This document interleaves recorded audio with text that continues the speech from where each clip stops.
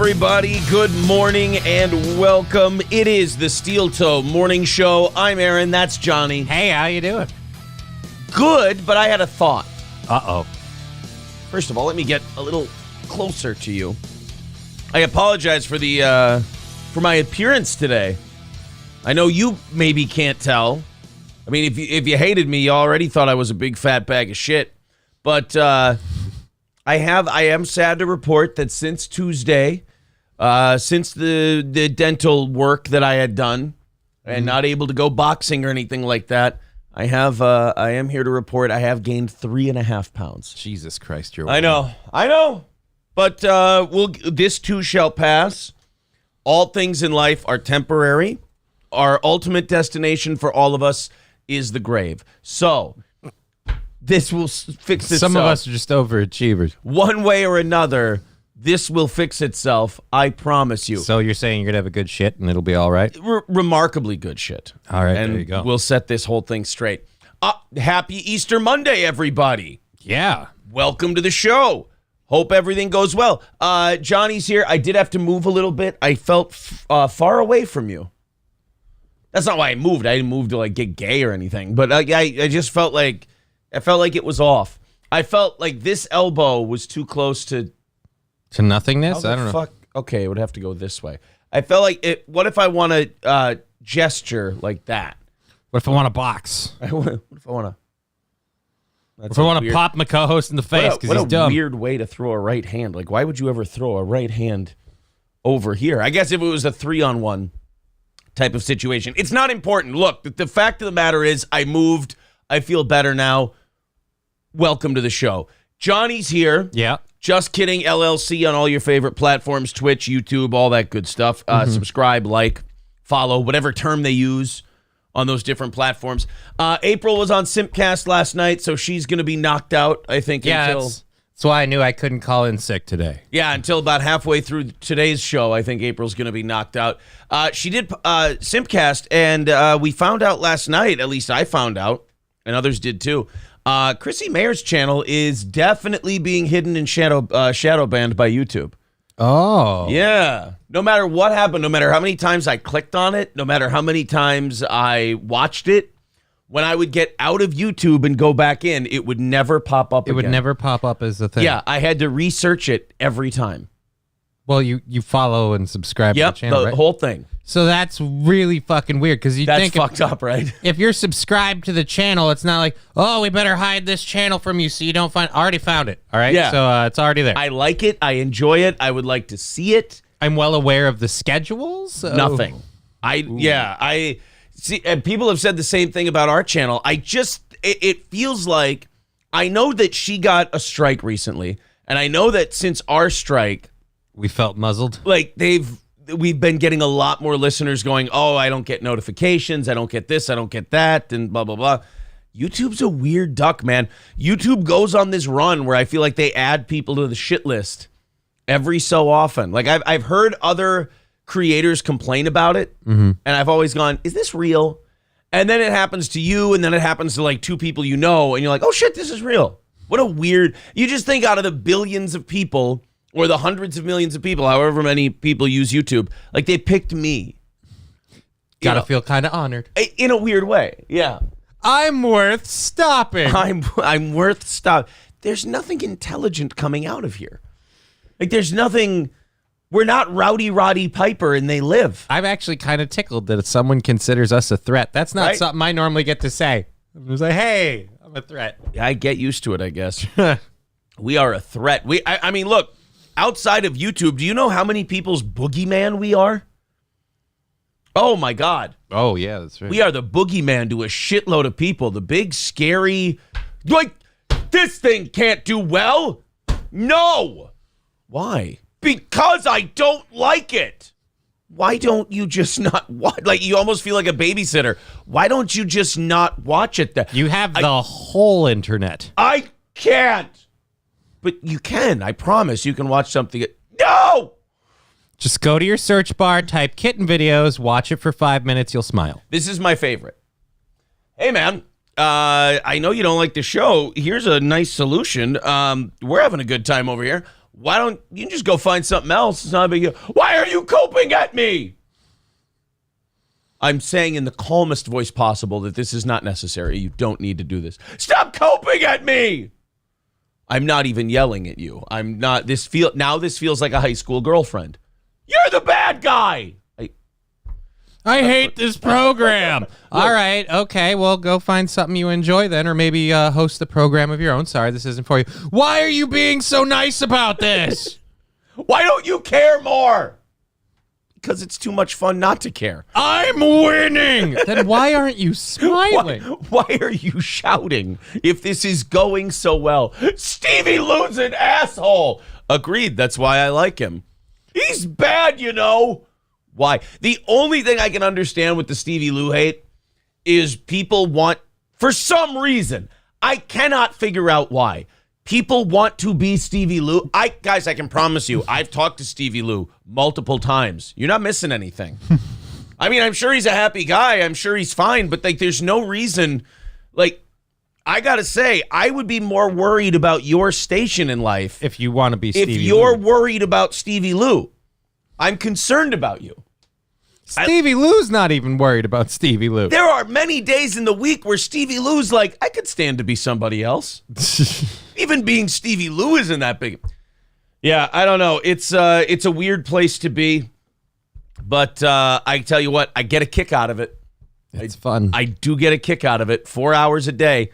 I get to come here, do a great show, have a great time, and for some sick reason, some disgusting, sick fuck part of me enjoys the part that there's people who lose sleep over the fact that we're doing a show. That somehow adds to my enjoyment of what I do, is that people are thinking about me when I'm not thinking about me. We're not worth this. Guys, you're only making us happier. By the way, also, I think I have to stop streaming. We'll hit 10,000 subscribers if I just stop. Wow. Since Friday, we've jumped by about 200 subs. Wonderful. Thank you, guys. We're pushing 9,500 now. So that 10,000 thing, be careful what you wish for. You just might get it. It's in the window. Keep hitting subscribe. Keep liking the video. Here's what we're doing today. We're getting to 100 likes by 7 o'clock. Okay. We're getting under 300 for the goal by 7 o'clock. Those are the two immediate checkpoints. You know, in a video game, you got checkpoints. Yeah. Those are our checkpoints. A lot of generous people over the weekend. I want to say a thank you to Blake, Chris, Adam, Michael, and Katie, all thinking about Steel Toe over the weekend and contributing. And I don't care when you contribute. That shit doesn't go into Steel Toe Media Inc.'s pocket. That shit goes towards the goal, no matter what day of the week it is.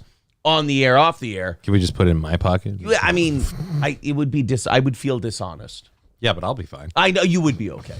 There would be 50% approval rating of that move in this room. It's worked before for some people.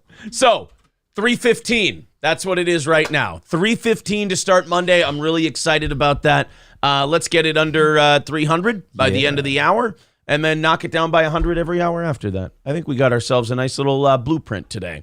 All right, let's go into the chat. Let's see what you guys think, and then we're going to do a very good show, including Johnny K was right about Alex Stein, and Alex Stein confirmed it himself. Right. Remarkable. This chat needs more moderators, says Cynically Insane. Oh, man, when we first came to YouTube, everybody got a mod badge. We had to rein it in a little bit because we gave some very irresponsible people who got a little power drunk mod badges. They've done a very good job the last couple months, though, I have to say. Stevie Lou says, shout out to the immortal Kevin Dumbfuck for making this graphic. Yeah, our opening graphic made by current guy who can't stand Steel Toe anymore, Kevin Dumbfuck. From Why Do I Pot? I watch poor Kevin sometimes, not like his streaming or his broadcasting, just him in general. Poor boy. Like, I just look at some of these people who involve themselves in this shit. I guess it would be called the Dabbleverse, but I just watch some of them and I go, guys, the juice can't be worth the squeeze for you on this. Like, this is a bit, right? Like, when the cameras turn off, you're like, and I'm not thinking about any of this shit for the rest of the day. Like, Yeah. I pray you're not carrying this animosity with you. Don't. Guys, it's not worth it.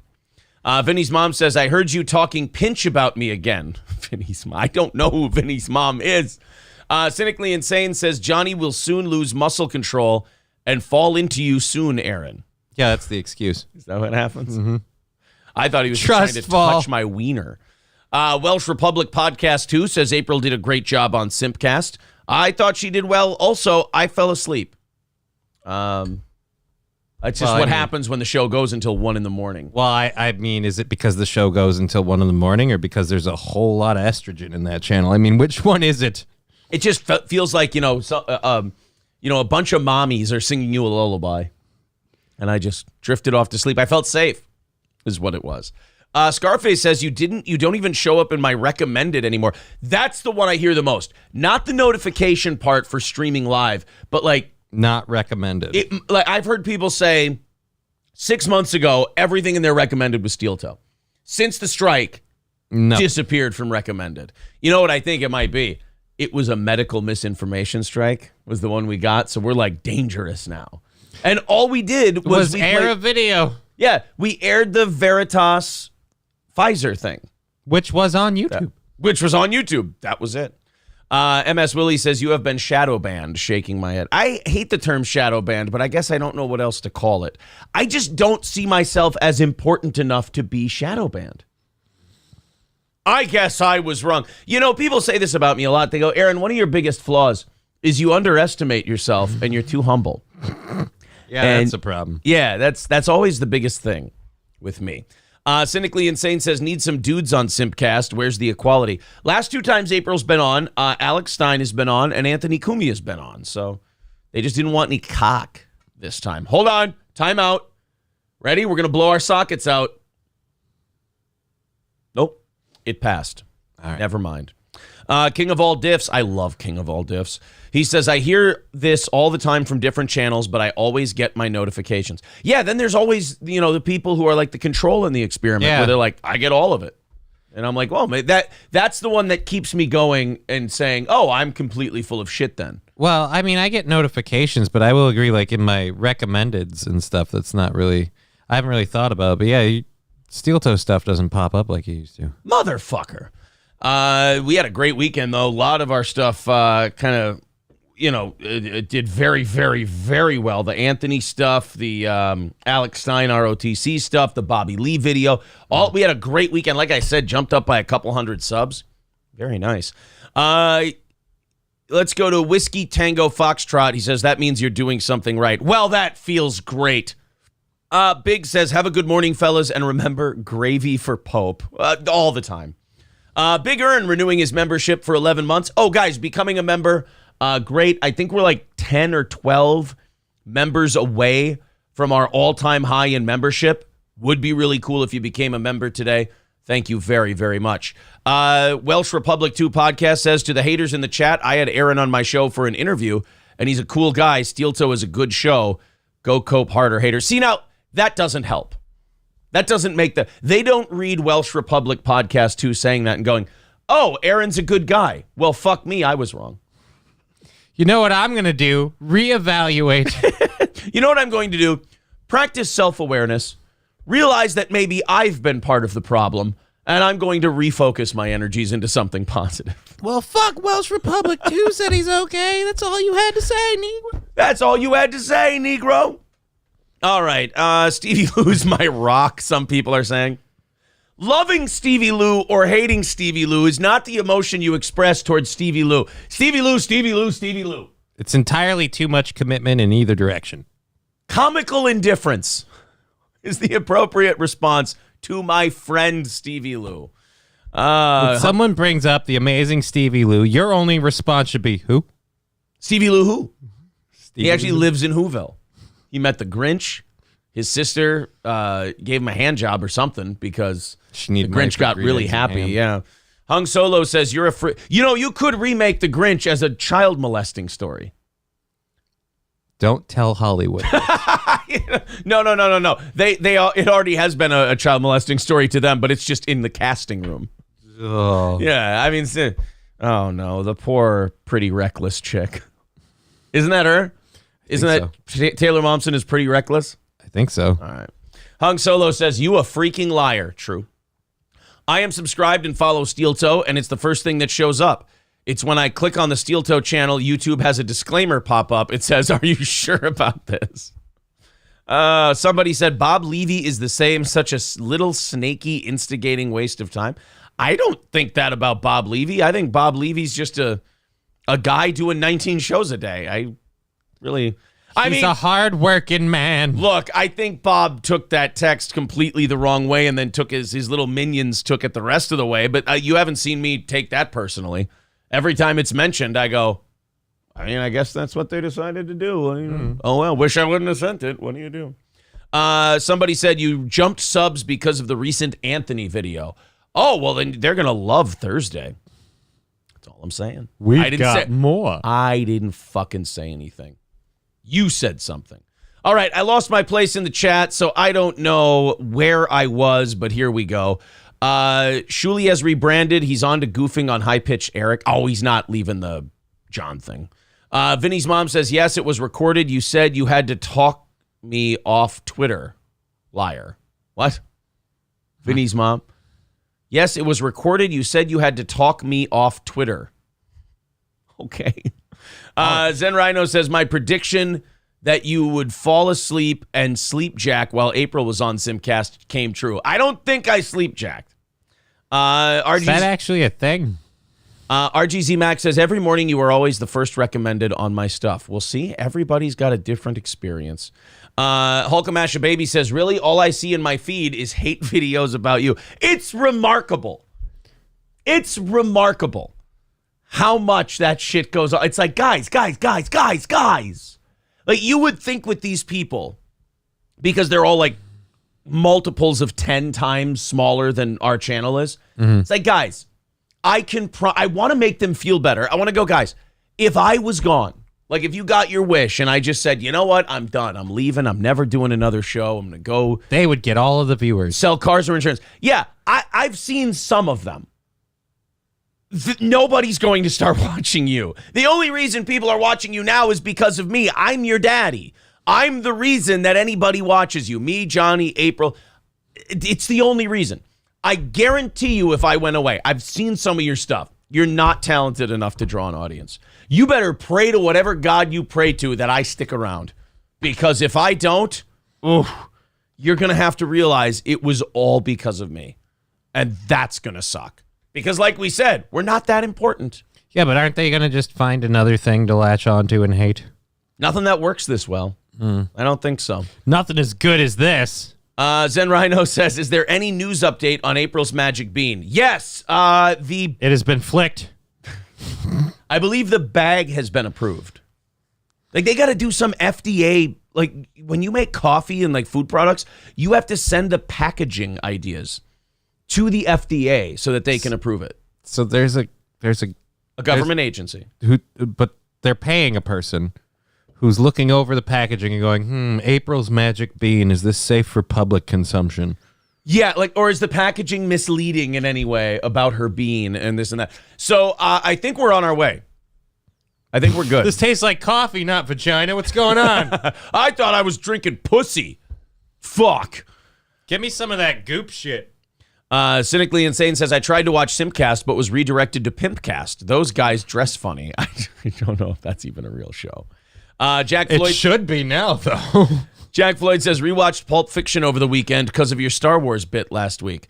See, this is the part of my job that I hate. I don't remember what Star Wars bit we did last week. I do not recall. We'll talk about it today, though, so we'll go back into it. Boy, if you didn't like Rey from the last Star Wars trilogy, you're really going to hate Disney. Why, did they give her her own show now? They're leaning the fuck in with Rey. Oh, Jesus. They've decided that Rey is the shit. Regardless. Fuck with the bot. This is Hollywood lately.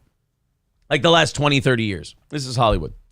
Fuck what the audience thinks. This is awesome. It used to be, wait a minute, this movie lost $13,000? Fuck these people forever. They're never getting a second movie. Now, if you don't make back your budget, they're like, I think we've got ourselves a universe. Well, as long as we're pushing some gender equality shit. Yeah, the fans hate it. Yeah, but who gives a fuck about them? We're doing some good. Rusty Grammer renewing his membership for an 11th month with a woo. Thank you, buddy. And Dear Butch becoming a member for the 9th month. Thank you. Becoming a member, very important to this show. And like I said, I think we're only a dozen or so away from our all-time high in memberships. Continuing on here. King of All Diff says, I nothinged Stevie Lou until he got Guru blocked. I have no idea what the fuck that means. Stevie J says, Stevie Lou is a premium Stevie. We are all very proud of him here at the Stevie Clubhouse. There you go.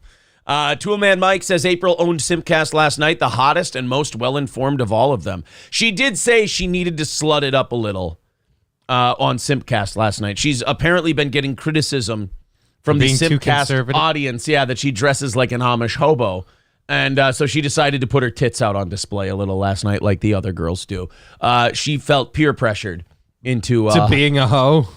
Into hoeing it up. So April went hoe running last. No, she looked very classy. She looked very nice. In the kitten pumps. Yes. She wore cat ears. She went the whole Twitch streamer. She was like, you know what, a little cat ears. I've got a Pickle Rick next to me. She's got a butt plug that also doubles as a tail. Oh, that's me. Oh. Yeah. Why is it a raccoon? It's a dream. Bob's backhoe operator says, Mr. Levy is a good employer. He barely complains about me watching this instead of digging his pool. Very good.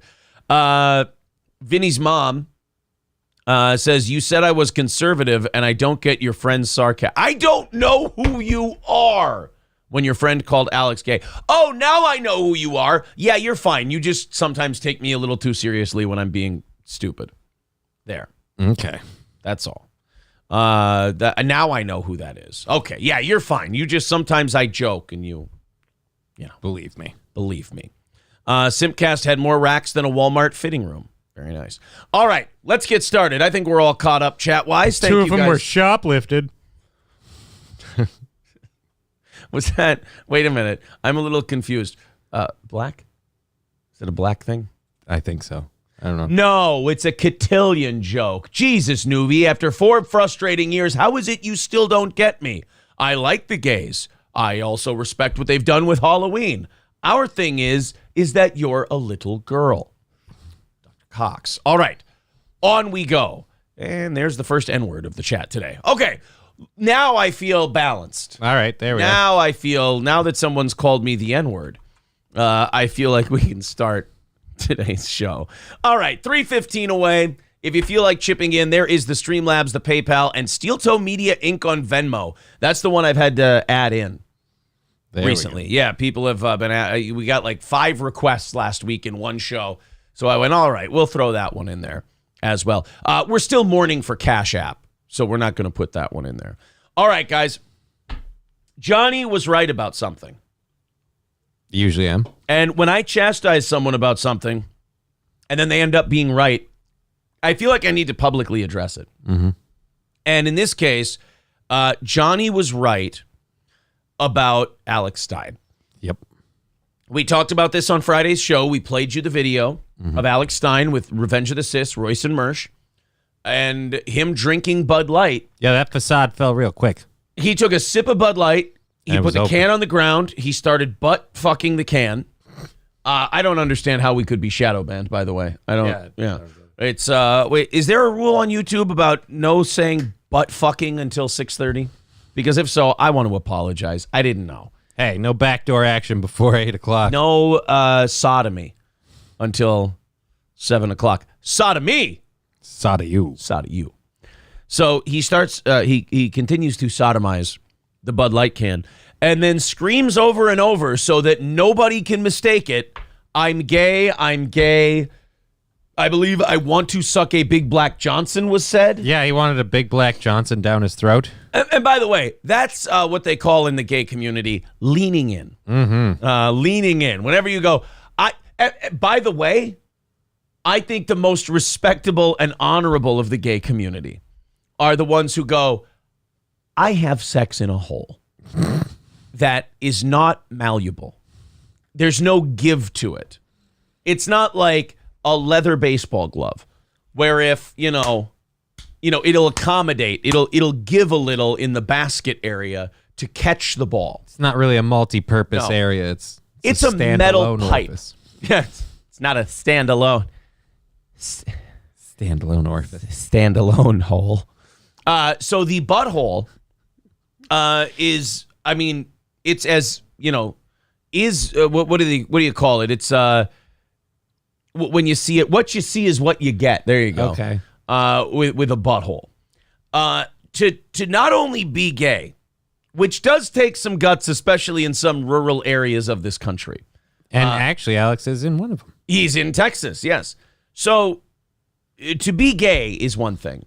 To be gay and then go, for my debut gayness, I'm going to accept what are stereotypically larger members than usual into a hole that does not have any give. I would say bravery. I wouldn't say any give. I mean, sure, it's got its breaking limit. We've all had, we've all had one bowel movement that went a little too close to the line. But I mean, and don't they feel weird? Ugh. I mean, don't you? You almost, if you take too big of a dump, you almost feel gay. One time, I took such a big dump, I went to a vestibule in a Catholic church and I confessed it to a priest. And the first question he asked me was, "How old are you?" And I said 36. And he goes, "Fuck out of here. It's Easter." First time I took a really big dump, I just walked out of the bathroom and said, "This house has been blessed." That was the end of it. Vinny's mom says he asked Laura Trump if it was legal on air. Yeah, he asked Laura Trump if butt sex was okay, which I found very both disturbing and honorable. What did Laura have to say is my question. She wasn't as gung-ho on the butt fucking talk as Alex was, but Alex seemed mighty pleased with himself. I bet she just doesn't want to admit that that's how she likes it,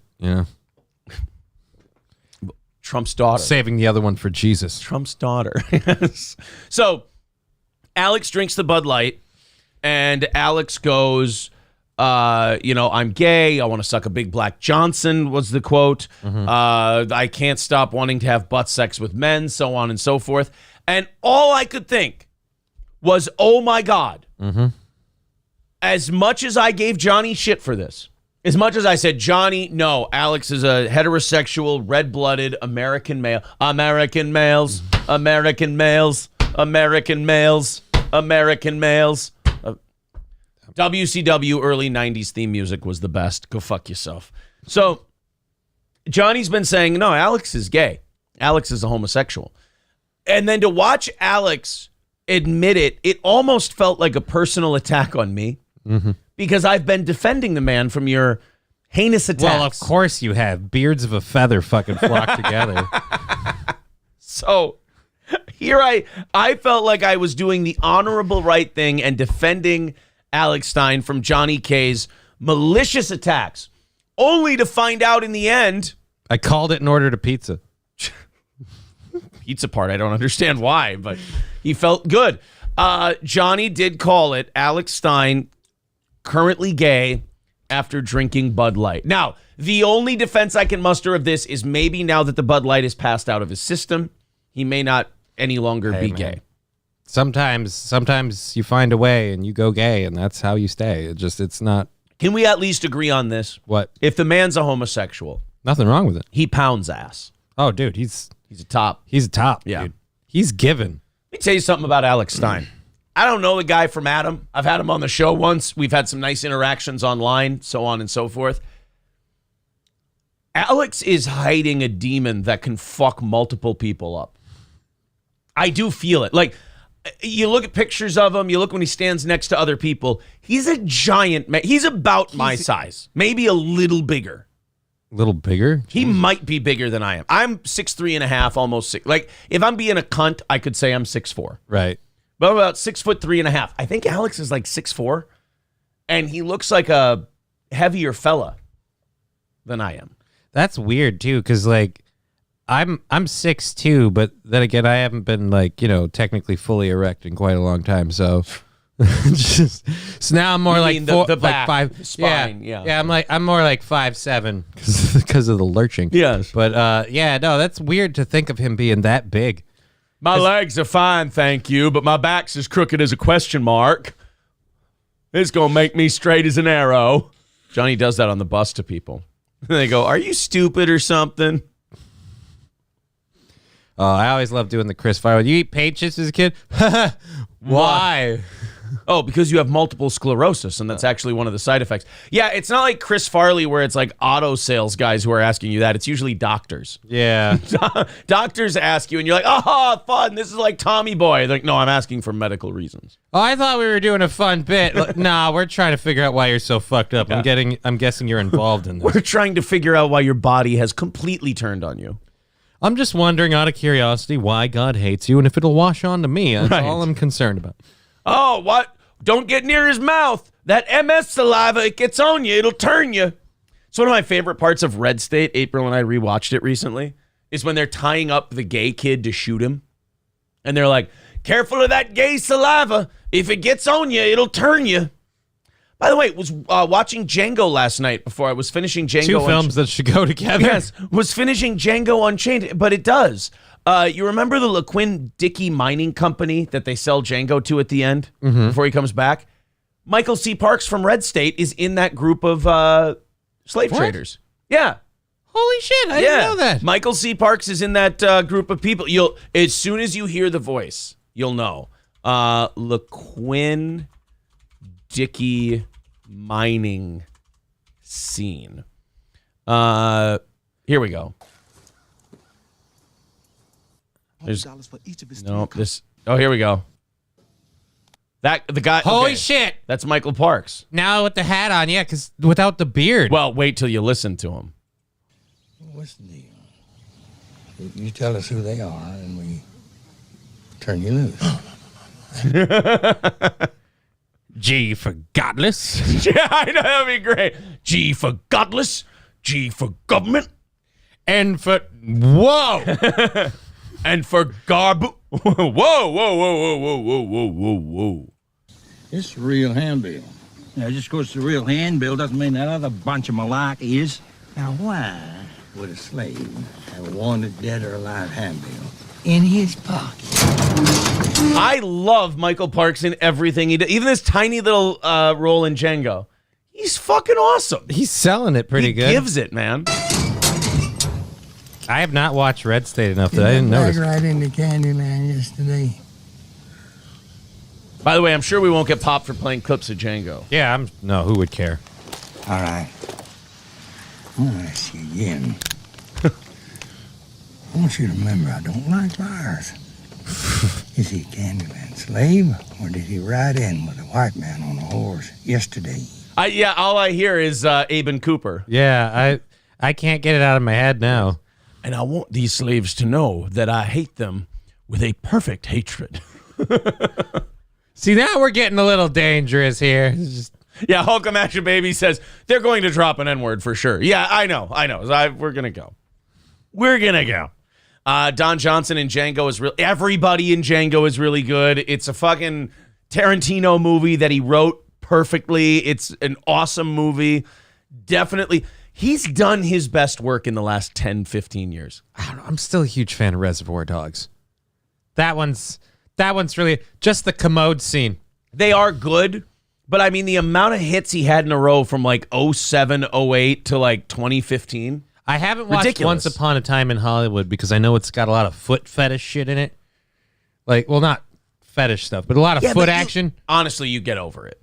I don't know. You do. I'm telling you right now, you get over it. You notice it, like the feet up on the dashboard and the feet up on the seat at the movies. And you're like, oh, Quentin, you silly goose with your feet and everything. Sorry I'm late. Had to talk to the cops, says Michael B. Some guy I punched went home and shot his wife. Welcome to the show, buddy. Welcome to the program. It is the Monday after Easter. I hope you guys are, if you're watching the show later, I hope you got some nice rest. I know some people have the Monday after Easter off. Some people do, yes. Yeah, it's a big day for them, so maybe we'll have a lot of people watching us a little later today. If so, welcome to the program. Michael B. says Jackie Brown still his best. Ooh, I like Jackie Brown, but I wouldn't put it anywhere near the best. I mean, for me, it's literally, Reservoir Dogs is the first one, And then I really love Inglourious Bastards right after that, unfortunately. Like, that's where I go to Unfortunately, that's a wonderful movie. well, I mean, there are people who would argue that, like, what was it? The one with Travolta and Pulp Fiction. Pulp I mean, Fiction, Pulp yeah. Fiction is one of the most watchable movies of all time. Yeah, but I'm just saying in general, that's where people are like, oh, what do you mean Pulp Fiction is... No, I'm saying literally Reservoir Dogs I loved just because of the characters in it and the way that was executed. Yeah. And then for me, Inglourious Bastards is the one that follows right after it. And I think, what is it? The one you just mentioned, The Feet. Pulp Fiction... Once Upon a Time in Hollywood. Remarkably good movie. And Hateful Eight, meh. I was meh on Hateful Eight. I gave it a lot of benefit of the doubt because it was Tarantino Yeah, and but Kurt Russell. it's just okay. Yeah, it's okay. Soup can. There are so many quotable lines in Django. Now step into the parlor, gentlemen, where we will be serving white cake.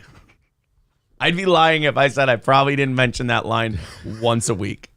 Just walk around as Leo. Yeah. We'll be serving white cake. We will be serving white cake. Okay, I know April's sleeping. It's post-Simcast day. We got to go to the bakery today before the kids are done with school, and we've got to get white cake. So you can tell your kids, hey, Oh. kids, we will be serving white cake. It's Monday, so I don't know what we're making the kids for dinner tonight, but afterwards I'm going to be going, I hope you enjoyed your spaghetti, children, because for dessert, we will be serving white cake. Victor, if you could you please get us the white cake drop? Johnny sent me the Ghostbusters drop this weekend. I still have to put that one in. Yeah. Hold I on made a that minute. for me, and I figured you might want it. We will be serving white cake. By the way, this is 100% just for me. Here we go. Now, gentlemen, if you care to join me in the parlor, we will be serving white cake. I don't know why that makes me laugh so hard. I have to wonder how much fun Leonardo DiCaprio had with this role. He looks just enamored with himself. Oh, story about this scene. This was not Leo having fun. Oh. So you know when he did that smash on the table, when he had the skull out and everything? Yeah. A glass broke on his hand, not scripted. He sliced his hand legit, like for a shoot, and then smeared it on Kerry Washington's face. Like all that was ad-libbed. Leo just fucking went for it. Holy Jesus. Like for the people who are like, oh, Leo's a pretty boy, he's not a good actor. Leo can act his fucking dick off. Oh, I wouldn't say Leo can. I believe Leo can act. I just, like I said, I thought just the character in general. I'm gonna say even like Kurt Russell is playing that role. He goes like that and hits a glass. He goes, ah, motherfucker, cunt, cock, sucker, bitch, cut. Leo Just fucking went with it. Oh, could you? I mean, just a glass. Well, if you're in the moment and you're doing the character and everything else, you just roll with it. It just, I mean, You know who rolls with it for sure? oh, Daniel Day-Lewis. Daniel Day-Lewis definitely does it. Like in that scene, if you remember, he's picking pieces of glass out of his hand. That's a shoot. Those are legit pieces of glass that he's picking out of his hand. So yeah, he went for it in that scene. But god damn, do I love that line. If you care to join me in the parlor, we will be serving white cake. So Victor, if you could, I would love to have that. I have to go back and watch that movie now just for that scene. Now that I know that, that'll be fun. It's worth it. Turtle becoming a member for his 6th month. Becoming a member is hugely helpful. Thank you. Hit the like button. Daddy Aaron and I. Daddy Aaron, can I get proof of life for the undisclosed family member that is safely with you? Become a VIP or else. Oh yeah, $250 in 1 week. All the merch. $100 drawing for all the VIPs every month. 2 tickets to every live event we do. And when we come out with a new piece of merch every year, you get to claim a free item for yourself. Hulkamasha Baby says, Mr. Stone Cipher, have Marsha and her bitches send D'Artagnan to heaven. There's a lot of good lines in that fucking movie, and most of them you can't say here. Johnny, after the show, if you would join me in the parlor, we will be serving white cake. White cake. Something about pronouncing the H in white. Just so heavily. Yeah, I like it. I find it endearing. All right, guys, where are we at likes-wise? We've still got 20 minutes, but want to get under 300 for the goal, want to get over 100 in likes. Everybody stop by and hit that thumbs up button, hit the share button, hit the subscribe button, do all that stuff to move us into the algorithm, get us recommended, and keep this show growing. We do appreciate it very, very much. Somebody hit the refresh button and throw me the like number. Hopefully we're over 100 already, but if not, we'll get there in a couple of minutes. King of all diffs. I love white people. Somebody says you are over 100. All right. Very cool, Sweet. guys. All right. Well, look, in the next hour and 20 minutes, we want to be over 200. Go ahead and get a jump start on that one, I suppose. Loaded Wrench says, you know Jared, don't you, sugar? Well, go ahead and treat him like you would Jared. Who's that Peckerwood boy who runs a hardware store in town? He works with the glass. You mean Jerry? Jerry. Now you know Jerry, don't you, sugar? Yes, some Big Daddy. Do you think some of the black actors in that movie were like, what the fuck am I doing? I bet every single person there, this seems kind of fucked up, but it's a Tarantino movie. Like, as soon as they're telling their friends, like, dude, that's racist. How can you be part of it? Yeah, but it's a Quentin Tarantino movie. All right, I get it. The one of the people walking off the movie that I can understand is that shitty Adam Sandler Ridiculous Six. Like a bunch of Native Americans walked off the set because they were like, oh, this is offensive to Native Americans. Now, part of me says, why the fuck did you agree to do the movie in the first place? Yeah. Read the script, asshole.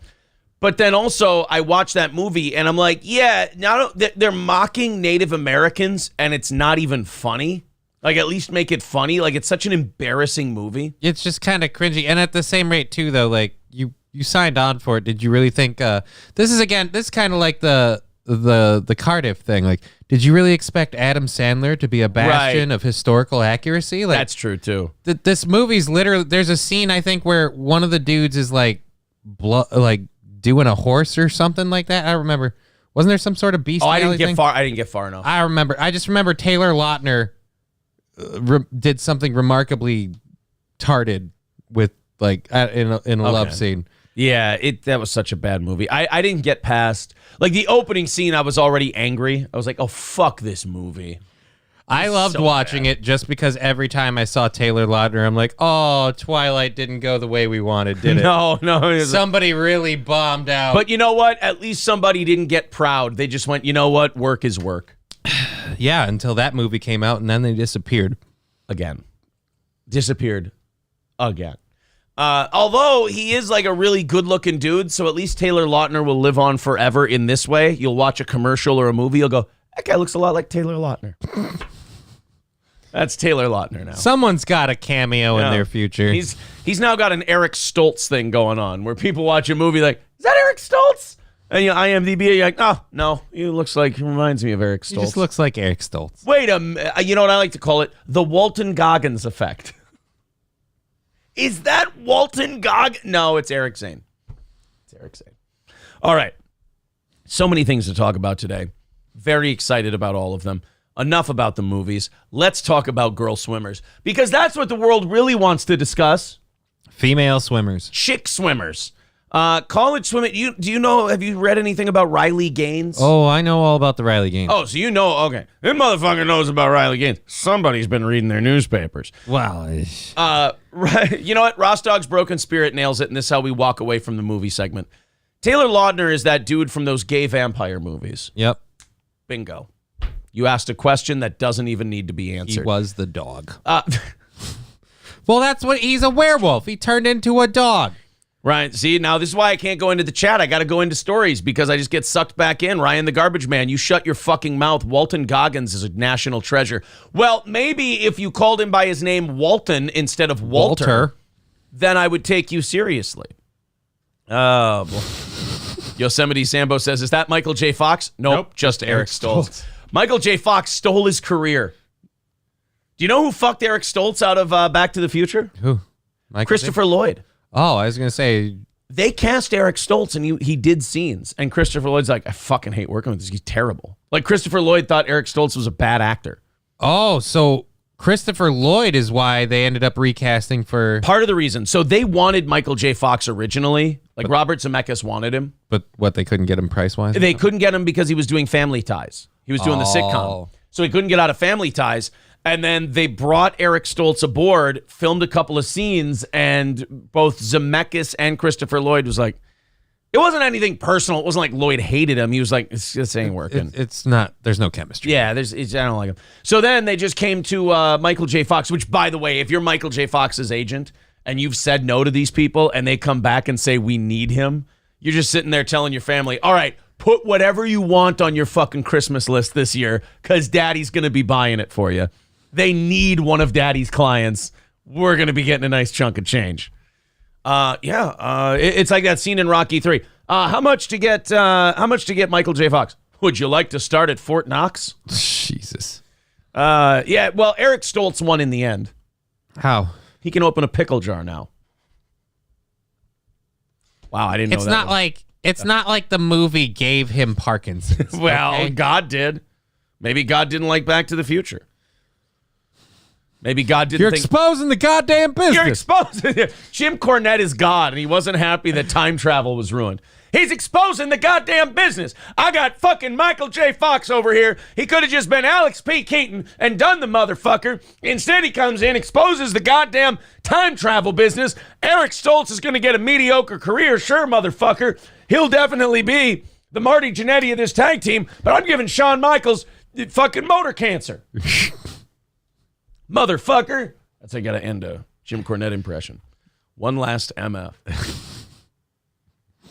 So Eric Stoltz won in life, lost in career. That's all. Brian M. renewing his membership says Eric Stoltz was the abomination in Mask with Cher. He did a good job in that movie. Eric Stoltz played a good giant-headed retard. I mean, that's a compliment, right? I wish they would have, I don't know, used more makeup. His natural look is jarring. I believe that was a makeup job. I could be wrong, but now I have to go back and look. I don't know. I think that's just Eric Stoltz's face. All right, guys, 3:15 away from today's goal. Let's get under 300 by the top of the hour. And we're already over 100 likes. Shit, get to 200 by the top of the hour. I don't mind. Helps all that algorithm bullshit. College swimming champion Riley Gaines. One of the women who had to swim against Leah Thomas and has not shut the fuck up about it. And I mean that in a good way. Has just been, no, this isn't okay. This isn't right. I worked my ass off my whole life to become this national champion level swimmer. And then this person who's been swimming. I mean, here's my problem with the Leah Thomas thing. My biggest problem with it. Swam as a dude until the year before they swam as a woman. Like, was what, 400th or something in the nation in men's swimming? Like, shot up to number one with a bullet the minute they switched. Because they're 3 inches taller, longer, more muscular legs than all of the girls, than the tallest girls. I mean, not 3 inch, fuck 3 inches, 6 inches.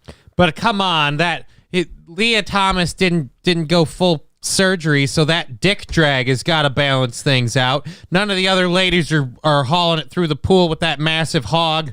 You don't hear people talk about that, do you? No. Goddamn conservative media. Well, college swimming champion Riley Gaines slammed San Francisco State University for praising their students for so-called peaceful protests after she claims she was hit multiple times by a guy in a dress following a speech about saving women's sports. So she gave a speech at the San Francisco State University campus on Thursday about biological men competing in women's sports. Yeah, because that's where you want to do that. Yeah. I mean, look. San Francisco is a bastion for cisgendered people and their thoughts. And a university, really even-minded people. Yep. They'll just sit there and listen. So she gives this speech about that. And because trans people, every time you hear these trans people protesting or whatever, it's always about fairness and equality. So no better way to show fairness and equality than when someone shows up to criticize you, you just start violently attacking them and shouting threats at them. That is a real good way. I mean, the whole saying, dress for the job you want, act accordingly, act with respect, you'll get respect back. They're going with the more... the George Carlin approach of, give me that, it's mine. No! I believe that's the argument. So a biological woman would say, there is a physical competitive disadvantage if I have to go up against someone who has been a male their entire life and just last year decided to start taking hormones and is now going to swim against me. They have a biological advantage that I cannot overcome. Honestly, if a biological woman wanted to try to overcome the physical disadvantages they have competing against Leah Thomas, they would be banned from the sport for doping. They would be kicked out if they took any drug test. They wouldn't be able, even if they tried, they wouldn't be able to reach any of the testosterone levels that the person they're competing against has, and they'd be kicked out of the sport. So that's their argument. The counter or argument, I believe, and correct me on this if I'm wrong, I've been researching the trans athlete argument, and I believe their retort to, well, they have a competitive disadvantage. It puts women in a tough place. You have to understand and empathize with the concerns of women. The counter to that argument has been, no, me. Yeah, Did I that's that. No, Okay. I think that is word for word their mission statement. I just wanted to know if I missed anything. So Riley Gaines was forced to barricade herself inside a room for around 3 hours. Because in a peaceful protest, you have to barricade yourself. And remember, the people attacking her and forcing her to barricade herself in a room, they're the people screaming that their rights are being taken away. Yeah. That's the weirdest part to me with all this is, trans rights. You realize you're infringing on everyone else's rights, screaming for yours. Like, I mean, okay, go ahead and scream for your rights, but at least realize you're asking that we all give up ours so you get to have yours. Yeah. And not only that, but like when you're not doing that, like even when you're being good. Ooh, that's a spicy one. Sorry, guys. What the fuck was that I about? accidentally hit a button. My bad. Oh, that's a spicy one. It's true, though. It is a spicy one. Here, let me accidentally hit another one. Schlong COVID? All right, here. Give me a number between 1 and 7. 4. 1, 2, 3, 4. All right, give me a number between 1 and 25. 16. All right. 1, 2, 3, 4, 5, 6, 7, 15, 16. Here you go. That's what the money is for! There you go. Nothing to do with what we're talking about. All right, then. So Riley Gaines goes and gives this speech, gets hustled out by a bunch of trans people, and all these trans people, remember, they're the victims. They're the one whose rights are being taken away, while this Riley Gaines is being attacked. Literally hasn't touched anybody, hasn't harmed a hair on anyone's head. Her only complaint is, I've worked my ass off my whole life to get to this point in swimming, and now people with cocks are coming in with their giant shoulders and big canoe oar legs and fucking me up, and it's really not fair. They're literally replacing me. I mean, quite essentially, Riley Gaines' argument is, I'm being punished for being who I am. Right.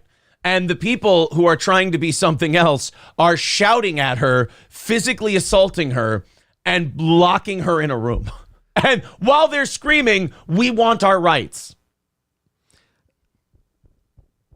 They realize no one else has the right to do that? Right. Anybody else does that, and that's like taser time. Ready? Okay. Let's remove trans people from this protest. Easy. Okay. Don't finish my sentences for me. You're going to get us in trouble. Let's remove trans people from this protest and replace them with Proud Boys. Okay. How is that protest perceived by the media? Oh, that's an assault on freedom and That's a Nazi democracy. rally, right? This is a hate group, quasi-terrorist organization that needs to be locked down. They were punching each other and asking about cereal. I mean, come on, we can't let this shit slide. I heard Lucky Charms yelled at least 14 times. It was disgusting. There was a dude bleeding from the mouth after he screamed Apple Jacks, going, "Are we square?" I don't even mention something with marshmallows. Are we square? Cinnamon Life is for homos. So, like, again, Cookie Crisp isn't even cereal, you fucking fakers. Thank God you said fakers. When we're talking about these kind of protests, whether it's the Proud Boys or trans people, that word can be thrown around at any second. Okay, what's next? Oh, you mean... Oh, don't. Oh, where is it? I can't find it. Oh, hold on. Okay, what's next? There. A Methodist and the son of a bitch! That was actually a trans person at the protest. One of them. So Riley Gaines was giving a speech to students about competing against Leah Thomas. You know, something she has experience with. Yes, the founder of Wendy's, a transgender woman at the Women's NCAA Swimming Championships last year. It's unclear what exactly set off the fracas. I'll tell you what set off the fracas. Trans people got told, hey, we'd really like you to stay out of this one. And they went, does not compute, does not compute. We need to be a part of everything. It's unclear what exactly set off the fracas. That's a good way to describe the trans movement in general. We're not really sure what we did to upset them, but they're mad. I just don't like the use of the word fracas. I'd be like, it's unclear what set off the riot. I mean, because again, I watched the video, and this is the part that bothers me. Yeah. San Francisco, oh, we're very proud of our students for their peaceful protest. Peaceful my ass. Right. That was this close to Riley Gaines getting fucking beaten. Right. She was, so it's unclear what set off the fracas, but video shows students loudly drowning out Gaines's speech about competing against biological males in women's sports. You have to remember these people are Marxists, though. Mm-hmm. So they see the speech itself as violence. So anything they do in response to the speech in the minds of other Marxists is okay, and they're just defending themselves. You have to remember, we don't live in a country of people who share the same values anymore.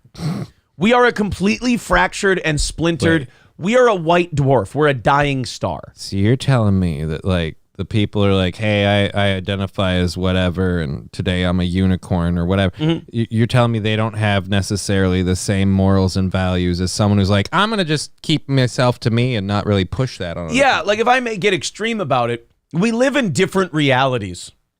We've been programmed into different programs in the Matrix. You know, we've somehow crossed over the coding, if you will. By the way, if I may, real quick, watched Matrix for the first time. It was fine. Yeah, we talked about this last week, I think. But I watched the second one. Yeah, I know. The second one. I'm done. I'm just kind of done. Yeah, if you can get through the second one, let me just say the third one does kind of wrap it, because it was weird. Here's the thing that I can't stand with the fucking Matrix. They made the first video, and it was like a classic 90s thing where it's like, we made a good standalone movie. Right. Start to finish. Standalone. We left it open.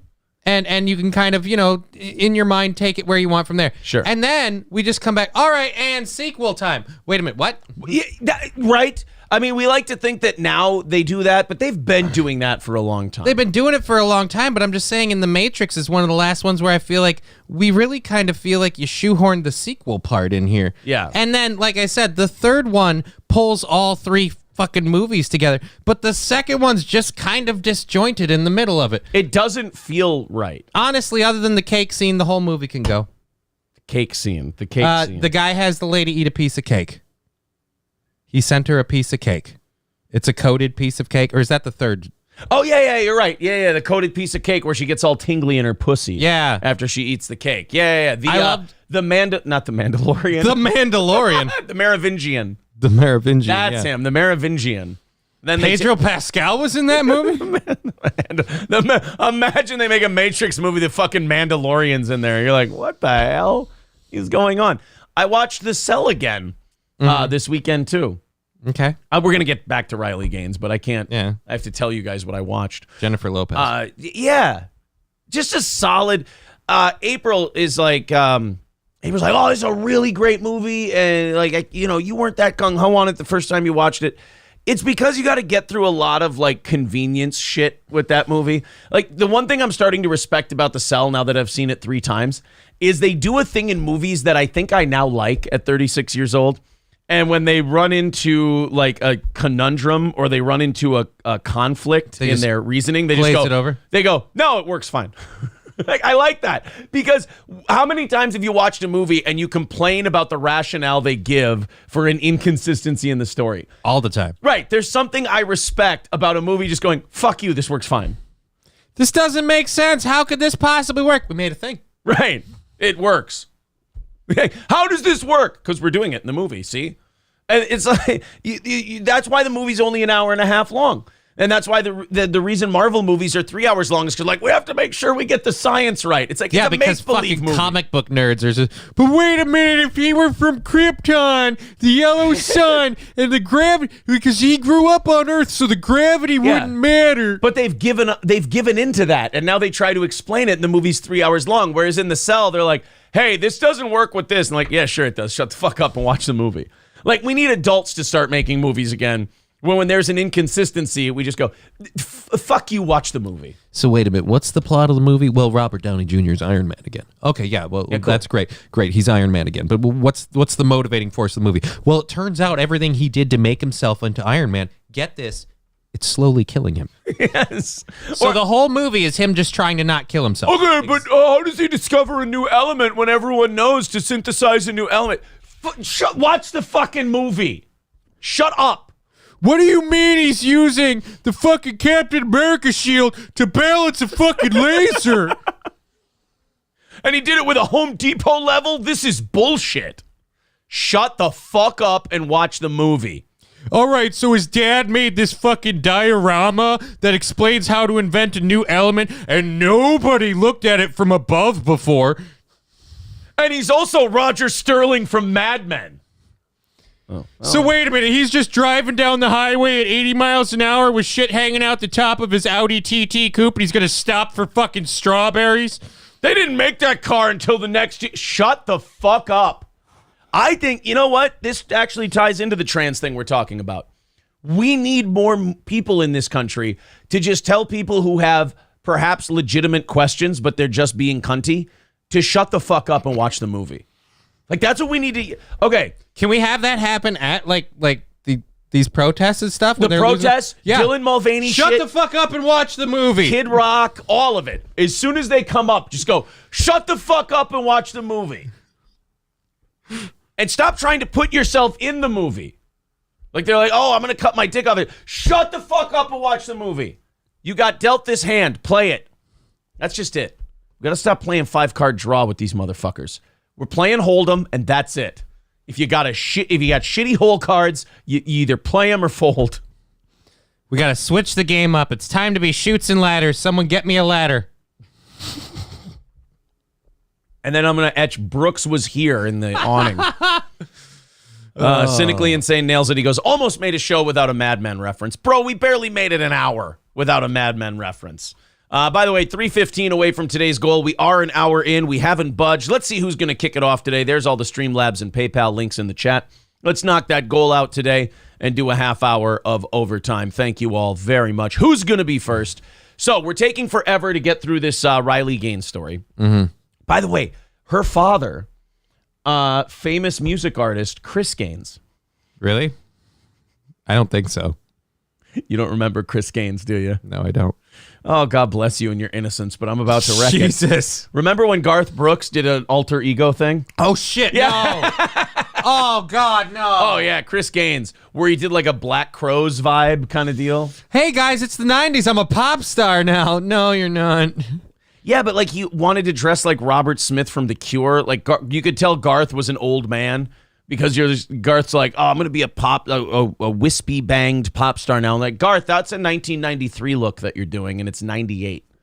Dude, it's just, this is what's cool, right? Like, no, you missed the boat by about half a decade, sir. How about you reel that back in? Michael B says soul patch like Aaron. Uh-oh. See, now you can't, if you make a Chris Gaines comparison, not only am I going to shave all this shit off, I'm going to cut 3 layers of my skin off as well. So, Chris Gaines' child, Riley Gaines, went to this event to speak about how letting people with dicks swim against girls is unfair. You realize what's funny about this? Yeah. A lot of people said Chris Gaines was gay. Well, eat your heart out, haters. So, Riley Gaines goes to make a speech about how letting people with larger muscle mass and dicks swim against girls is unfair. And a bunch of people with muscle mass and dicks decided to get all menstrual about it and yell at her and lock her in a room. You know, it's amazing. All these trans women seem to have a lot of dude energy. Yeah. I was just about to say, when I think of a bunch of women protesting something that's wrong, I think about them jumping in people's faces, screaming, "I want you to stop this! Respect me!" Like, yes, that's... I'm a woman, girl. Now get in that room and shut the fuck up. These trans women practice a lot of toxic masculinity. I just want to say that. I'm sitting there watching these trans women going, oh shit, they found a loophole. We don't get to do that anymore. They just locked a woman in a room and shouted at her. I'm like, if I just raised my eyebrow at her, I'm toxic and I'm a misogynist and I'm all this shit. If I just say that I want to cut my dick off and I feel like a girl, I get to lock women in rooms and yell at them. That's why I'm so mad at all this. I'll just admit it. I'm jealous, man. I'm tired of, being called a misogynist and an asshole when I shame a woman into a room and she's afraid to leave without police escort. These guys get to, apology. How fucking dare you? These ladies get to do all of that shit, and I certainly don't, and they've got great tits. It's just I can't win. That'd be funny if guys decided to jump on this bandwagon and take a different approach to the trans women community or trans man community. And they were like, because you know how like conservatives want to call trans women men? Mm-hmm. Like they want to call them he, they don't want to do the pronouns or anything. It would be great if men were like, no, we need to call trans women women. Why? Or trans women women. Because if you keep calling them men, it just makes us look more toxic and misogynist because of how evil and mean they are to women. It's weird. I mean, I thought when they cut the dick off like that, the evil went with it. But apparently now they're just angry. Yeah. Well, so apparently when men transition into women, specifically they do postmenopausal women. It's like we double down for all the bitchiness we never had when we weren't menstruating but wanted to be. It is interesting that they choose woman and then act like gay dudes. Like, just kind of bitchy and wild. I'm worried to ask this question, but I don't know if I've ever met a trans woman that behaved like what I would consider a woman. Like, I always feel like it's always like an impersonation. Like, I don't know, I'm not trying to be mean about this, but it's weird. As a comedian, it's almost like seeing someone doing a bit all the time. Yeah. Like, I kind of just pick up like bit energy and I'm like, okay, so this is a bit. You're saying you look at a trans woman and you go, it sounds like Christopher Walken, but I know that's Jay Moore. Is that what you're trying to say? Pretty much. Yeah. It's crazy. So you're not really him. I shoved this uncomfortable hunk of metal up my ass for 6 years. It's close, but I don't think that's the real I spent 2 decades wanting to be a woman, and they cut off my dick. They cut off my cock. The older I get, the further away my Christopher Walken gets from me. Oh, well. So let's play this video of Riley Gaines. Again, making a speech about how as a female swimmer, she feels aggressed against by trans women swimmers. Everyone gets to speak their truth, except the people that make the really mentally ill people upset. And by the way, this is all I see when I see this stuff. Like, everyone's like, oh man, what's going on here? I'm like, mentally ill people are throwing a tantrum. That's what's going on here. These people need help. They need psychological help, and everyone wants to indulge their fantasies. Look, I've always said this, if you want to transition, I believe it should be like everything else. You should have to go to a doctor. And in this case, since this is in your mind, it has to be a mental health doctor. That doctor needs to spend at least 60 hours with you and needs to be able to diagnose you, tell you what's going on, so on and so forth, work through your problems. And then if you want to transition, you can transition. Yeah, but you're being a hateful bigot because these people are just trying to live their truth and you're assuming there's something wrong with them. Right, but how many times do we see these people transition? They're still angry. They're still mad. The world still owes them a favor. I'm still pissed off. It's because you never fixed the problem. I don't know. Your father's not there. I keep... If he shows up... My dad's not here, so I certainly don't need his dick around. All right, let's watch Riley Gaines. Again, just wanted to make a speech about how, give a flip side to this argument that maybe while you're living your truth, you also ruined my entire collegiate experience. Oh, but again, the other thing, back to your mental illness thing.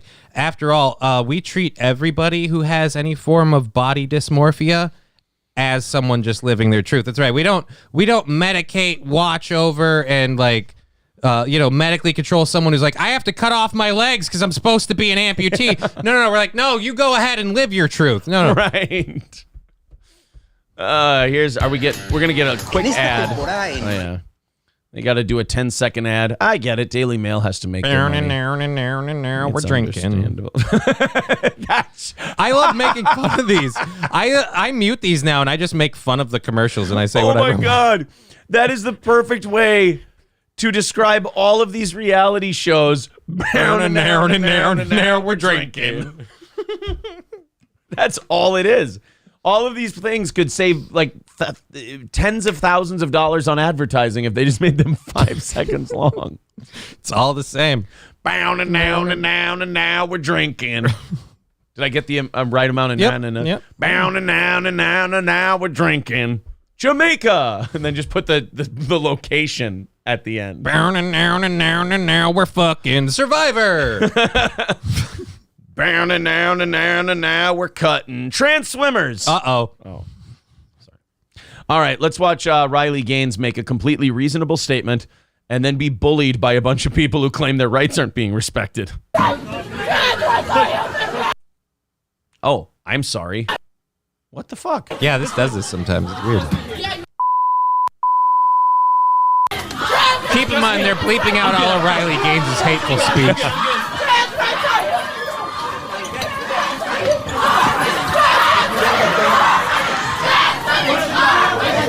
You can't understand anything they're saying because it's literal screeching. They are shouting and screeching after this woman who just made a speech. I miss the days when people like this used to act up and someone said, all right, time to give them their shot now, and then put them back in the room. Because I miss the day. Like, this country, I know at the time we didn't feel we needed her, but now this country needs Nurse Ratched. Like, she was such a cunt to all those poor mentally ill people, but now I understand why. Oh, Jack Nicholson was an asshole. Right, but he was. He was. Like, she's the good guy in that movie. You have a mental patient stirring up the other mental patients, and this nurse is like, lobotomize this fucking guy. He's a problem.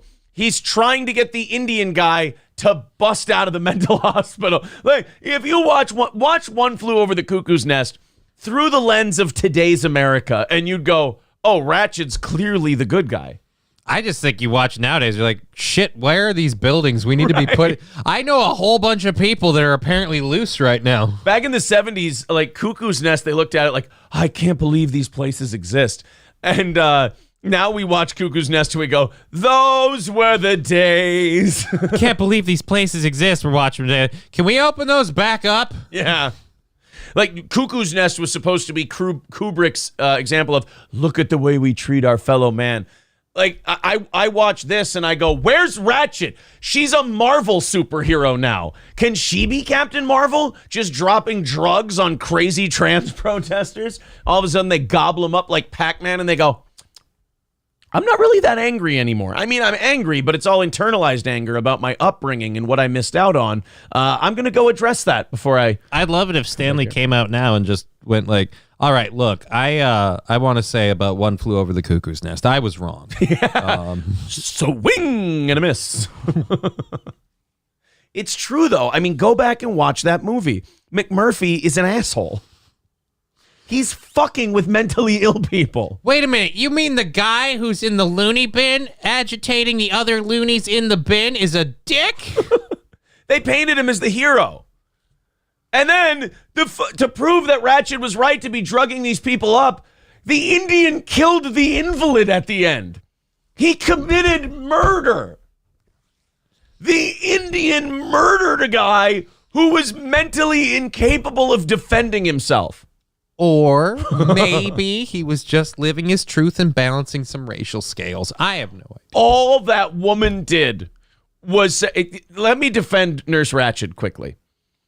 Oh, this was her entire message, the whole film.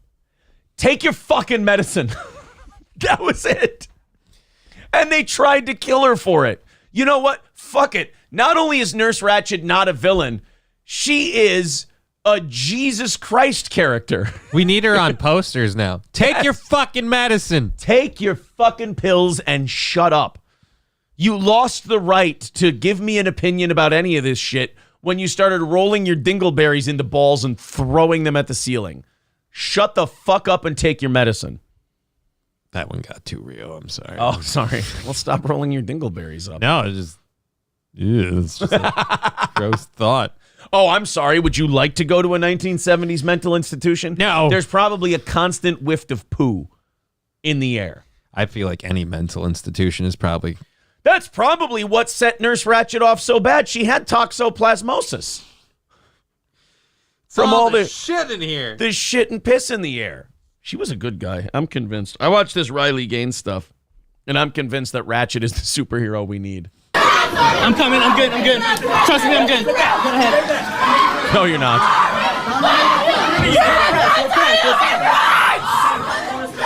I mean, when you're screaming like Dave Draymond in a Disturbed song, I tend to take you seriously.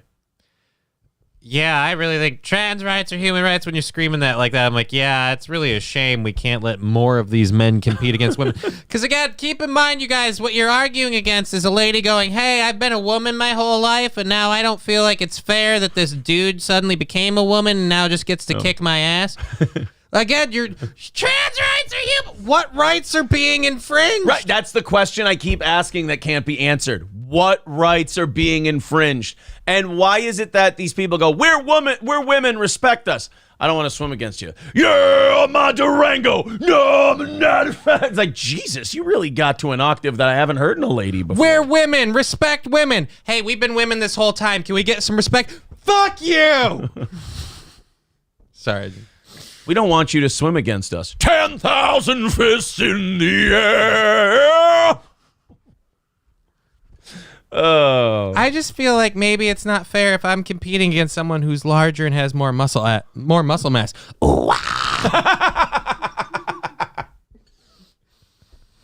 I just don't think it's fair that someone who's been swimming with men their entire life now gets to come compete with me. Something takes a part of me.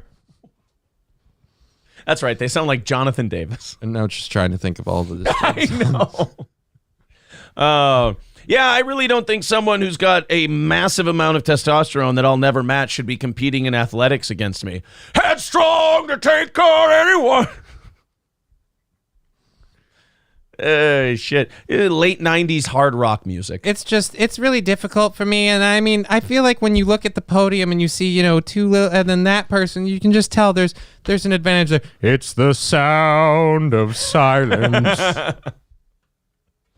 Yeah, I just really feel like when you look at someone who's 6'2", 215 pounds gliding through the water like a cigarette boat against me, an Alumacraft canoe, it seems like a bit of a competitive disadvantage. That's all I really wanted to say about this matter. Oh, really? Yeah. What are your thoughts? Break your fucking face tonight. All right, continuing on with Riley Gaines.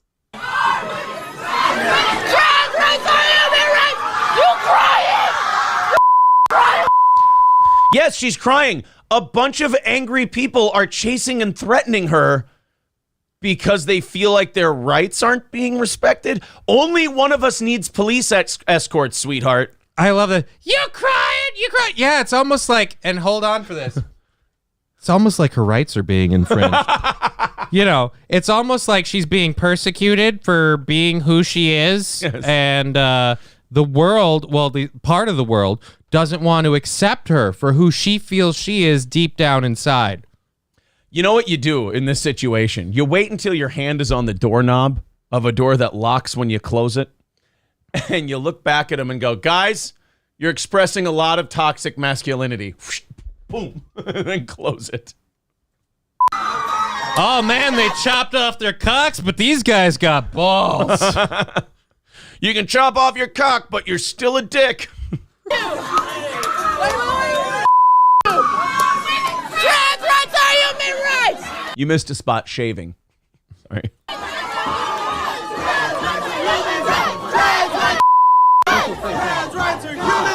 All right, Bye. You're dressed like a communist. You're dressed like a communist. Wow, good one. I love how all of these people look like totally rational, totally sane people. When they open their mouths, I think, wow, maybe I really misjudged the trans community. I think I might be believing stereotypes and a false narrative. It's not at all that they're... That'd be funny if that girl goes, you dress like a communist, and then the cop shows a Nazi armband and goes, no, I'm not. You're dressed like a communist. You still look like a whale.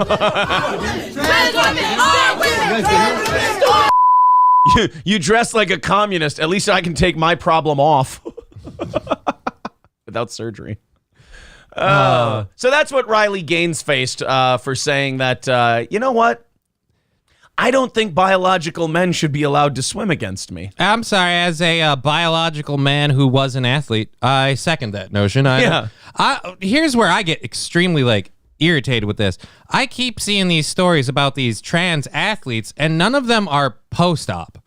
All of them are like, oh, I identify as a woman. I take the medications, whatever. But I'd like to keep my genitals. Or in the case of Leah Thomas, I'm still attracted to women, and I'd like to keep my bits. But I am a woman. I want to compete with the women. I just the best of both worlds. Yeah. And maybe it's just the jock in me where I'm like, oh, so you're a cheater. That's how I feel. That's my feeling. You want to? I just feel like I laughed a lot. Would you like to save that Riley Gaines segment? I liked that one. That was fun. I had a good time. We made Nurse Ratched a hero. That's my favorite part of this whole segment. We didn't make Nurse Ratched a hero. We revealed. Society made Nurse Ratched a hero.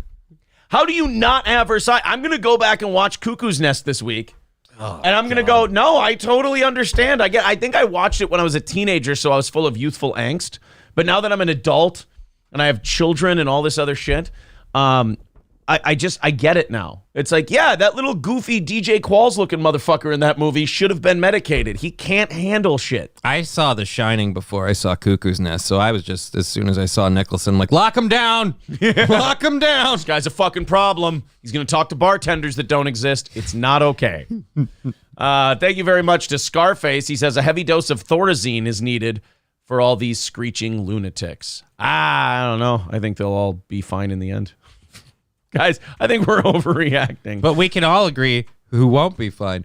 Natural women. No, you guys are fucked.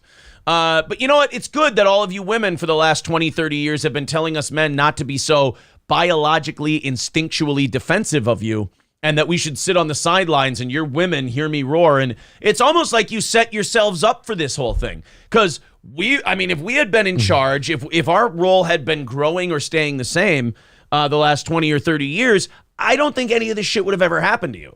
Yeah, I think we would have kind of tamped this shit down a little bit. Yeah. But a lot more of hey, you should be who you are, but maybe, wait till you're an adult to make a permanent decision. Maybe see someone, professionally before just waging into life permanent decisions. Yeah. Stevie J, Nurse Ratched comes back and we're like, she's like, we should stop all these people from protesting and competing against other women. And they go, you are pure evil. I'm necessary evil. Wait a minute, but we paid you to give them drugs. And that gives you power over me. Your resources have been invaluable. You only adopted the womanhood.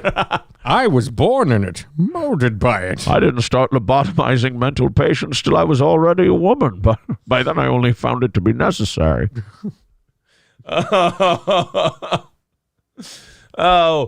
She's holding a patient down to castrate him because they said they identify as a female. What are you doing? And they'll expect somebody's penis in the wreckage, brother. Nurse Ratched Bane. I'm just saying that's my feeling. You have to have skin in the game, pardon the pun. If you want to compete against women, guess what you don't get to have? All right? Good times have created soft men. Society has defeated you. But we are initiated, aren't we, Mrs. Jenner? Nurse Ratched as Bane fucking works for today's society. Nurse, yeah, another Batman reference, Omega Wolf. Nurse Ratched, not the hero we want, but the hero we need. We'll hunt her because she can take it. She'll chuck Thorazine at all of us. Oh, fucking cross between Batman and Dr. Mario. Perfect. Okay, I really want a Nurse Ratched action figure now, says Stevie J. Trans rights are human rights. Ratchet comes with a pill belt. Do you feel in charge?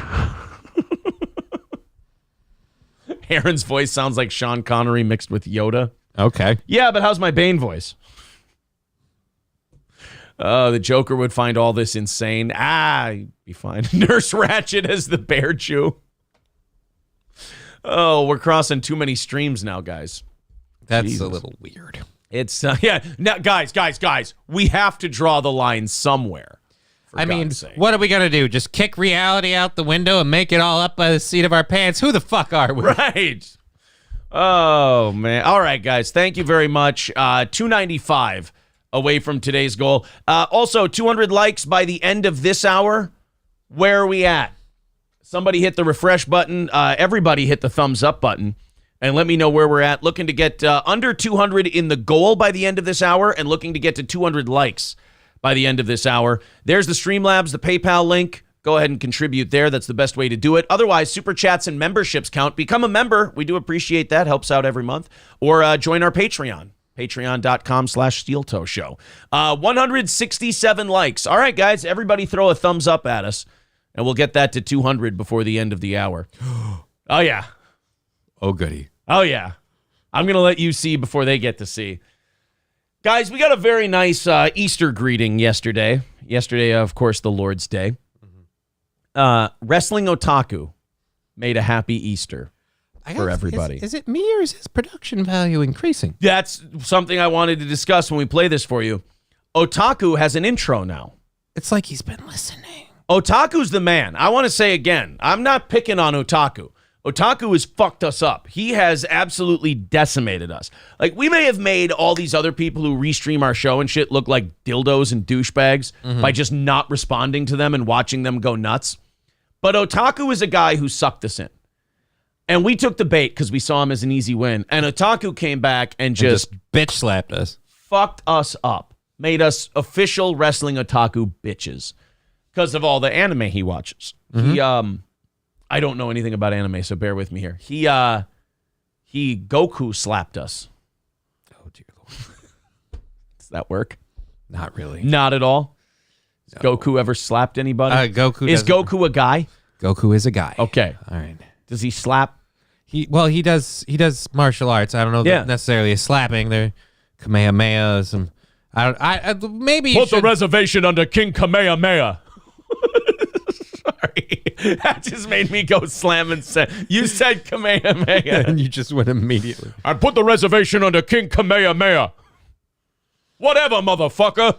Oh God, that was my favorite text alert when people used to it'd do like the music crescendo. Whatever, motherfucker. Is that a text alert? I had that for a while. I had a Slam and Salmon soundboard on my phone for the longest time. There's two I'd love. Whatever, motherfucker. And also, mail, motherfucker, from Eurotrip. Oh, okay. That's not a bad one. Anyway, shut the fuck up, Aaron. I just delivered a lady a cup of hot water with my balls in it. That's another one. That's a good one. Nobody put Zango in a cage. All right. Again, one of the more quotable movies of all time. A Pig in a Poke. Anyway, Wrestling Otaku wished us all a happy Easter. Okay. Have you eaten this morning? Yeah, I had that Cadbury egg. Ooh. Want to apologize in advance. If any of you are eating breakfast currently, don't call me a dick, okay? Because I think about you guys and your safety. If you are eating now, I would personally recommend you stop. Take a break, come back to it later. Put it in a Tupperware, wrap it in some foil. I never seem to finish all my food.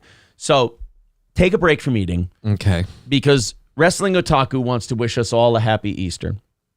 And I know that there are things on this program that take priority.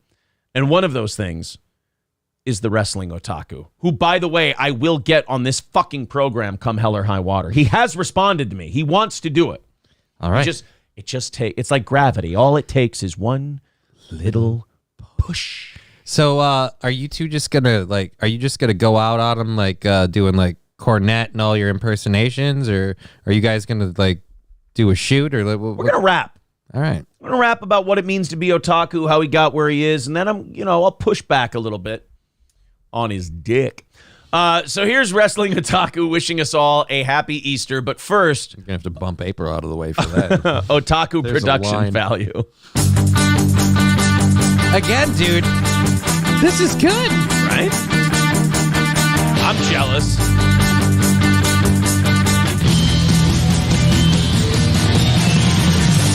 This has 90s Saturday morning Saved by the Bell production value elements to it. Yeah, this is as good as anything I make. I'm sad, You're going to take that back in a little bit. He's going to wish you a happy Easter. and I'm gonna feel like a chump. In wrestling otaku fashion.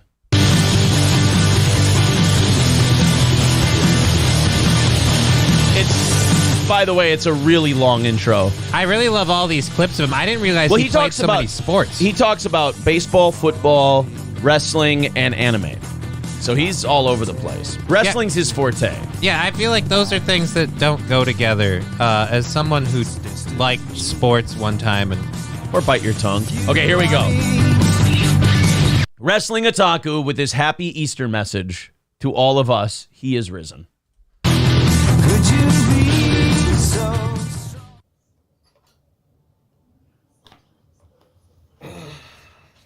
Johnny, what's his Easter meal? I'm not sure. That looks like, was it ham? That looks like a hungry man to me. That looks like a ham hungry man dinner, or like a banquet ham dinner. That is very much a Microwave? meal in a box that you put in the yeah. That's microwave. You got, dude, come on, man. All right, look, I get it. He's flexing, bro. You could go to Quick Trip, right? They make it like it's par cooked, and you could make, and it's a real meal, and it's easy. Bro, that's a good idea. You know, we took the kids and April's parents to a nice brunch at Molitor's for Easter yesterday, and it was great, and everyone was dressed nice, and it was like the classical Easter experience. It could not have gone more perfectly. The fish pond place? The fish pond place. That's where I got married. Congratulations. I didn't fucking ask. No, I'm just kidding.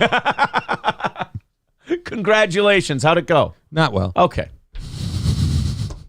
So at any rate, Hungry man. So I had a lovely Easter with April and the kids and April's parents on Sunday. But honestly, as good as that was and as much fun as I had,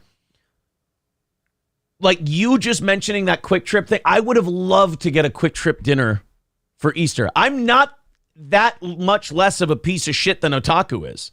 Well, mine just wouldn't be in a little plastic microwave container. Well, I mean, again, that's the whole idea with the Quick Trip thing. It's actually like, it's actual food and you finish cooking it or whatever. Like, it's, I guess, about as close as you can get to having a home cooked meal without actually cooking. But it comes from a gas station, so there's a built-in, like, shittiness about it. There's a built-in level of shame, but I mean, are you telling me you avoided that when you pulled the perforated tab off the cardboard box? Look, I'm not saying he dodged the bullet. He more like ate it, but...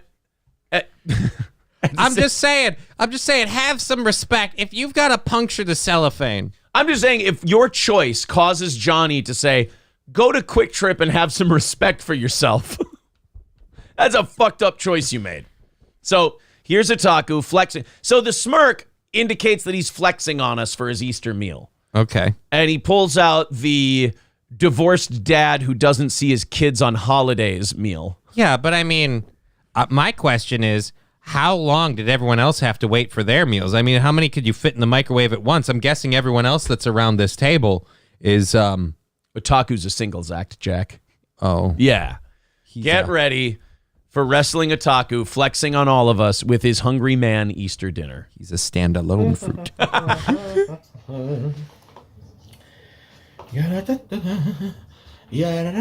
Forks are for losers. The worst part is there was a fork in the tray.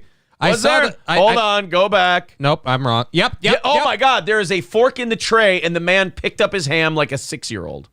All right. Ham Usually bone. Usually the ham is supposed to move a little. That ham was stiff as a board. I Gotta- love hearing the crunch. Yeah. Otaku, you got a little ham right there, buddy. A little right there on the corner. Wow, he's not even... Oh, my God. Did he just shove that whole piece of it? Big boy hungry. All right, look, there's nothing wrong with doing that when nobody's watching. Right. But when you're staring down the eye of your camera and then you're beaming this footage onto the internet, shame on you, sir. Yes. And there's a very simple rule of the internet. If you're overweight by any means, don't eat on camera. Well, I feel like there's a lot of people who've broken that rule and succeeded. Mukbanging is a thing. If you think Nikocado avocado is a picture of success, you and I, sir, are on different wavelengths. No, I don't think he's a picture of success. I think he's succeeding in spite of himself. But that's Fair enough. That's just what I'm saying, where he's bucking the trend and it's working. You're right. What I meant to say was the rule I'm making is not for success. The rule I'm making is for personal dignity. I think we can all agree when you're equating yourself to Nikocado avocado, you've lost. Fair enough.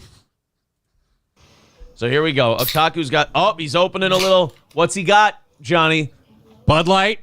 A little Pepsi. Ah, damn it, it's blue. We could have gone with Bud Light. You know what I like about this, though? Otaku, you got to pay him if you want an endorsement. Oh, yeah, he's not going to give you your fucking... He's not going to rep your brand without Yeah. little meh. There's only two people who think this is a good move. Otaku and Pepsi. Now watch him drink his Pepsi. Wait a minute. That is a gamer gulp. That is a man who can hold his breath long enough to satisfy several penises. Jesus, man. Not only that, I can hear the glugging. Yeah. It sounds like a Culligan machine. I'm And he drank at least half that can in one gulp. I just imagine how bad that burns on the way down. It doesn't even. No, Like I don't that think soda, that soda gap you get in your chest where you feel like you're having a fucking heart attack. I bet You he's think got. he's impervious? I think he's got a big enough gut where that's not a thing. He's just gonna have one of those big old burp, like belches after that. Oh, did you watch this? God, don't tell me I called it. Jesus You think Christ. I would play this without an otaku burp? Oh, Jesus. Not only that, he's doing something that I find utterly disgusting when people eat. Drinking a 12-ounce can when he needs 24. He's drinking while there's food in his mouth. I hate that. I know it's some people do it and whatever. I just when you're still rinse. but you're actively chewing and then you throw it's too much. It's too much mixing. You guys have I The don't know only what thing I like integrated is my coffee. No, Jesus. Malcolm X said that, not me. I'm just like him.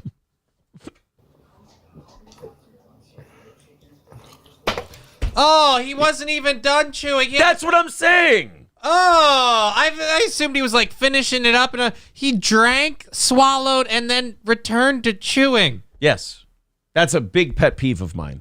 Well, at a certain point, I'm like, how much food is in your mouth that you can't put it? That I will say this, that takes some skill. Look at that. Look at that neck move. I know, like the whole, everything's getting involved in the Pepsi gulp. Do you know what that reminds me of? I bet you've never seen this, but Dante's Inferno? No, the vampire movie, The Strain, that was on FX. No, I haven't seen that. Well, the vampires have these weird suction things that get all the whatever. Well, in the first scene where you first see the vampire like drink a dude dry, like that's the way it stabs him in his neck and it just So you're saying he drinks Pepsi like the vampires in The Strain drink blood? Yeah. Like voraciously. Get to ready. The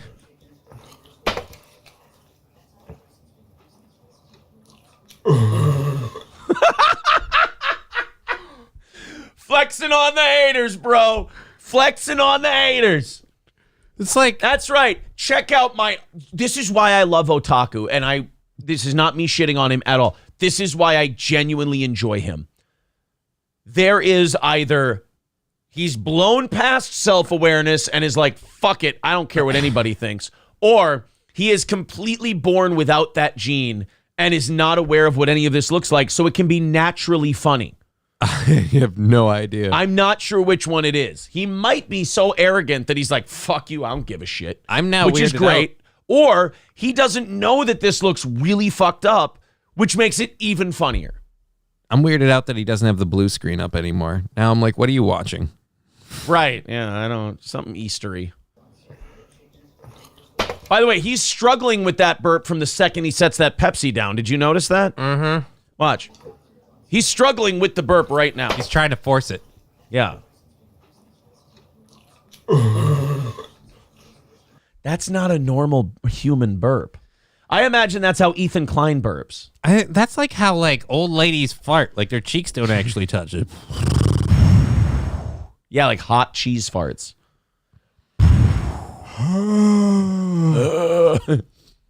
The last time I saw that burp, it was Donald Sutherland in Invasion of the Body Snatchers. Go there, damn it.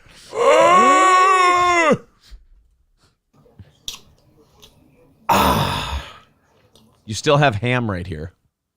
There's still ham right on your goddamn mouth, Otaku. Happy Easter, buddy. He has got to have such a hard time sorting out all those fuck me, please fuck me mails in his email. Like, just, you can't put this kind of sexiness on the internet, Otaku. No, it's not cool. Panties get wet. Laundry gets done. You're creating higher water bills for people. I wanna see Otaku on Simpcast to see if we can flood the channel. Yes. Russian Otaku here. Chew your food. Eat your food first before you fucking talk to me. Where's your manners? God damn it, Otaku. Didn't anybody teach you anything? Chew down that chewy, gristled hunk of hungry man ham, and then you can communicate your message to the rest of us. This is mass communication 101. You are asking a guy who ate ham without a fork and then guzzled half a soda and attempted to audibly burp at us where his manners are. I'm just saying. You know what? We might be. That's a good point. This might be the wrong tree. No, you're right. I'm the problem here. Yeah. This is my fault. Well, of course you're the problem. It certainly isn't Otaku. This is a man who knows who he is. That's right. Fuck you, haters. Russian Otaku here. Just wanted to say Be Happy easier to say Easter if you swallowed all that for meat. one and all. See you guys later.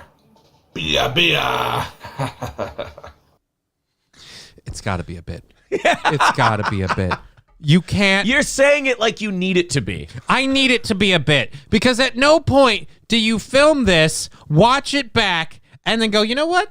Nailed it. Let's put that on the internet. It's got to be a bit. You got to watch this and go, you know what? This will piss him off. And then hit send. That would make me so happy if that's what this is. Is like, this is so bad and awful that people are going to get mad. It's like the Tampa Accords thing.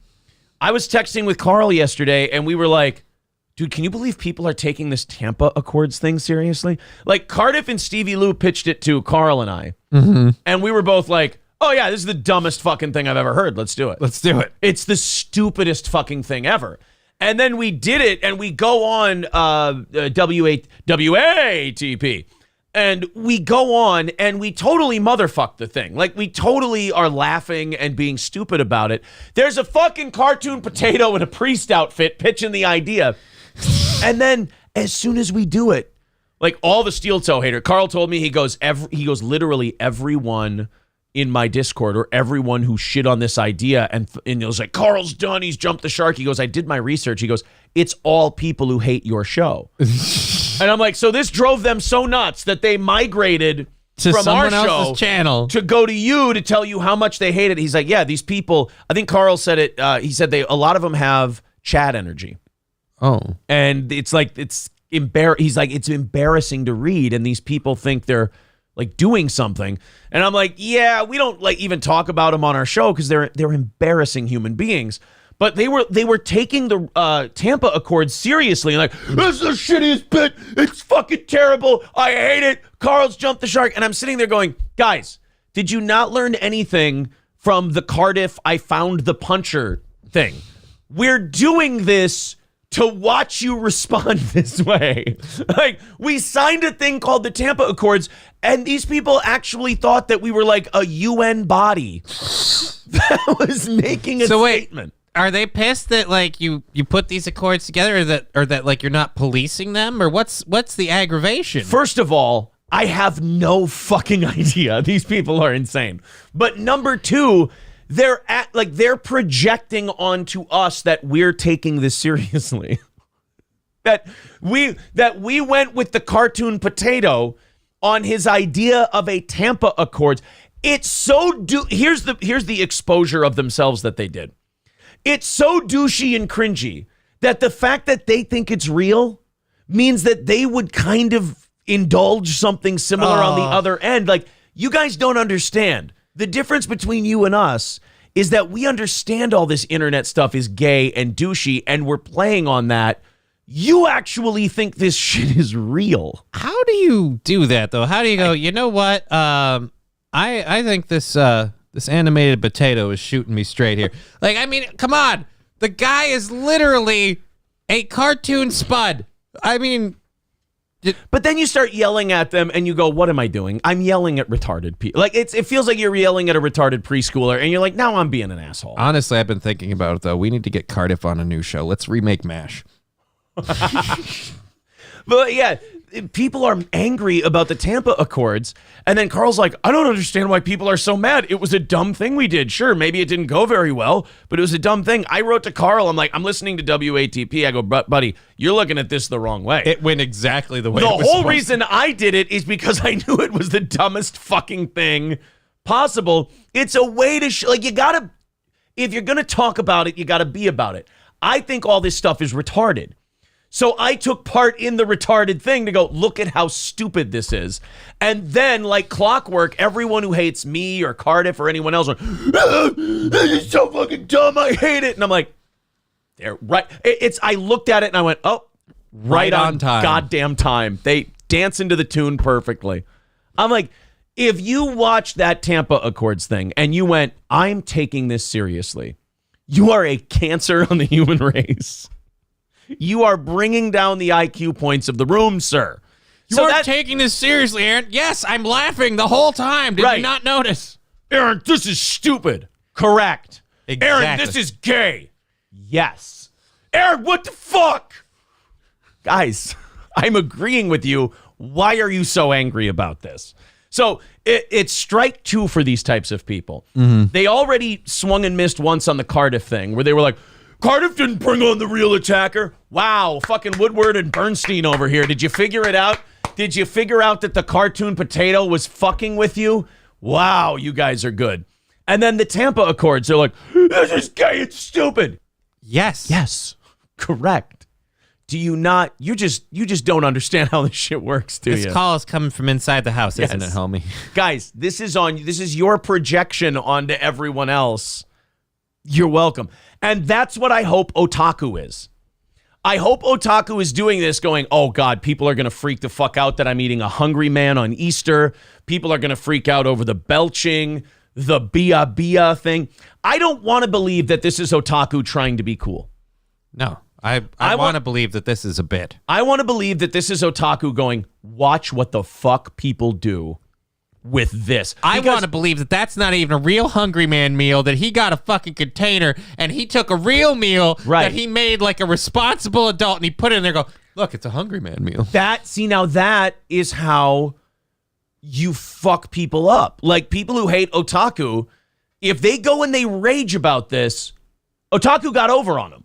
Otaku won because he's being so stupid and ridiculous and giggling like a little schoolgirl throughout the whole thing, and you're yelling at him. You're like, fuck otaku. Since we've started talking about wrestling otaku, people have reached out to me, like other content creators, and they've gone, yeah, man, I fucking hate otaku. He's a piece of shit. And I always write back to him like, guys, you gotta not give that guy that kind of energy. You're way too invested. Yes. Like otaku, he's like, why would you, I had people write to me and go, why would you admit otaku beat you? Because it's the fucking internet and it's all a work and there is no winning or losing. We're all just doing shows. Guys, have a sense of humor. You can't admit defeat to otaku. What happens? Does he take my fiefdom? Does he get goats? You realize you're complaining about a guy. One of his videos is him talking about the action figures of the wrestling world that are available at Walmart. I mean, come on. Guys, There's too much energy in it. guys, if you're angry at otaku, otaku is not the problem. I'm sorry. I have to stick up for the otaku here. If you're mad at otaku, he's not the problem. That's all. Let's continue on here. I gotta throw out. I had a thank you somewhere. Happy Plague Doctor with $5 says for the otaku. Thank you, boy. 290 away from knocking out today's goal.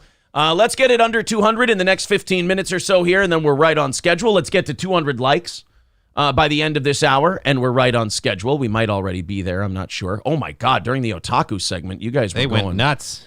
fucking nuts over here in the chat. Let's try to catch up a little bit. Tanis Skovic, I love this kind of, this is my kind of fan. He goes, what's on the TV in the background? Kind of like you were saying. I know it ended on a commercial. I was trying to make it out. Zen Rhino says his grandma is crying up in heaven, seeing how embarrassing he is and what he's done to her place that he inherited. In fairness to otaku, it doesn't look like he's done much with that place. Yeah, no, it doesn't look like any sort of like dingy gamery place. It looks clean, and it just like he didn't update the decor. Cynically Insane says, I would say he's trolling, but he can't fit under a bridge. Aw. J Dead says his burps smell like starving Ethiopian children. See, that just, I like otaku. That feels mean.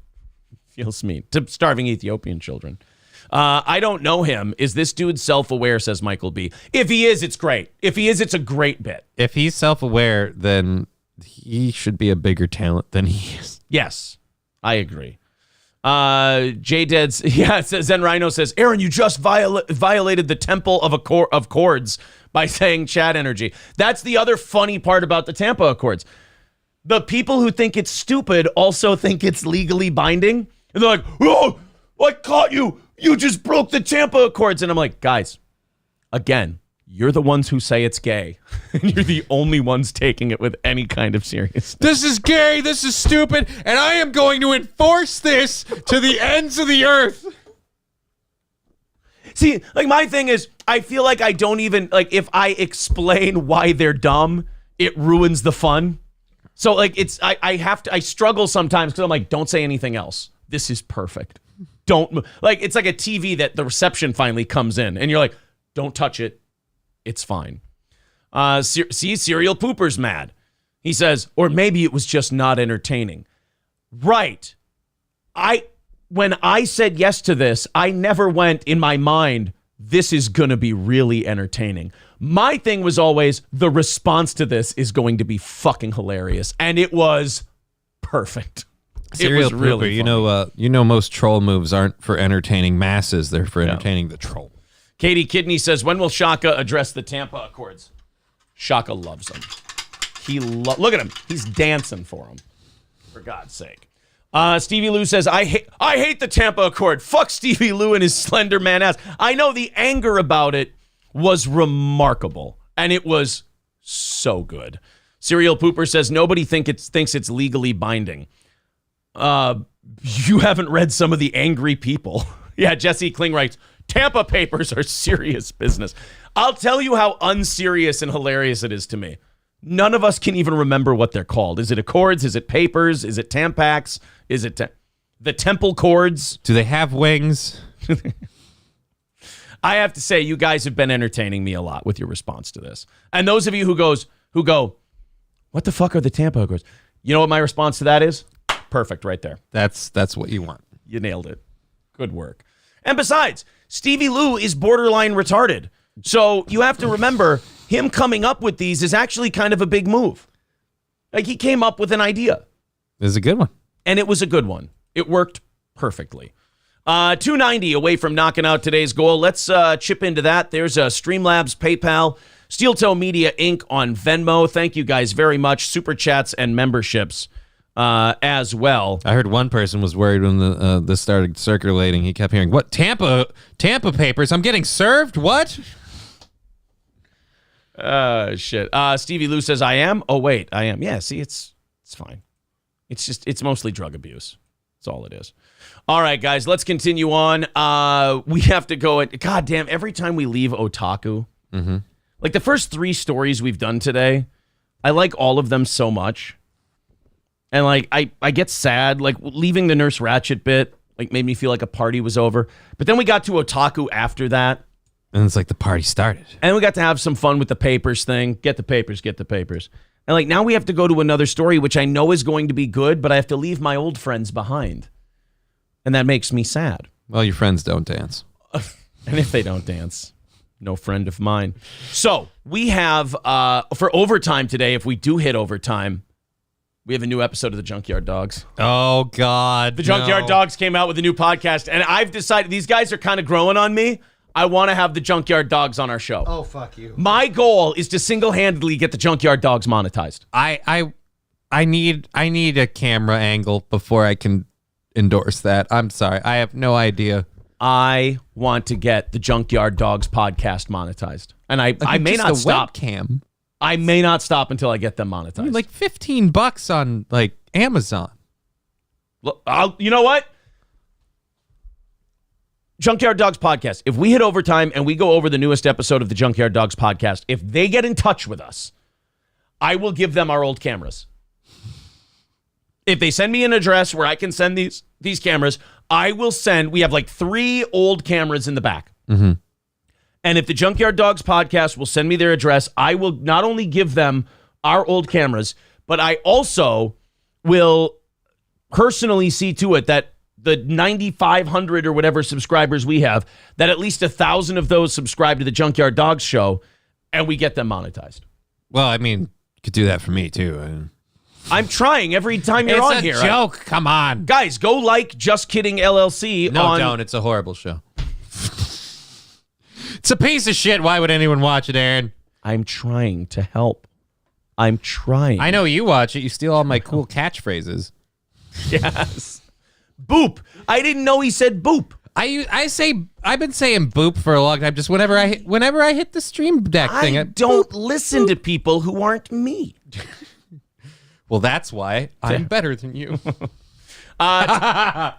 All right, let's. We got a couple of daycare stories. Like, I'm not the news. I'm not trying to convince you that daycare is bullshit and you shouldn't send your kids to it.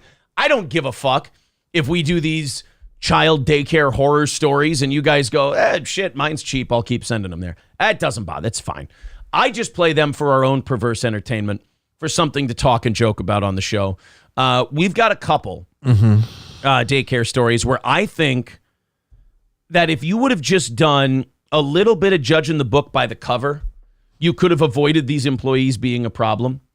For example, if the person you're hiring, if it looks like Homer Stokes could come in the middle of the interview and go, "They convicts, folks, escape from the farm," you probably shouldn't hire them. This person looks like Harriet Tubman committed armed robbery. And they hired her to work for a daycare, and surprise, surprise. I said, go to the back of the bank and get me all the money. Hush that fuss. Everybody move to the back of the bus.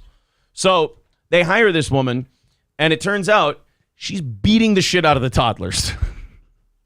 Just no soul. She picked one up by the ankles and used it to whack the others with. It's efficient, if nothing else. The broom got spared that day.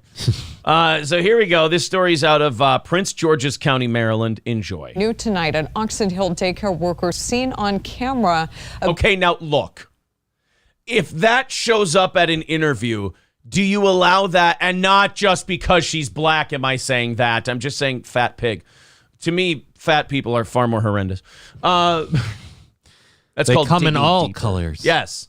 Fat people, white, black, There is Latino. a huge rainbow of colors in the fat community. Oh, and I hate all of them for their obesity. Skin color is like the 8th thing wrong with them. I was watching Corey stream the other day, and someone was like, they so desperately want Corey to talk shit about Steel Toe, and like the only things he'll say about Steel Toe are the things he and I openly say to each other, and people get so mad about it. They're like, Aaron's fucking racist, and Corey's like, yeah, but it's a charming racism. It's like, Yeah, but he's making jokes. I mean, he's making jokes about, it's a kind of racism where you're like, working or shooting? I can't figure it out. And I hate to tear down the wall. It's a work. I will be honest with you. I don't care about race that much at all. Like in my actual life, I don't give a shit. You don't remember that time we walked past the shoe stand guy? Only when it's in front of me. I'm saying like in my regular life. I still can't believe he does that. Like he carries the fucking thing, and it's like an old school. Like I'm not kidding. There is a dude down by the red carpet that Carries a shoe shine box? Yeah, on Wednesdays. Man. I want to bring him a banjo and some shoe polish. I've seen him there before on Wednesdays. Well, the sun shines bright in my old Kentucky home. I want to ask him if I can be his accompanist. I'm a Dapper Dan man, goddammit. We are steeped in old-timey music.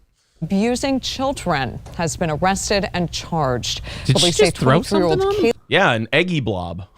It's a weirdly shaped kid. Kayla Greenwell recorded this video of herself. It shows her kicking and dragging some of the kids. What the fuck? Investigators say Greenwell started working at the facility in late March. Are those piercings? Did you hear that? When she started working in the facility? Late March. What is it now? They mean last year, right? No.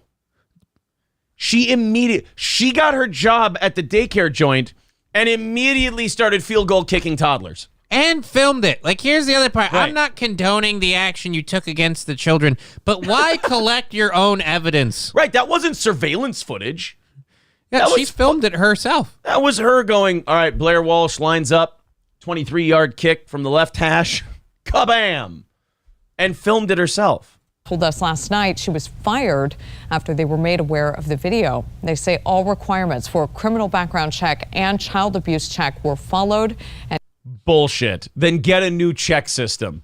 I'm sorry, but again, those look like piercings or something. When you have something in your nose that your face is growing over, I'm just like, I don't want to trust you with anything. You just sometimes you look and you go, look, can you show us like 3 Facebook photos of yourself?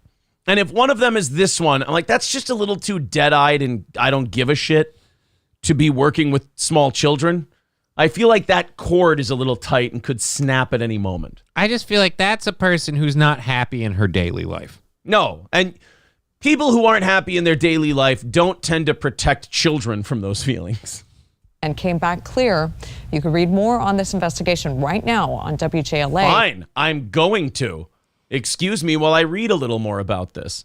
Investigators immediately went to the business where they gathered evidence and obtained an arrest warrant. Authorities said a preliminary investigation revealed Greenwell recorded herself abusing the children on her cell phone. Greenwell began her employment at the center in late March. And she was, by the way, she was arrested on the 7th, Friday. So she made it maybe 2 weeks at the most. Well, at least she got that one paycheck. Ladara White told 7 News she rushed to pick up her 3-year-old son from the daycare Friday night. The center confirmed that the video was taken inside their facility, saying they contacted the Prince George's County Police Department and Child Protective Services. They sent out a letter. It was very lawyery, blah, blah, blah. Active investigation, so on and so forth. Somebody's going to be cutting a lot of checks. Where the fuck did where did you get the video from? Like, this is, again, like, what did she put it on TikTok? Like, hey, just working hard. Just kicking kids and shit. Elbow drop. She's on top of a table and she goes, oh, yeah, and just drops an elbow on the children. Yeah, Zen Rhino, this is Sparta. She was Sparta kicking those children. Just kabam. And I know there's a few of you going, now what did they do? But I'm here to tell you that no matter what a 2-year-old child does, a Hulk Hogan big boot to the face is usually not the way to handle it. I don't know. Do you know how fucking good it feels? Like when you just unload on a kid? No. Like, first of all, phrasing. If I may. I didn't even take it that way, you weirdo. I'm the weirdo. I was saying that, you know, it's just, sometimes it's nice to be like, you little bugger, you think you're king shit? Well, guess who can fall on you? You know what I mean? Like, look, I don't have a lot of wins, okay? Foul Mouth Yoda says, what were they wearing? It doesn't matter what they were wearing. How dare you? You got the I want to beat the fat little kid look in your eye. All right, guys, we got a bit of a goal to make up here if we could. You know, there's the ugly business part of doing this show that needs to be taken care of for us to do it. If you feel like chipping in, it would be great. There's the PayPal, the Streamlabs. Everybody chip in a little bit. We'll get that number down to a more comfortable number. 290 is a lot. Actually, I'm hearing that it's not. Well, 750,000 is a lot. We're a ways away, so if you want to help us and chip in, we're halfway through the show. Only $25 into today's goal. 290 away. If you feel like kicking in, we do appreciate that. Don Lemonade says daycare releases statement. While kicking of the children is allowed, the child had a knee down, thus making them a downed opponent. We took a point from the lady. Shaft says no April, no goal. Well, look, man, let's hit the goddamn thing. Because I know that if it's at 290 around 9 o'clock, I form back sweat. So I don't want to do it. Okay. Jay Hasty says, you dirty e-beggars better show some cleave for the goal. Oh, we'll get there. We'll hopefully get there. We'll maybe get there. Do what you can. Where are we at likes-wise? Go ahead and hit refresh. Tell me where we're at likes. It's 8 o'clock. Oh, we're supposed to be at 200. Let's see if we got to 200. Hit the refresh button, tell me where we're at, and then everybody go ahead and hit that like button. Stevie J says we're at 212. Nice job, guys. All right, 300. Thank you. By 9 o'clock, 300 by 9. And if you feel like becoming a member, that's a great way to knock that number down. Super Chats, PayPal, Streamlabs, Steel Toe Media Inc. on Venmo. Rumble Rants, of course. Couple hundred people over on Rumble today. Go ahead and chip in. Zen Rhino with $5 says, that's racism. I love to racism, bro. There you go. All right. 285 away from today. We'll go on a little rally here. We'll knock that down, and we'll get a little looser for you, if you will. That's the problem about being host and management. You got to do it all. You're the salesman, at the same time. You got to shake the can and do the dance. So continuing on with the daycare theme, we have 2 daycare stories today. 2 employees of a San Antonio daycare directed profane language toward young children, with one of the women even threatening to harm the children in her care, according to audio recordings obtained by KSAT. Now, how do you obtain recordings of how daycare workers behave around the children? You bug your kids. A woman sewed a recording device inside the jacket of her toddler in order to get these recordings. Now, you may think that's crazy, but she was right. Yeah, but I mean, the level you had to go to. Sure, I get it. The level you have to go to is a little extreme. I understand that. But at the same time, you had a hunch. You went with that instinct. A lot of us are ashamed of our instincts because they sound crazy. But is her sin of craziness not washed away by the fact that she kind of nailed it on this one? I mean, nowadays, parents always believe the kid. I mean, if it was back in our day, I'd be like, yeah, you stepped out of line there going, oh, I bet this kid's telling the truth. But, right. Yeah. But getting the kids back when they got in trouble back in the day was like, what are you, fucking stupid? And then when they find out, oh, shit, we were right. You were being abused. Our bad. Father O'Malley was plumbing your asshole. I was going to say, every Catholic kid has heard that apology. Only 20 years later, after they've cut their cock off and gone to jail twice and have a drug addiction. But at least they found Jesus. Right, exactly. They lost him somewhere along the way. Can you believe it? I think he left with the dick. At any rate, these parents decided to bug their kid so that they could find out if abuse was going on at the daycare. Now, again, if you don't find any evidence of abuse, you're an insane person. But if you find the abuse, you're a really attentive parent. Let's check it out. Oh, it's muted. Meant of their toddler at a San Antonio daycare, a husband and a wife sewed a recording device into their kid's jacket. Okay, out of those 2 parents, who did it? She did. Yeah, she did. Right. I was about to say, watching this immediately, like, yeah, she's definitely someone who bugs her kid. Yeah, she bugs her. Like, she probably bugs her kid everywhere, and she didn't tell the news that. It just looked like she had a great hunch, and she followed it up. But little did the news know, she bugs her kid everywhere. I bet you the dad is always checking his clothes in case an Apple AirTag landed in there somewhere, just because someone might be watching where he goes. Yeah. She's Bridget Moynihan in The Recruit. This is someone who doesn't trust that everyone around isn't going to leave immediately. And she's like, I got to keep a lock on him. What about your kid? Them too. Yeah, she's the kind of woman that Andrew Tate talks about when he goes, it's okay to cheat and get your body count up. Like when he starts spouting his bullshit, it's like, well, technically this is the woman he's talking about. Like the woman who gets cheated on. Their kid's jacket. Yeah, like the dad right now isn't even listening to her. He's going, wait a minute. So you bugged our kid. You ever done this to me? You sewed a device into clothing. Yeah.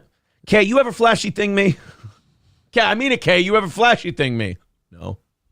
The audio then captured employees using profane language and one even threatening to harm kids in her care.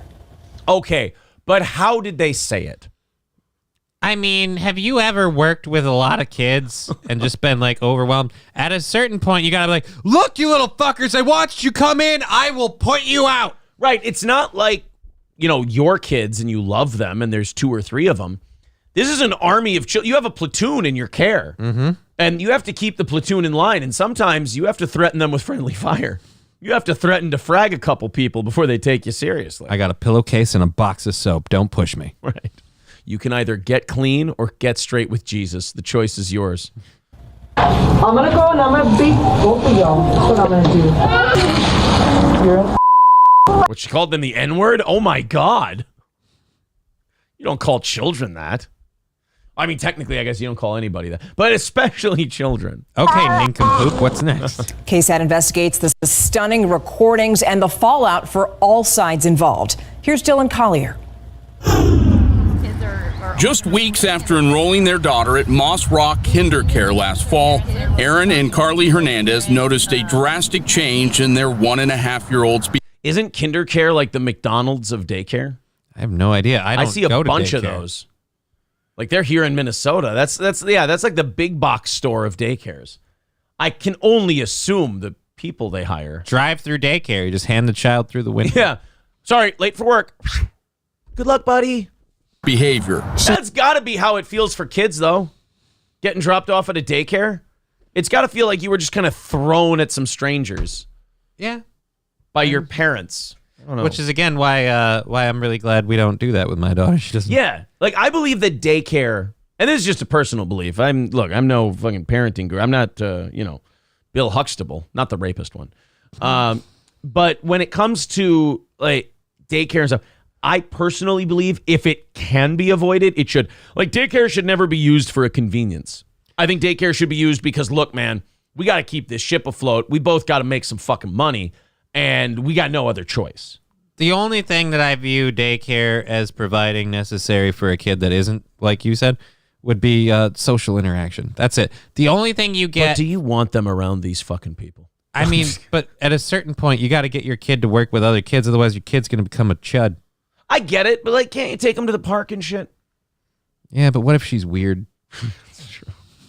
What I'm saying is, if there's a choice other than that, that's very easy for you, I would recommend that. I'm just saying, as someone who hasn't taken their child to daycare, I could understand how that might be nice, because then you have to, go. Otherwise, you have to go to the park and be like, no, honey, stop petting other children. Yeah, the park is one of those places where you get to sit down for 2 minutes and you trick yourself into thinking you've got a couple minutes. Oh, you don't. And then they need something right away. There's nothing worse than tricking yourself into thinking you've got a minute, and then that minute gets taken away and you're like, oh, fuck, that's what this was about. I don't even get to do that. I open the door and she's off like a rocket. And I'm like, oh, great, now I got to catch her. Yeah. That's going to be fun. Well, she knows she's got 7.5 minutes before you can make it there. So she can Somebody's just a little too comfortable in her able-bodiedness, I'm going to be honest. You have a dormant gene, though, sweetheart. You better behave yourself. She had started being really, really violent, hitting, kicking, screaming. After witnessing an employee refusing to give her... What the fuck are you doing? So wait a minute. The news came to record the daycare, so the fat daycare lady started recording the news. Oh, we're dumb. Child water, Carly took a page from a spy novel, and in December sewed this small recording device into her daughter's fur jacket. See, if you play the audio like it's from one of the Arkham Batman video games, it sounds more spy-y. So dumb. So unnecessary. Somebody at that news department just learned how to use Adobe Audition and was like, I'm going to fuck with the audio just for funsies. You know what I'm going to do? I'm going to add a filter. I'm going to change it so it sounds all tinny. I got to justify my salary when I come up for review. Hey, remember, I made those funny noises on the news video. For nearly 7 hours, it recorded 2 employees of the Early Childhood Learning Center cursing. One of them repeatedly berated the Hernandez's toddler and other small children inside the facility. You're nasty. I'm about to throw some swing for some of y'all right now. I'm about to throw some fucking swings at some of y'all right now. Hey, but come on. Which means she's either going to punch them or literally take the swings from the playground and swing them at them. And let's also point out, kids probably deserved it. We only have one side of the story, and you're right. It's never fair to make a judgment with only one side of the information. Touch it and you die. I tell my daughter that all the time. First of all, touch it and you die. First off, touch it and you die is effective. That gets results. The thing doesn't get touched. And if the kid does touch it, you're like, I got a fucking prodigy here. That's a fearless sack of shit. Hey, guys, there's a coyote outside. Ooh!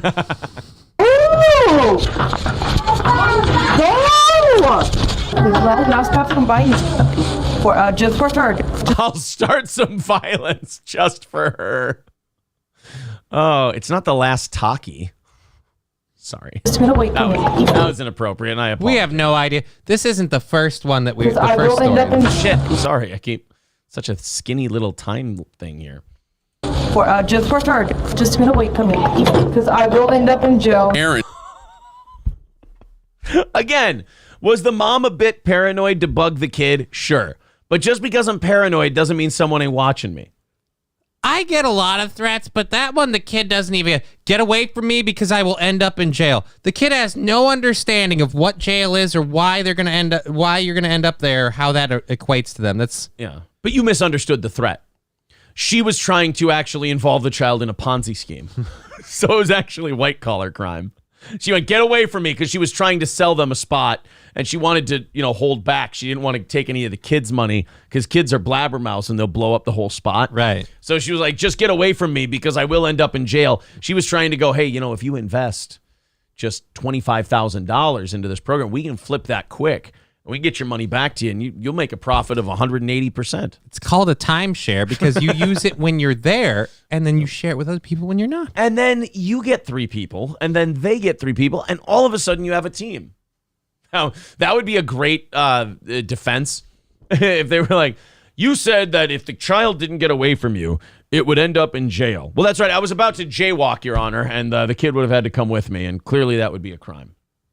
Had anticipated nothing much being recorded by the device, but after the couple downloaded the audio files, first thing that she said to me was, we're not sending her back there, and she had tears in her eyes. I just felt Aaron, oh my God, what an unfortunate name for this man to have. Aaron Hernandez. Oh no. Whoopsie daisy, as we call him in the neighborhood. No, not that one. Oh good. Whoops. Wait a minute. You live next to the murderous tight end? I thought he was dead. No. Different Aaron Hernandez. Hey, guys, we just hired a new guy. Who? Aaron Hernandez. Holy shit. You didn't look into his history, did you? That's fine. Actually, he changed his name back in the early 2000s.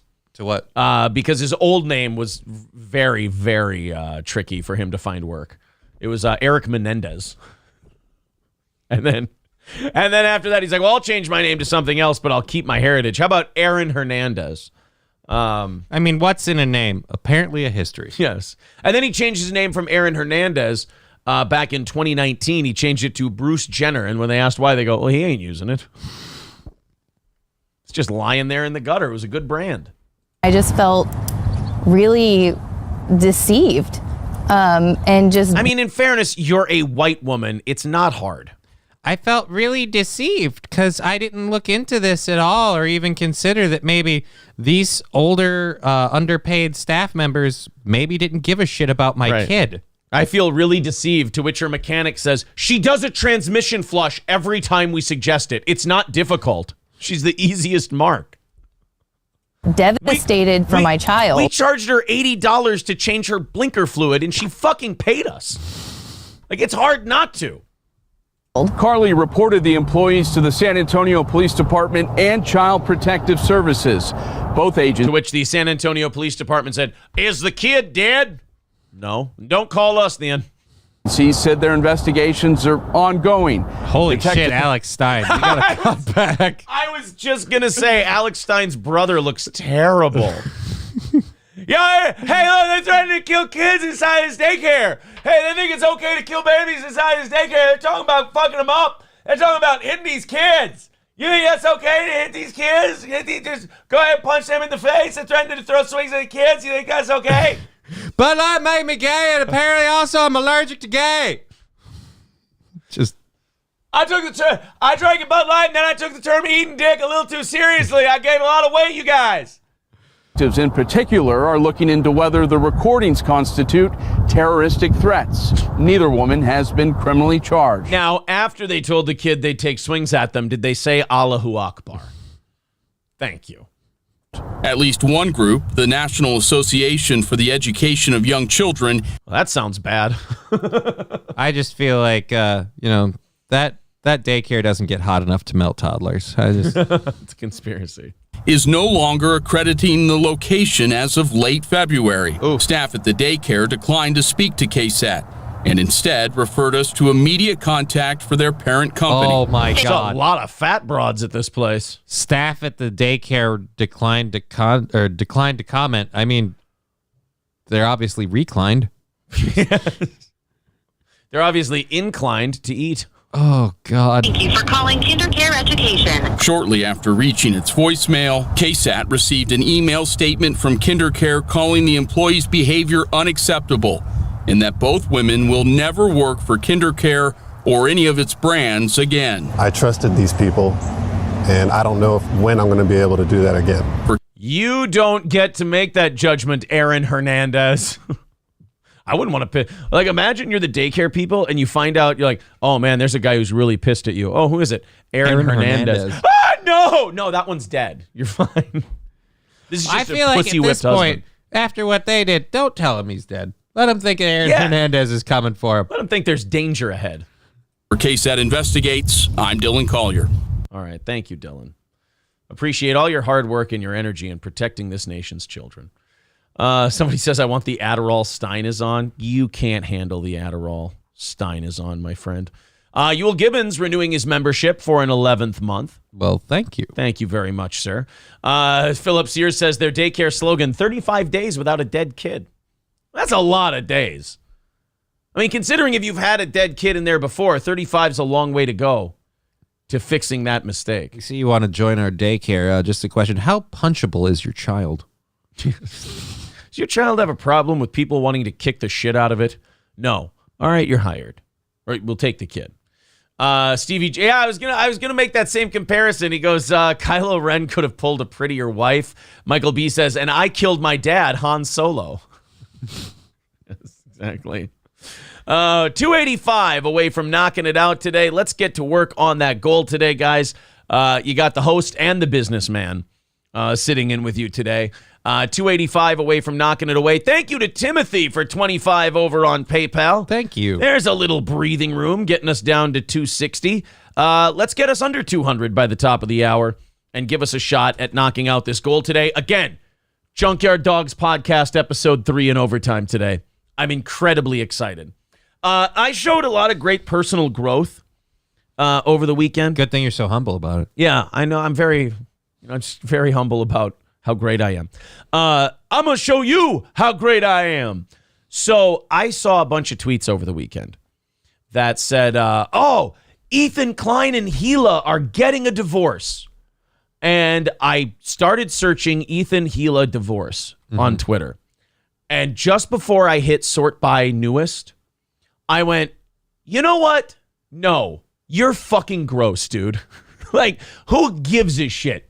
Let these people be married or let these people be divorced. Leave them the fuck alone. Who cares? I do. See, I feel like I felt good about what I'd done. I was about to It was search, the wrong move. and I didn't. You're saying I should have looked into this for the You should show. have looked not just for the show, for your own person. Look, I feel like as a guy who likes to think that maybe before I'm dead I'll meet a woman again. When I see Ethan Aim Klein, high. yeah, well, at least above the navel. When I see like Ethan Klein with Gila,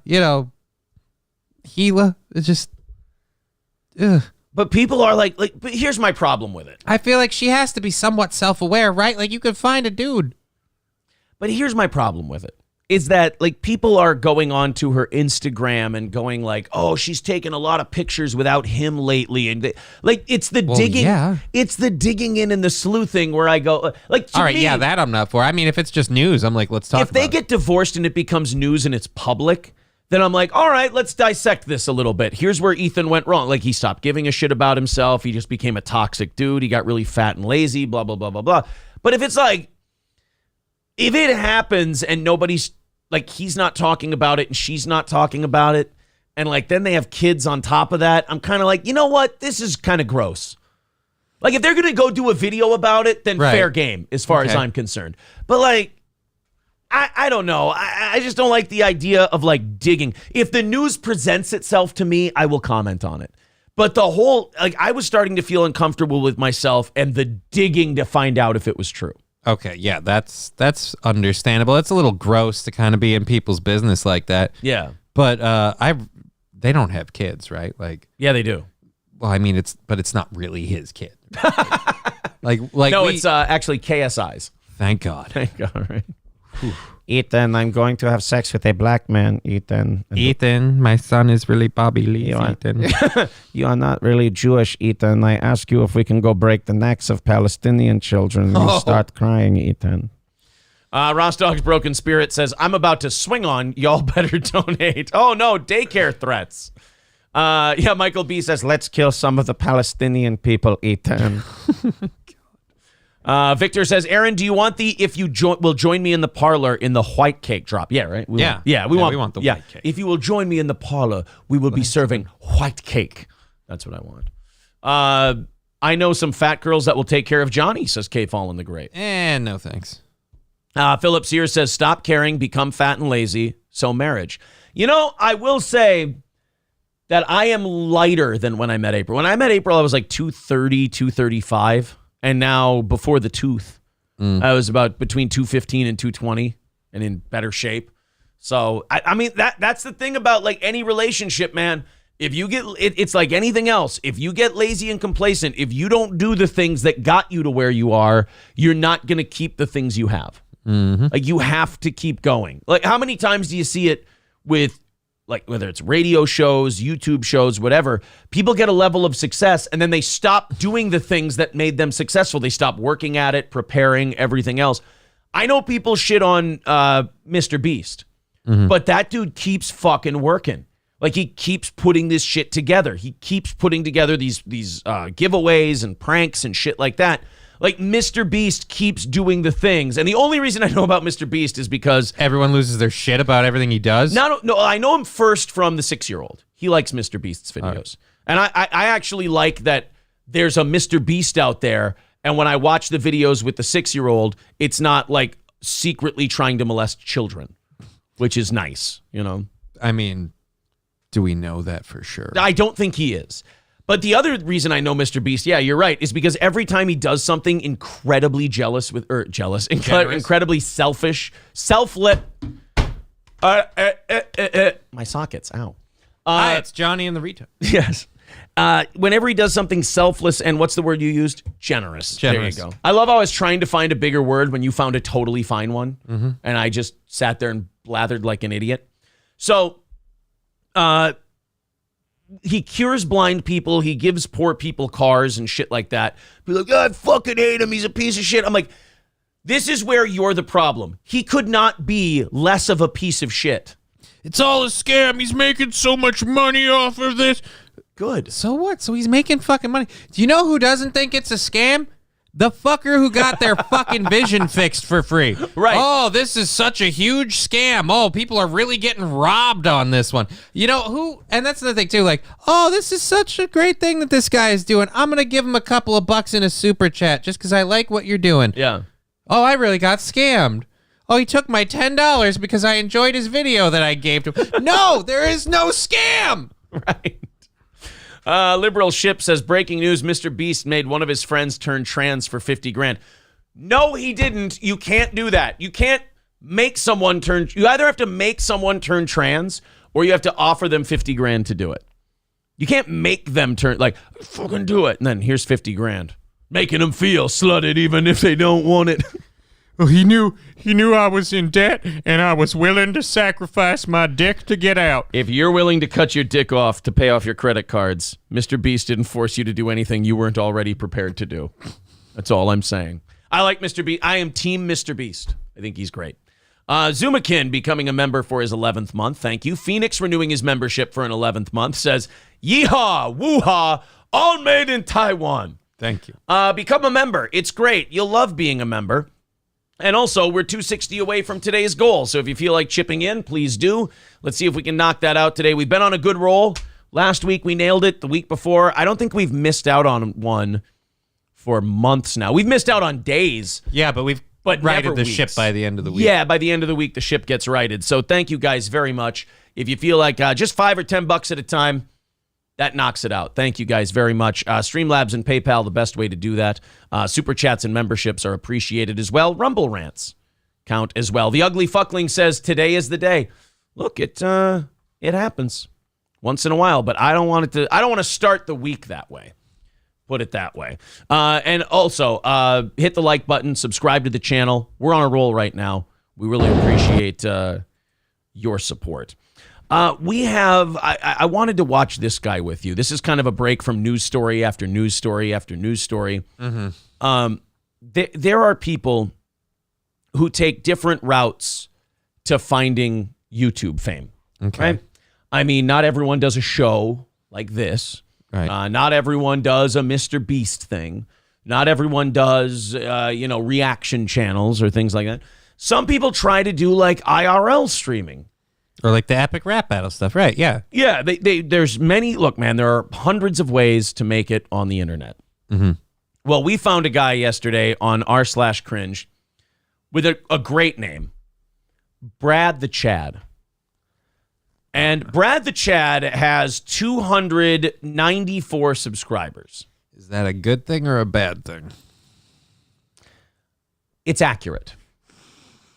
He has 269 subscribers, and he likes to do IRL videos in the mall where it's an IRL video, but it's also, I guess it's a prank. But you know some people who, like, you can tell they watched a lot of Tom Green or Jackass as a kid, mm-hmm. but they don't have the balls to do the things that Tom Green or Jackass did. Right. So they just go act like a dipshit in public, and they think they're pulling a prank. Oh, Jesus. Yeah. Like, there's sometimes people will try to make these videos, and Brad the Chad is one of them, where they're like, we're going to go do this wacky thing in a store. We're going to make people feel so weird. But the only people who look weird and uncomfortable are you. Is the person doing the thing. Like, there's nothing better than watching an amateur go into a store and try to do some kind of wacky YouTube video, and everyone in the store is kind of no-selling him, but he thinks he's crushing. So he's leaning into the bit, and the store people are like, yeah, sure. So... yeah, we can do that for you. Yeah, we can get somebody to help you. That's fine. And they're like, yeah, but do you guys sell peanut butter? And they're like, no, we're a clothing store. Oh, yeah. Well, then I bet you guys, do you want to sell some peanut butter? No. Not really. We're good. We're okay. Oh, God. Then he look at the camera. Oh, I'm getting these guys so good. Yeah, do you have anything in a size 14X? No, that's actually a remarkably difficult. That doesn't even exist. There's huge. Yeah, that's not a thing. They answered that question. Can you believe it? So Brad the Chad decides to go into the mall, and he decides to visit Victoria's Secret. Look out, girls' underpants. Oh no. That's just I'm sorry. That's weird to me. Like, oh, look, there's a girls' lingerie store. I'm going to go in. Oh, yeah, just tell everybody you've never seen a woman before. Right, exactly. Like any guy who goes into a Victoria's Secret thinking they're doing something, dude. You're cringy. You don't know. Like you're still at the level of fucking around with girls where you're not really sure where the hole is. Like you still think it's in the middle somewhere. Have you ever slipped a ditch, or have you just fingered belly buttons? I'm curious. Are you a belly button fingerer? Let me know. Well, here's Brad the Chad. And Brad the Chad has decided, I'm going to make it on YouTube. And he looks like a Brad the Chad, in fairness.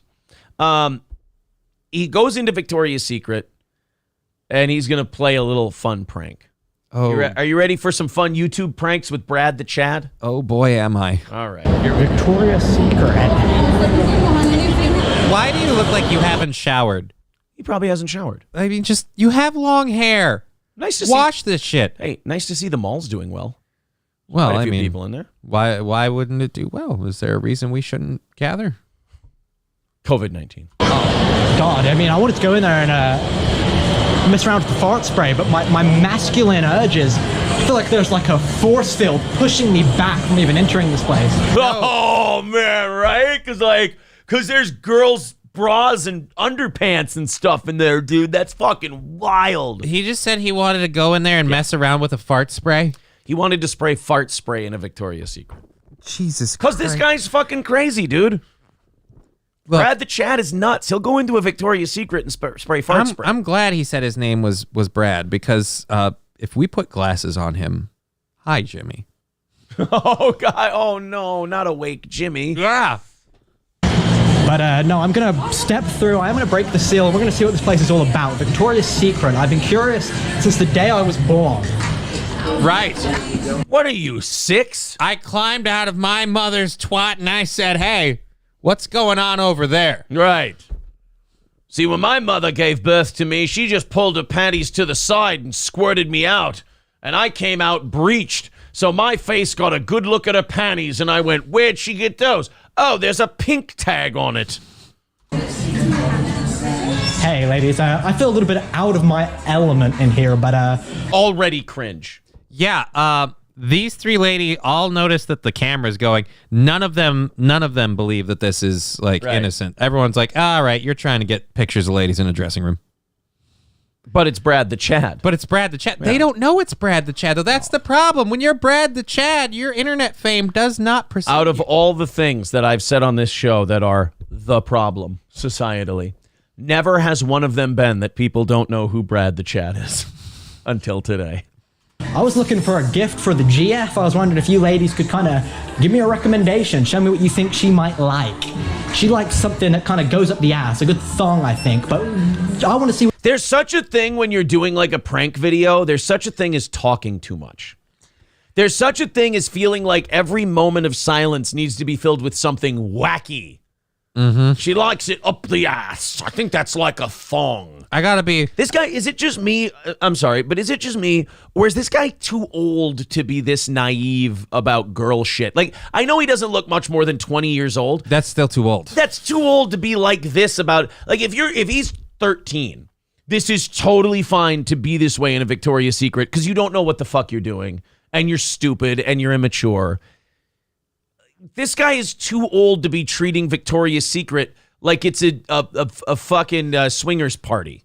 I wonder what goes on behind those doors. Yeah. Well, they sell merchandise like all the other places. They sell bras and panties, things that you see women in if they're not wearing clothing. Right. Take this fucking dude to a sex toy shop and watch his head explode. Again, these people here, they are all well aware that this is some sort of a bit, because I hate to... She's rolling her eyes already. Yeah. I hate to tell you this, internet, but this really kills the fourth wall. Hey, so I'm just here. I'm just shopping for the girlfriend.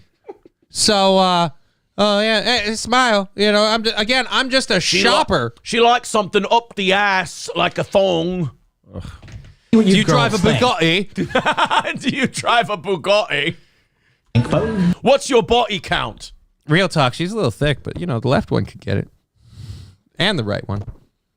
They're both good. I want you to be careful. Because remember, kids can work at Victoria's Secret at like 16. All right, I take it back. And these I need two IDs. look remarkably young. I was assuming that we were at least over 22, but I'm not trying to fuck up your shit and make you look bad. I'm really not. I'm just saying, like, I was about to pass judgment too until I went, wait, Aaron, time out. And I wanted to extend you the same courtesy. That's fair. Yeah. I want to see what you girls think. You want to take it away, Charlotte? Take it away, Charlotte. You're the thong girl. I'm not Charlotte. I think this is Charlotte. Charlotte, take it away, sweetie. Where are the thongs at? Why are you are they laughing because they're embarrassed by this guy? They think he's a douche, or are they finding this entertaining? I think they think he's a douche. Oh, option 3. They're just stupid girls. All the above. Okay. Yeah, thanks very much. Are you looking for like some nice expensive phones? All right. Ooh, What? She's got to be over. You think she's okay? And that's the one you wanted to nail in the first place. Yeah. All right. Fair I'm enough. feeling better about that decision when she came around the corner too. I'm like, oh yeah, that wasn't a bad choice. Nothing too pricey. My God, I saw the what was it? 5 for 15. Honestly, 5 thongs for 15 doesn't sound too bad. Okay, they're over here. Okay. It becomes then part of our sale. Lovely stuff. That's You're literally just shopping at a Victoria's Secret. Like this again. This is just a dude who doesn't have any experience with like anything girl related, and he thinks this is like guys will see this and go, "Oh, this guy, dude, he went into a fucking Victoria's Secret. Like guys are so aren't allowed in there." This is so like when you were in edgy. 7th grade and you went to Hooters with your friends for the first time. They have Wonder Bras in there. Oh, their boobies are up. what I like to hear. It depends on what size you're looking for. Do you know what size you're looking for? Ooh, in the backside, probably something with a lot of room. I don't know. Like a medium? Yeah. Okay, well these are medium. Everything is kind of mixed up. So some of it will be thongs like Ooh, this. that's nice actually, yeah. And then some of it won't be. She's prone to a good old bleed-in. Do you got any red pairs that kind of will just... Oh, God. Like, what a fucking douche. So let me get this straight. I'm going to go into the Victoria's Secret, and I'm just going to ask really gross questions. Tom Green would be proud of me. Ugh. Really glad you didn't prep anything, buddy. Riffing it. Yeah. That's another thing about people who want to strike it big on YouTube doing, like, wacky IRL streaming. They all think that they're ad-lib kings, and that something funny is just going to pop into their head. Bro, we're watching you. Write some shit down. I'm just going to walk around and just wait for that amazing fucking viral moment to happen, because it just will. I'm going to ask the girl with her tits out about bloody vaginas. Am I right? blend in and all the colors will kind of just mesh together. Yes, yes. She's definitely cringed now. Oh, right. They're all kind of mixed Those up. are Like, that's what I mean. Like, this woman, she's doing the thing we were talking about. She's no-selling everything and just helping the guy in doing her job. Yeah, because she's being paid to be here, and he's hoping to make money off of this. Which, by the way, buddy, your shot frame is a little pervy. Can we fucking taste creepy. it up a bit? And again, you know what women love when they're like, "Hey, it's a guy here asking about like lingerie and stuff." That's not creepy or weird at all. I love when I'm helping him pick out underwear for his girlfriend, and he proceeds to tell me how much she needs red ones because she bleeds a lot. She's prone to bleeding. Like, and he thinks that he's going to get this moment where she throws him out of the store and she looks crazy. She's literally just doing her job, which makes it more cringe. Because he's like, she's prone to bleeding. The woman's like, all right, here's something in red. Would you like that? Like, she's no-selling the whole thing, which good for her. Because this guy's she knows he's retarded. Anybody that has worked with women like this in any sort of...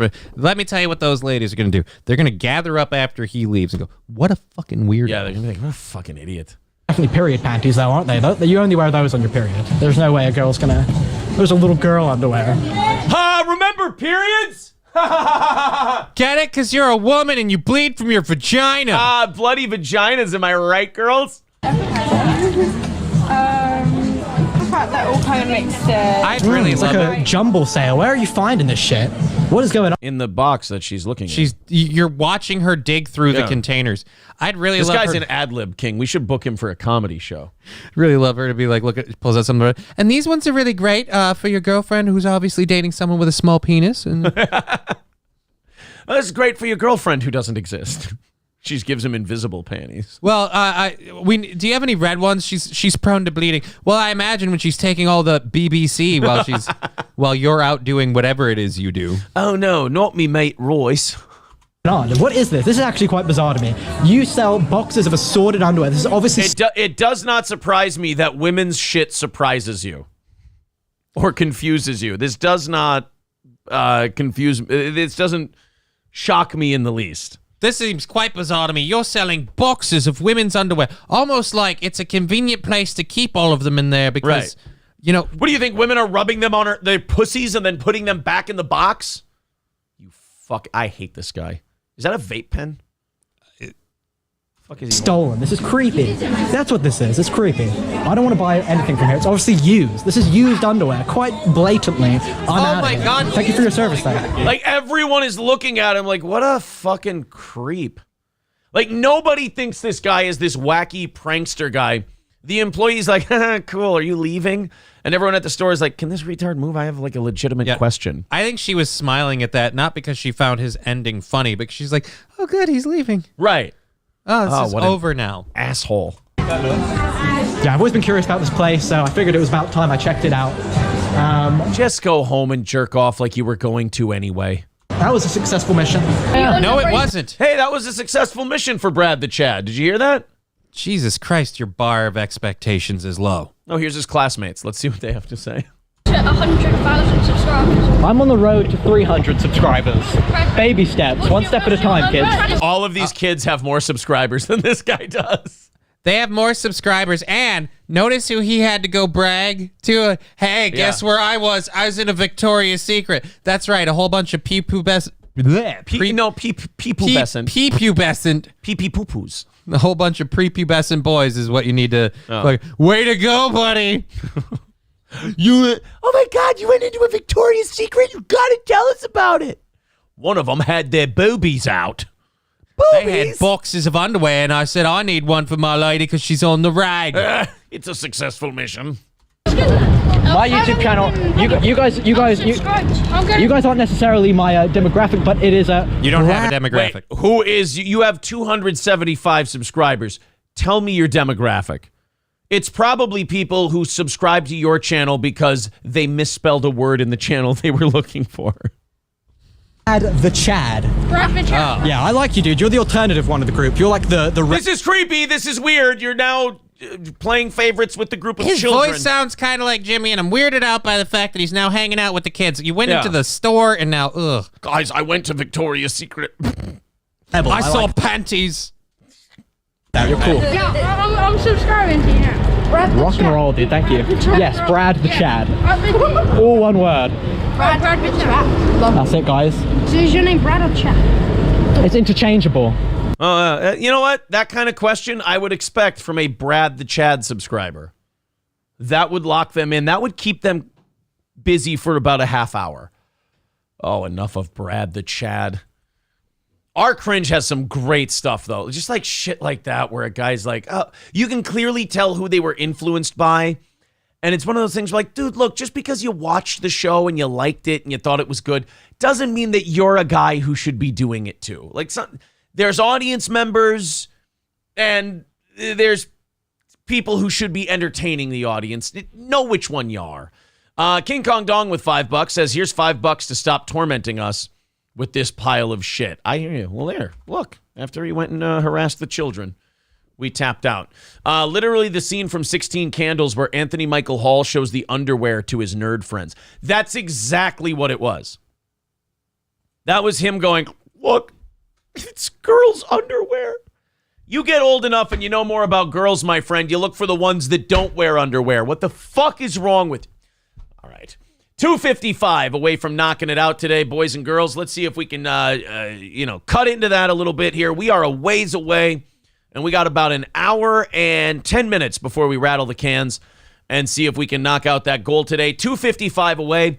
If you feel like chipping in, there's the Streamlabs, the PayPal, Steel Toe Media Inc. on Venmo, Super Chats, and memberships. We are a long ways away. Let's see if we can knock that out. Appreciate it. How close are we to 300 likes? We want to get to 300 likes by 9 o'clock, so 15 minutes. Let's see if we can do it. Hit the like button, hit the thumbs up. Somebody hit refresh. Stevie J tells me we're at 263. All right, there you go. Everybody, take a couple seconds, hit the like button, subscribe to the channel. If you feel like becoming a member, that's $5 a month. We appreciate that. Become a member. You want to throw $5-10 in today? That's great too. Let's knock down that goal. Hit it. Keep Steel Toe going. Need Trump renewing his membership for a 10th month. Says, here's to another month. Thank you. Ozzy Mandia says, are you Brad or Chad? That kid is funnier than Brad. It's true. Kind of is. All right, 35 of you need to hit that like button, and we need to get to 300 by 9 o'clock. That's that would be nice. Right, Bud Light and Anheuser-Busch. I wanted to mention this real quick. I'm not going to mention Dylan Mulvaney or anything like that. We all know why Bud Light is taking heat from people. But I think Bud Light, you're going to hate me for this a little bit. I think Bud Light is handling this perfectly, and I think they're going to skate on this controversy. I do. I think that I think they're doing what you need to do on the internet to stay away from this shit. Oh, just ignore it? Yeah. And people move on. I think I've always said this, and this is going to put this to the test. I've always said that the left and the right are the same people when it comes to the cultural shit. They're both into cancel culture when they don't get their way. They both go fucking crazy when some brand endorses something they don't like. And they both think that this is the turning point that's going to give them the total victory over their enemies and opponents and shit like that. The problem is that world only exists on the internet. When you go outside, people don't think that way. Right. So you're almost living in the Matrix, where it's all a program, it's all a computer thing designed to just keep you in this persistent state of beefing and feuding. And the only way to win the game is to not play it. And I'm sorry, but I think Bud Light's going to win this Mulvaney thing. I just feel like if you're someone who settles for Bud Light, they endorsed a trans person. Right. What am I going to have standards now? Right. You drink Bud Light. You're more problematic than they are. They just make the shit. You choose to put it in your body. But I agree with Michael B. What happens is, it happens. People go nuts. People go insane. They go, oh, I can't believe they did this. This is fucking terrible and this and that. And then that happens for a week, and then people move on to the next thing.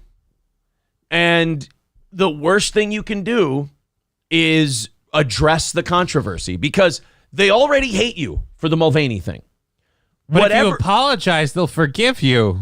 Yeah, right. So you go in there and you try to justify it in any way, or you try to apologize for it, you're going to catch shit no matter what. Remember, the left and the right are the same. They're not going to accept your apology. And if you try to explain it, they're going to hammer you harder. So if Bud Light shuts the fuck up, doesn't say anything for a week, whether you're on the right or the left, these people always find something else to be offended by, and they will move on. Will Bud Light take a hit? Yes. But the problem with internet people is they make their goals unattainable, and that's why they always lose. They go, to Bud Light, we're going to destroy them. They'll be gone from the shelves. Like, they're obsessed with like scorched earth and getting rid of shit. Bud Light is going to lose customers over this. Absolutely. Bud Light not is enough to affect them. Right. They're going to continue operating because, believe this, a lot of people who own bars and own liquor stores don't know who Dylan Mulvaney is, don't give a shit about the Dylan Mulvaney thing. They're way too busy. They've got stuff to do. They don't live on the internet. So Bud Light will weather the storm by, I would say already this thing's starting to die down. And by the middle of this week, they'll have moved on to some other outrage. Mm-hmm. So, and nobody that's gone against Bud Light has really done it well. Like, I mean, I think the number one response to Kids Rock, response was people being like, oh, this is cringy. Yeah. Like, I think the best response I've seen to the whole Bud Light thing, and I hate that I'm saying this, is literally Tom McDonald. Like, what did he do? He put a thing on Twitter where he said, Bud Light's put Dylan Mulvaney on a can to honor 365 days of being a woman. Yeah. And he's like, my mom's been a woman for 22,000, blah, blah, blah, however many days. Yeah. She didn't get a can. And he's going off about all this other stuff. And then he's just like, everyone's asking if I saw Kid Rock's response. And he kind of he kind of dished on Kid Rock a little bit, saying it was cringy and stupid. And he said, "Look, you're drinking Bud Light. Who cares?" Like, and you already bought the Bud Light that you're destroying, right? I mean, it's not. Yeah, Anheuser-Busch was really sorry to watch Kid Rock just waste 4 cases of Bud Light. Yeah. Oh, that's a shame. You better buy 4 more if you have to reshoot that, buddy. I just don't. Yeah, I don't think that the Bud Light thing. What was the other company that that CIA fucking psyop was endorsing? Nike. Nike? Okay. You're not going to kill Nike, and you're not going to kill Bud Light, and I'll tell you why. It's convenience. People will forget about it, and then they will keep buying that just out of habit. People forget that they were supposed to be protesting. I mean, think of all the brand. Like, is Goya Foods gone? Remember Goya Foods, like, posed with the president or whatever? Mm-hmm. And, oh, my God, Goya Foods is dead, and it's going to be done. Goya Foods is still out there. Still fucking around, still doing stuff. That one just sounds like it's... MyPillow. The MyPillow guy. This fucking guy here. No, he's gone. We canceled him. He's still in business, and I'm pretty sure he tried to overthrow an election. This guy is still trying to overthrow an election, and he's still in business. You're not going to end these people. You're not going to kill these people. As Zen Rhino says, Nike literally has slaves making their shoes. The Dylan Mulvaney thing is not going to end Nike. People wouldn't stop buying Nike shoes when they found out it was made by slaves. They're not going to stop buying them because some theater kid playing a role that the CIA pays him to play was wearing their leggings. How great would that be, though? I mean, just think about the various communities you How think. shitty we look if, like, Dylan Mulvaney kills Nike. Well, no, I'm just thinking like, hey, man, I can't stand this. Is hateful with this Dylan Mulvaney shit. You realize Nike has, like, their shit made by, like, slave labor. Look, some things are understandable. Like, no, hold on. Right. I feel like you guys should have been, I don't know, a little sensitive to that from the start. You know how mad I am if I'm the Chinese people who make the shoes and, like, Nike, they're like, hey guys, good news. Nike's going out of business. And like, oh, was it because, they found out about us? They're like, no, some guy who claims to be a lady and has a dick and prances around like a gay dude was wearing their leggings. Like, wow, we don't fucking matter, do we? No, and now that your jobs are gone, we don't really see you as necessary, so we're going to send you to the Uyghur camp. It's like, fuck. Geese Artel says their stock is doing just fine. Slightly down, but still up over the last 30 days. That's just it, man. When you start realizing that the left and the right in this country are the same thing, and their results will always be the same, you'll be able to see this shit coming from a mile away. I guarantee you everyone that got so up in arms about, I'm not drinking any more Bud Light, there was probably at least 1 or 2 people be like, well, they're defending trans rights. I don't care if it tastes like piss. Give me some Bud Light. Right. There's those idiots too. Trucker 18 Wheeler says, what about boycotting Carhartt? Yeah, because of vaccine rules. People still buy Carhartts. Exactly. I mean, what are you going to do? Get a jacket? Yeah. Do you know what a pain in the ass it is for somebody like of all the things a liquor store or bar owner needs to do in a day? Switching distributors is a fucking pain in the ass. Like, switching distributors is bad for business. But I don't care about that. I just want my social justice. Right. They're not going to do it. Need Trump says July 2008, Anheuser-Busch agreed to be purchased by InBev for $52 billion. After the takeover was finalized in November, the newly formed Anheuser-Busch InBev became the world's largest beer producer. Yes, precisely. So, like, I mean, you can quit buying it. I by the way, I'm not against people saying, look, I don't agree with what they're doing. I'm not going to buy that product. I think that's fine. That's totally your right. That's what you should do. I'm just saying all these people are like, this is it for Bud Light. They jumped the shark. It's over. Don't ever make that your goal. Don't ever make that your hope, or prepare to live in a perpetual state of disappointment, because all you can do is control yourself. And if you want to quit buying those products, quit buying those products. But don't do it because you think you're going to, wreck them forever. And then Anheuser-Busch, like, they got so many products under the label. Odds are you're supporting them even if I'm going to buy this instead. That kind of goes to the same place, homie. That's and they own Miller Coors also, says Cheetos from Stoney's. Yeah, right? So, again, I'm going to boycott beer. Like everything else in this country now, it's all incestually owned by the same parent company. So what are you doing? $250 away from today's goal. It is that time to start getting the lead out a little bit here, because we got an hour before we have to rattle the cans, and 250 is a hell of a ways away. That is our goal. That our daily goal basically keeps the lights on and keeps Steel Toe on the air. So if you feel like chipping in, that 250 is crucial. If you want to throw in 5 or 10, there's the Streamlabs, there's the PayPal. It's in the chat. It's also pinned to the top of the page. Steel Toe Media Inc. on Venmo. Super chats, memberships, your favorite e-beggars here to entertain you early in the morning, every morning. If you feel like helping out, we do appreciate it. Shaft says no April, no goal. Boy, I hope that's not the case. But if you feel like chipping in, there's all the links.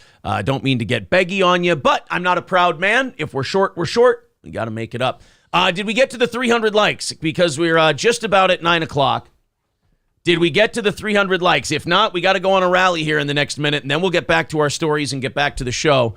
286, fuck, man. That's the day after Easter. 14 away. We can make it happen. I knew we were going to be in a little bit of hurt the day after Easter, but I'm hoping we can... let's knock out those 14 likes in the next minute here. Fire up that thumbs up button, and let's get to 300, and then we'll continue on. Come on, let's fucking do it. I picked a shitty morning to be sober. 287. Come on, hit the thumbs up button, guys. Let's get going. Let's wake up this morning. I know we had a busy weekend. Let's knock out that 250. Let's get to 300. And then after that, let's keep rallying up to 400. Let's help this Steel Toe thing grow, huh? Come on. Couple hundred people over on Rumble. If you feel like chipping in there, awesome. Wayne Chambers says 301. Oh, did it? You guys did 14 in that amount of time? Beautiful. Boy, I was really gearing up to have to go like full throat, pitch man, but holy shit. Okay, well, fuck me. Now, if you guys want to respond to that $250 goal with as much gusto, sounds fucking great to me. 2 former Oklahoma County jail officers were sentenced on cruelty charges for punishing inmates by playing Baby Shark on repeat. This is a just offense and a just punishment. No, it isn't. This is fucking evil. I don't care if you go and like Byron Hadley from Shawshank Redemption and pound the fuck out of the fat guy in the middle of the floor. Playing Baby Shark on repeat for inmates. I mean, these people are going to be through enough. They're going to get butt sex. Just imagine if that's the soundtrack to your sodomy.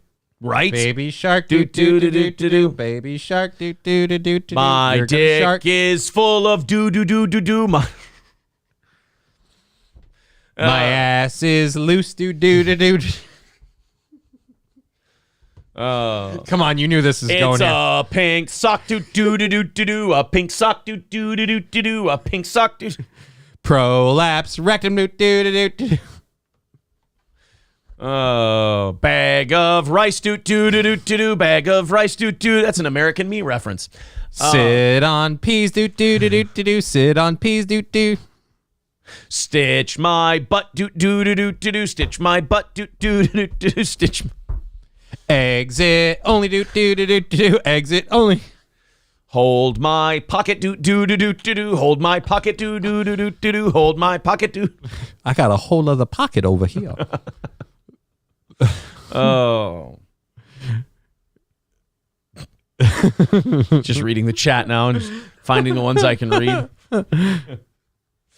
Oh.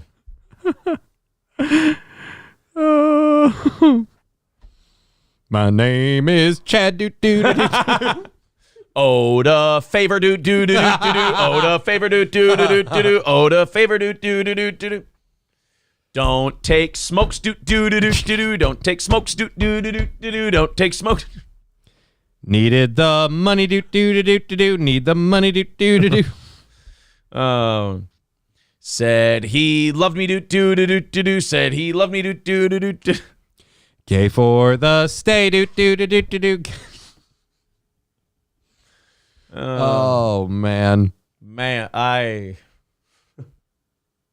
commissary do do do do do do. That's all you're thinking as it's happening. Commissary, commissary, commissary. I'm a shank a bitch do do do do do. Shank a bitch. Don Lemonzade's blue honey buns do do do do do do. Honey buns do. Ramen for lunch. Do do do do do. Nate Doggy X says, my farts make no sounds. Do do do do do. Make no sounds. Jaeger King does not like this bit. Rex Dart parody account. Drop the soap. Do do do do do. Drop the soap. Do do. I've got a purty mouth. Do do do do do do do. Paid off the guard. Do do do do do do. Paid the guard. Do do. Victor becoming a member for his 11th month. I will let you know right now, I do not like the listeners who go, I'm leaving, I hate this. I don't like you. You guys do not have a good sense of humor. You take your life too seriously. If you don't like this kind of humor, I worry for you and I worry for the future generations. That's all. Don't take cornbread. Oh, no. We played cornhole. Do do do do do. Twizzle says, ass full of goo goo goo goo goo. Nate Doggy X. It's not gay. Do do do do do do. It's not gay. Dude. Well, for the people who enjoy that bit, you can. I made some wine. Do do do do. Toilet wine. Do do do do do do. I'm gonna be stuck on this all day now. Bleeding cheeks. Do do do do do. His dick was huge. Do do do do. Gregory Cornell Butler Jr. More like Gregory. Cornell. You can do it. More like cornhole. Yeah. It's like it's right there.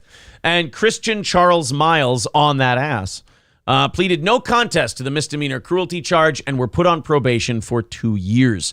Both Butler, 24, and Miles, 23, were ordered to pay $300 in compensation to the victims and complete 40 hours of community service. That's not bad. You got to torture the shit out of prisoners with Baby Shark and you had to pay $300 to their commissary fund? Taken in the Butler. I mean, who doesn't win in that whole thing? You got $300 into your commissary. I don't know. They got to torture you with Baby Shark. This seems like an inside job, like everybody was in on it. I mean, again, I feel like I've watched a lot of Baby Shark because my kid loves that freaking show. That's what we all say. Go ahead. I don't think it's that big a deal. You don't think the song is that bad? I think you can tune it out eventually. What's worse, that or Bubble Guppies?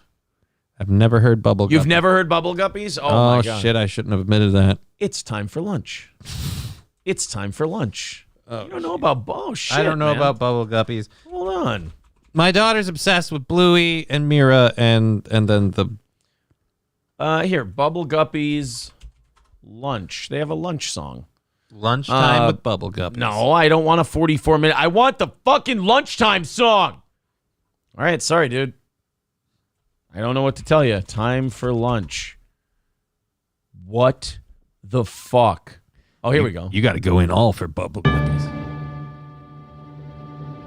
This is the Bubble Guppies. What time is it? It's time for lunch. What time is it? It's time for lunch. What time is it? It's time for lunch. It's lunchtime. Hey, what's for lunch? Dicks. Whoa, this isn't a Catholic daycare. So there you go. You can have that in your head all day today. When you go to lunch at work, you can go, what time is it? It's time for lunch. What time is it? It's time for lunch. Do you know about line up, everybody line up? That's a fucked up one, too. I don't. Here. I'm worried that one's awful. People are going to hate me for not knowing these things. Bubble Guppies line up. I hope that the day after Easter is just a shitty day because our numbers are fucking putrid today. I hope we hit our fucking goal. We are 250 away. Someone says, why are you doing this to us, Aaron? Well, I think the answer is in the fact that we're 250 away on a Monday to start the week when we started at 3:15. It didn't have to end this way, guys. It didn't have to end this way. I'm sorry. You did this to me. You did this. Here's the lineup song from Bubble Guppies. Okay, my package. Okay, line up, everybody. It's time to go outside. Come on. Outside, everybody, outside. Line up, everybody, line up, line up, line up, line up. Everybody get out, get out, everybody go outside. All right, that or Baby Shark. Which one's worse? Well, this is worse. This is worse? This is worse. What time is it? Time for lunch. It's time for lunch. All right, guys, 250 away from knocking it out today. Now this is just my Aaron's angry punishment part of today's show. He hates the... Whoa, Jesus Christ. 250 is a long way away, though, honestly. Let's get moving on that. It's going to get real beggy up in this bitch. Already fucking shitty numbers for today's program. I want to at least say that we were able to keep ourselves on the air, as it were. All right, 7 arrested for lewd behavior in Volusia County parks. I need to know what this was.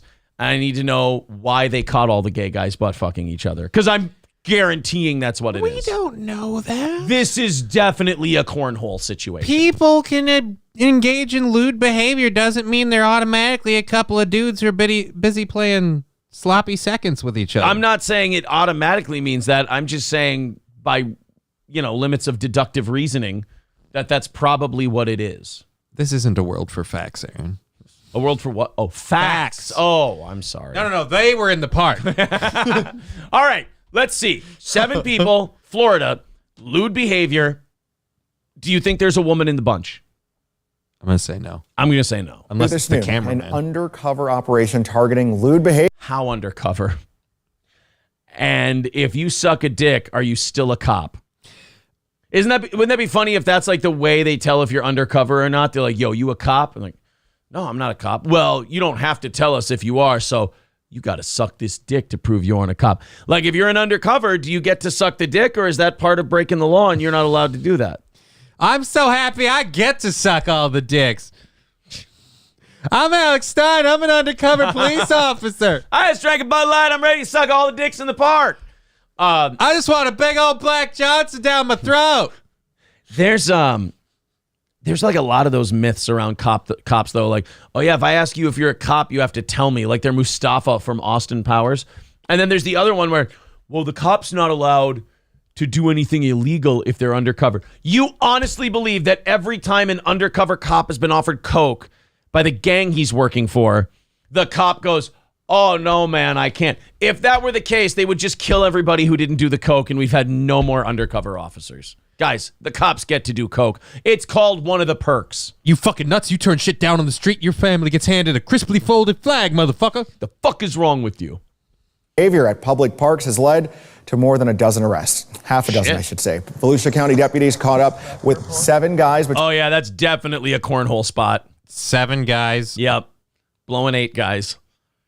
This is definitely a nice wooded area where you go in and you just start pounding ass. Isn't it weird that they have to go hide in the bush to be gay? Go to somebody's house. Yeah, just go. Like, I would feel like, you know what? If I'm getting blown, I'd like to sit down. Right. If you're having a big, like, gay orgy, why do you have to, like, if you're doing it outside like this, that means you enjoy it better that way. Because there's no law that says if you get caught inside your house butt fucking 7 other guys that you're going to jail. Like, if anything, people are going to keep on walking. They don't want to see that shit. So, like, you going outside and doing it just means that you really enjoy butt fucking outside. Is it the thrill? Like, ooh, someone could walk in on us. Like, we're hiding in the back of a mangrove swamp. I feel like maybe. Mangrove, very appropriate. Oh. In this case. I mean, really, it's got to be part of it. Like, getting caught is part of the thrill of butt fucking outside. Then again, what you're asking is, do you think any of these gay people might suffer from some kind of mental illness? Why would you say that? That would be really weird. Volusia County deputies caught up with 7 guys between the ages of 44 and 80 years old. Oh, it was all old gay guys. Why does that make it so much worse to me? Does that make me a little gay? That I'm going, if they were hard-bodied between 21 and 32. Look, if they're hot like swimsuit models, I'll be like, all right, look, it's gay, but I understand. Yeah. But if it's a bunch of old wrinkly guys, put your fucking tube sock away. If it's 20 to 40, I mean, pound away, boys. But if it's 45 to 80, I mean, what is that 80-year-old doing? You know there's not a lot of like 77, 78-year-olds. That 80 is like the last picked at kickball. He comes in there and he goes, I just wanted to give you guys some blowjobs. And they're like, we really don't want to take him. First of all, it makes for 7. It's an uneven number. But they're like, well, we can't say no. We're tolerant. So, you know, what's another mouth? A big dick. But can he get it hard is the question. For complaints about sexual activity at several public places across the county. Deputies say they saw each suspect expose himself before beginning a sex act. Dude, this looks like some MS-13 shit. Like, they're going to get popped by their homies. for being on the DL. Like, all of these guys look like they're big fucking, like, gangbangers. Well, I guess in a way they are gangbangers. But, yeah, this looks like the reason they can't do this at home is because they all might have wives. They might have to go sneaking around in the mangrove, as it were. Oh. One of the men, Scott Downer, had a similar arrest in 2017 at Valentine Park in Orange City. They had to throw poor Scott Downer under the bus. One of these hapless fucks has been caught sucking dick in the woods before. This asshole couldn't keep it in his pants since 2017. This guy's really shitty at this. Camo Girl, thank you very much for the $9.99. Geese Artel says literal gangbangers. In the literal sense of the word, they are gangbangers. All right, guys, 2:45 away from knocking it out today. If you could help out today, it looks like we're really on our ass in terms of goal. I think the show's been solid quality today. Nothing on PayPal either. All right, 2:45 away. Wind out of the sails a little bit today. Hey, if you hate this fucking show, if you hate watch this show, you're probably liking this today. There's a positive for you. We're getting our ass kicked goal-wise. Cover your ears, you guys. You might become happy. Oh, no, that's not good. All right, guys, if we all team in on this together, Streamlabs, PayPal, Rumble Rant, Super Chats, membership, Steel Toe Media Inc. on Venmo, I promise, working together, we will knock this thing out. 195 over on Rumble. Nice job over on... Even Rumble's down a little bit today. Everything's down a little bit today. Stevie J says, Johnny has been great today. Aaron could put in a little more effort, though. And we have the Junkyard Dogs for overtime. Yeah. I really want to knock that out. At any rate, if you feel like it, there's the links in the chat. We're about 40 minutes away from, what do you call it? Rattling the cans and, really begging the fuck out of you today. 2:45 away? Really begging the shit out of you. Jaeger King says it's the day after Easter. Nobody wants to do shit, even here at work. And I'm guessing, Jaeger King, a lot of people are not at work today. That's for sure. Ryobi with $50 says, you never read my $5 chat. Oh, fuck. I'm sorry, Ryobi. I thought I did. They aren't on FM yet. Cough it up, you chumps. Oh, thank you. I'm sorry. I missed that one, pal. $50 from Ryobi. I'm not. It paid off. And 50 from Thermodyne Diesel. Thank you all so much. There you go. Now we're down to 175. The generosity of whales, if you will. Not look, man. If you got to be a filthy e-beggar, there's no pride in that business. You can't be proud. That's pride fucking with you. We're just grateful you support the show. We're just happy to have your support and to knock out these fucking goals every day and keep everybody going. And then as soon as this is over, I'm going to call a couple hard piping. Nicholas with $5 over on PayPal. Thank you, Nicholas. Shut the F up, Karen, becoming a member. Thank you. 165 away from knocking it out. Now we're getting there within striking distance. Matt Melt says you didn't read mine earlier either. Well, then that's why we're not hitting the goal today. I'm a fuck up. I mean, it is Monday. I'm sucking dick at this shit. God, you Remember, know what? he said it. This is my fault. I'm sucking so much dick on today's show, I should be in the woods in Florida is where I should be. This Florida teacher. You talk about a guy doubling down. Some teacher in Florida taught the kids, he went off script. You know, a lot of people complain that, like, Zen Rhino says, Aaron, ain't too proud to beg. Exactly. I'm a begging kind of guy. This is what I want to do for a living. You can't be proud. So, working like it for my room and board. Coal burning stove, no natural gas. If that ain't e-begging, I'll kiss your ass.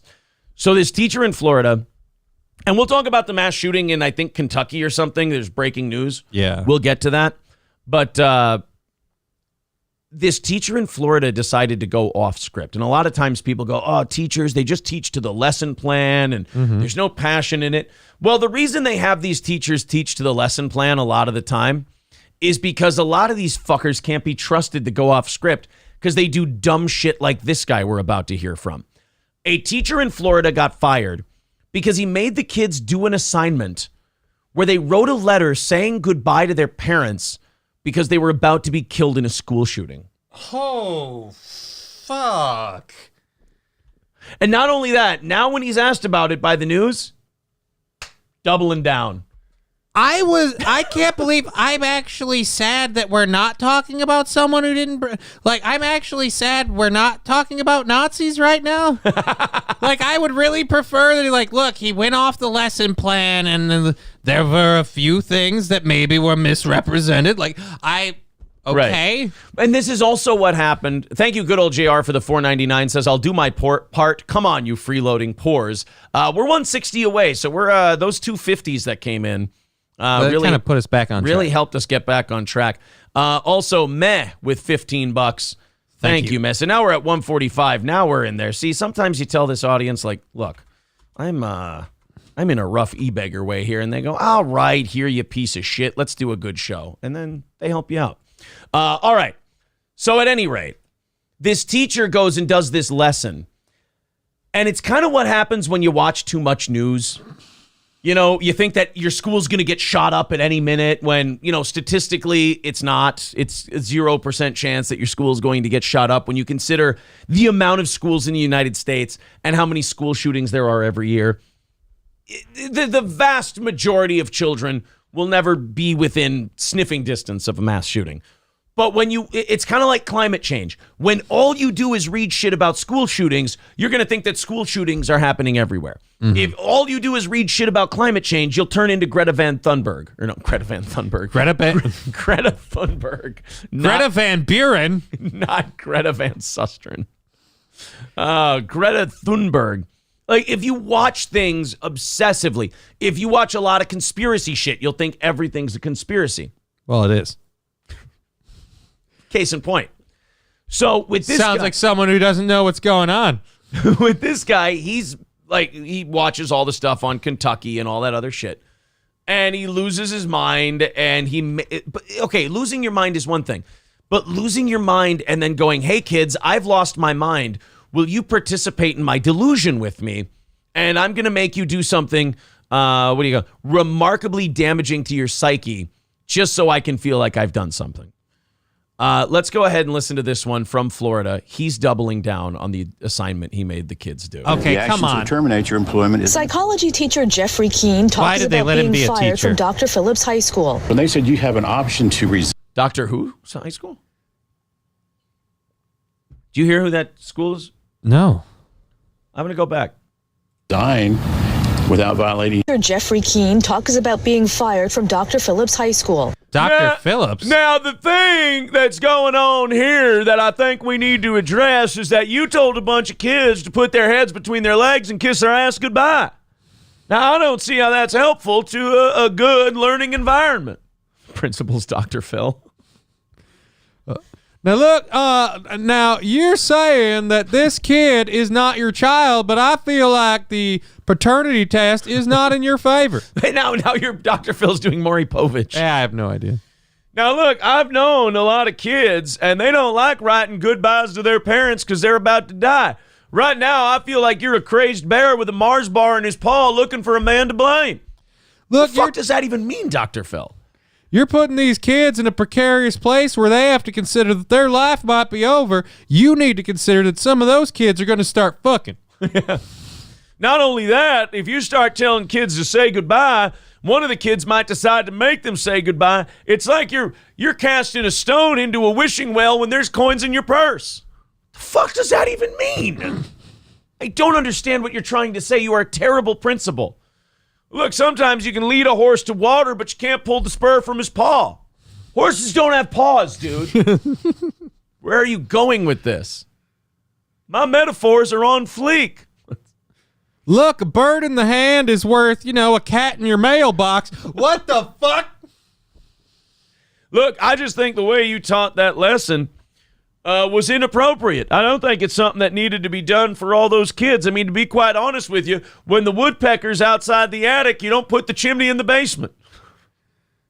Obviously, we got to understand that this comes from mismanagement of finances. It's like they say, a penny saved is worth a hobo on fire. Wait a minute, that seems wrong. Why is everyone in this school retarded? Dr. Phillips High School sucks. When they said you have an option to resign without violating your contract, I said, I didn't do anything wrong. Jack Black's I said, new role if I is did, crazy. tell me what it is. Oh, we can't do that. I said, well, in that case, since I don't know what I did wrong and you won't tell me, then you can go ahead and terminate me without cause. Oh, because he wants a lawsuit. The union, the lawyer. That's the thing about teachers. You always hear about teachers resigning when they create a controversy.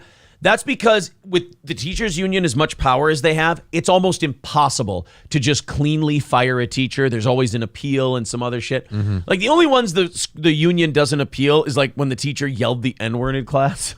Like, yeah, we can't stand by. We can't cover you for this one. Sorry. Homie.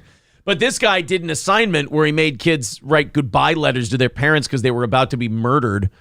And they're like, well, you got to step down. He's like, I ain't stepping down. I didn't do anything wrong. It's like, you did a traumatized, like, dude, you can't call kids the wrong gender now or they're fucking into a shame spiral for the next 6 months. Now you're telling them to face their own mortality at 13 years old. You don't think that's going to fuck them up? You got to go. And he's like, nope, got to talk to the lawyer. Like, the union will protect you on this one. Oh, yeah. For sure. So this guy will wrap them up in legal proceedings. And then, like you said, Super Macho Man from Mike Tyson's Punch-Out here will get to keep teaching, which will make things awkward. I really, I kind of want to read those letters.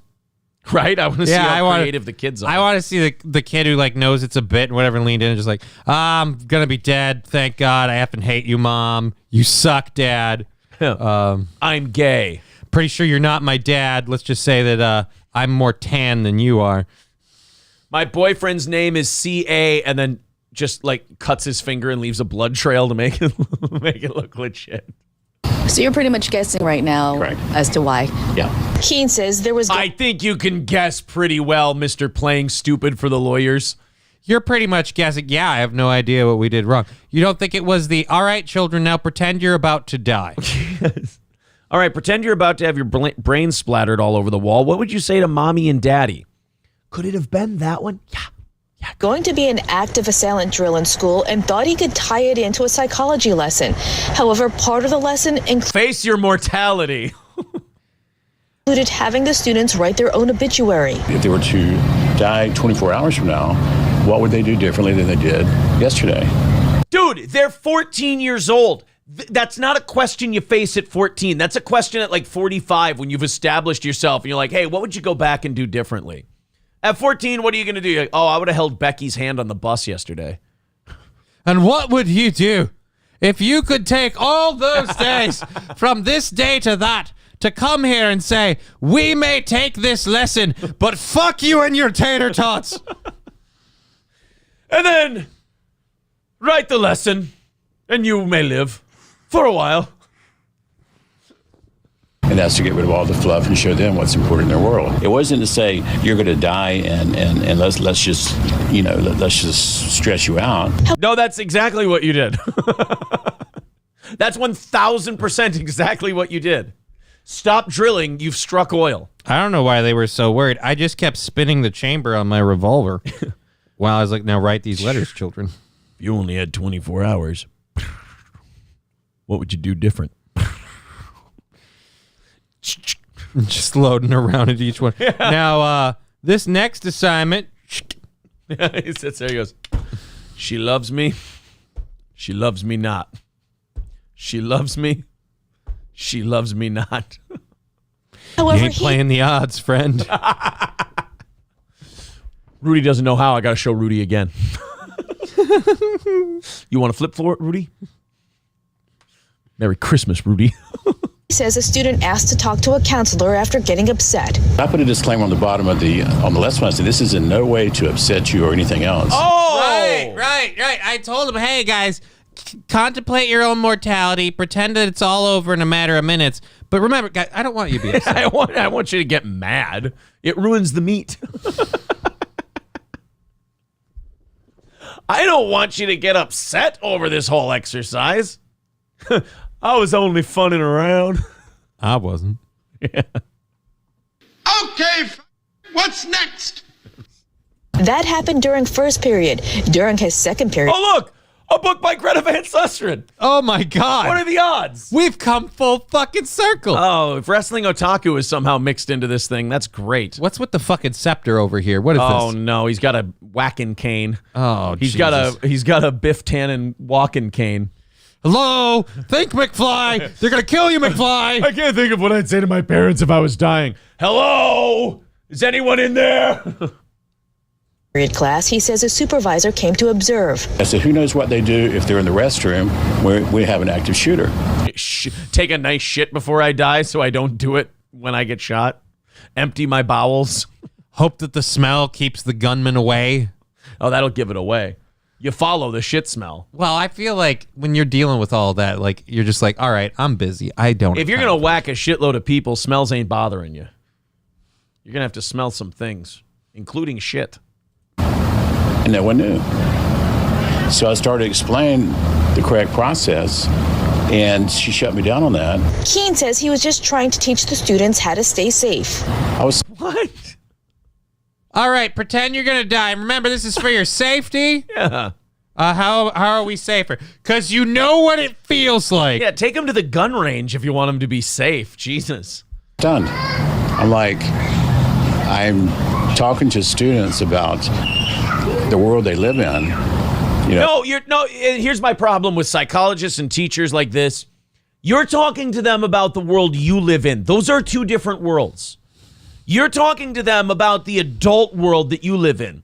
They're not there yet. Again, you're projecting because you're asking these kids, what would you have done differently in your life if you were facing the barrel of a gun right now? That's a question for you. You're supposed to do that. You're like the Johnny one with said, regrets. Yeah, like Johnny said, they don't have, like, it's a tater tot issue. It's what they should have had for lunch the day before. And that's, like, that amount of digging is not worth the emotional cost that you're going to incur. You're not spending third period worrying about the rest of your life. You're spending third period about what you're going to do when your girlfriend gets off of her first one. And as far as this guy goes, here's what bothers me about schooling him like this. He knows this. Oh, yeah. He's aware of everything. Like, he knows all that. He's playing dumb because he's ready for a legal fight. About gun safety and about, active shooters. An Orange County School District spokesperson released a statement saying Dr. Phillips' high school families were informed that a teacher gave an inappropriate assignment about school violence. Administration immediately investigated, and the probationary employee has been terminated. Do you regret doing the lesson? No. You should. It cost you your fucking gig. Do you regret doing the lesson? Why did you ask him that question? Probationary employee. Here, do me a favor. Ask me if I regret ever fucking with that Iowa station. Do you regret fucking with that Iowa station? Never would have done it if I would have known how it turned out. That's kind of fucked up. Is it weird that I'm like double down? Yeah, that got away from me a little bit. Would you do it again? Absolutely. Mister doesn't learn lessons. And the district says they are not able to talk about details of this case. Meanwhile, Keene says he is appealing his termination. Reporting live outside Dr. Phillips High School, Valerie Boy, Fox. Well, it's like at some point it becomes more humiliating to keep fighting. You know what I mean? Like it just becomes like, dude, we all know that you're in the wrong here.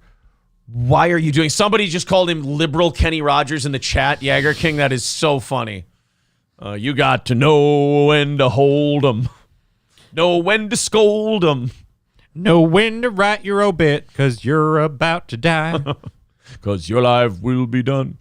Oh, you never count your money when they take away your paycheck. Geese Artel says, at least they're not encouraging them to change genders. I mean, that's a good point. If we're grading on a curve, this is a lot better. Well, I mean, he's like, we don't have time to encourage them to change genders. They're all about to die. Right? Yeah, you can't change your gender. Dear Mom and Dad, I'm actually a girl. Bye. Dan Frosch becoming a Yeehaw Club member. Thank you, buddy. Appreciate that. Thank you very much to Megan for the $10 over on PayPal. Very, very cool. Thank you for your support. That's going to bring us to, I think, $130. I think 130 away. Yeah, 130 from knocking out today's goal. Thank you guys very much for that last hour rally. That is huge. We rattled the cans in about 20 to 25 minutes, And I think we can knock this out. I think if we all just kind of chip in a little bit, I think we'll be able to hammer this thing. Streamlabs, PayPal, Steel Toe Media Inc. on Venmo, Super Chats, memberships, and Rumble Rants. Thank you guys very much. He reminds me of Orson Welles selling champagne. Oh, yeah, where is he? Oh, there he was. Where'd he go? Oh, son of a cunt. Oh, no, there it was. Come on, goddamn. Oh, man, I fucked up my my board here. There we go. Ah, the French. There he is. You're so bad with that. I need to cut down on some of these drops. Well, even that, like, organization system might help a little bit better. Thank you. I appreciate that. Yeah. What more can I do? Well, it's just you got to move through each page individually. You should have them, like, foldered out on one page so you can just pick from the folder and you don't have to... Oh. You can also set that up so you can, hit your buttons to start apps and all sorts. That does a lot of stuff. Oh, in case I get caught in the swamp, that's a good idea. You told me to use a Stream Deck because Sosa said so? You bought that line. All right. Well, thank you, guys. Dan Vrosh says, does the membership do anything for you? Of course it does. That's $5 right there, a new membership. Thank you, buddy. And we cut down the goal with them. Yeah, what we do every month is we take the amount of members we have, and we take that, times it by 5, divide it by the amount of shows we do, and we knock that off the daily goal. That's what got us from 400 in the morning down to 350, down to 250 in the evenings. That's the memberships help do that. So thank you guys very much. You're really helping out the show when you do that. And I think we're only 1:30 away, so we can knock that out pretty goddamn quick. And we got 20 minutes until we rattle the cans and e-beg the shit out of you. Steven Tyler is denying allegations that he sexually assaulted a minor in the 1970s, claiming the girl consented. Okay. We have to set a date. We have to set a date where we can bring this shit up still. And then dates where we have to go, all right, look, it was a different time. We got to let it go. Because in the 70s, rock stars definitely crushed a shitload of underage poon. And I'll tell you why. They never asked. And more importantly, the underage ladies usually were kind of excited to be there. Right. The bands didn't go to the underage girls and go, get on our fucking bus. The girls went backstage. The girls went to the bus. The roadies and shit would handle the getting them backstage and stuff like that. So those girls came back. They weren't as hung up with 18 as we are now. Mm-hmm. So you got to be careful that you're not putting 50 years later morals on something that shit happened. that happened 50 years ago. In 1973, the free love era and all that shit, if Aerosmith did a show and then girls went to their bus, they didn't check IDs. All right? The girls came on, they were going to fuck the Aerosmith guys, and they did. All right, before you blow Steven Tyler, we're going to need you to sign this consent form. But I'm here for Joe Perry. Shut the fuck up. You're Nobody's here for Joe Perry. Nobody's here for Perry. So do I believe that Steven Tyler had sex with an underage girl in 1973? Mm-hmm. 1,000,000.5%. I believe that. Well, it also doesn't hurt that he's not denying it. He's simply saying it's consensual. He's saying it's consensual. And now this girl, if she's 16 in 73, she's 66 now. She would have said something. Well, now she needs money. You're right. Minors can't consent, Steven Tyler. They're too busy mining coal, says Zen Rhino. Fuck off. I've told that joke many times before. I didn't realize until I saw someone else do it how much pain I was causing people. I just can't believe we didn't see it all along. I mean, the lyrics were in the song. It's like, yeah, dude's kind of rapey. I didn't realize it was about... Out of all the Aerosmith songs, I know. There's got to be one where you don't have to change the words. Yeah, but I don't want to paint a picture. In December, a lawsuit was launched against Tyler by plaintiff Julia Misley, formerly known as Julia Holcomb. Misley accuses Tyler of starting a sexual relationship with her shortly after her 16th birthday in 1973. At the time, Tyler was 25 years old. I feel like this has been brought up before. Yeah, I think we've covered this story before. Probably another woman. Like I said, it was the 70s. It was Aerosmith. They didn't check IDs like they do now. It was just so much different. It was 50 years ago, and I don't think this, again, it sounds like I'm like excusing horrific, monstrous behavior by Steven Tyler, but I don't think he was engaging in monstrous, like he was like grooming and doing all this evil shit. I think he was a rock star. I think he fucked a groupie. I think it was good groupie pussy, and he fucked it over and over again, and it was 16 years old. I don't think he was like coercing her and forcing her and doing all this shit. And I think there's a reason it took till 2023 when this shit is seen as fucking gross now. It took her until now to bring it up. Because now she's not upset it happened. Society says that you should be upset it happened. But is she upset that it happened? Or again, like I'm being a dick with this and I admit it. Is she looking for a payday? Because that's kind of what I feel like. I feel like at this point, it's been so long. What do you get from bringing this up publicly? I mean, if you got to work through it, you got to talk through it with your therapist. I don't understand where, and I'm going to take him to court and make him pay because, 60 years later, it's time for justice. Mad Comsci says one of the Peter, Paul, and Mary guys actually went to prison for underage stuff back then. It wasn't a different time. Yeah, but you had to do like fucked up shit with underage people. Just having a groupie who was 16 and you fuck them on the bus, that wasn't looked at like it would be looked at now. It wasn't like, supported or like, yeah, way to go, Steven. Like, it was still like, hey, dude, that's kind of fucked up. But at the same rate, a lot of people were also still like, yeah, who was forced? Right. It wasn't one of those things where like, back in 1973, they didn't stop a band guy and go, dude, she looks maybe 16 to 18. Maybe check on that. Like, they didn't do that. It was, she's on the bus, she wants to fuck. Somebody says it in the chat, even more, says literally every rock star has done that, especially back then. Right. I mean, I think with this Steven Tyler thing, I think you're right. She sees that if she brings this up now, the stigma is so much that he has to settle. Yeah, there's a payday, whatever, something's happening. But again, what kind of closure do you need other than financial that you're going to get from this? Because none of us were asking about this. It's not like Steven Tyler is in a whole mess of trouble for something that recently happened. No. You just out of nowhere went, hey, by the way, this wasn't cool back in 1970. Right. Misley alleges that she met Tyler at an Aerosmith concert in Portland. The teen claims that she's not a teen. The teen claims that Tyler took her back to her hotel room after the concert. The plaintiff says that she was powerless to resist the rock star who had power, fame, and substantial financial ability. I don't buy it. I don't buy it. People confuse powerless to resist with I had no desire to resist. Right. This, yeah, Guy Sartell says she would still fuck him today, not a victim. Yeah, I mean, if both their hips wouldn't break, I get it. Like if it all worked out physically. Yeah, this is kind of gross because you're doing a thing where technically by the letter of the law, you're right, that was fucked up. But I guarantee if we go into how this happened, it wasn't fucked up. It was completely consensual. You guys both wanted to do this and nobody was asking anyone's age.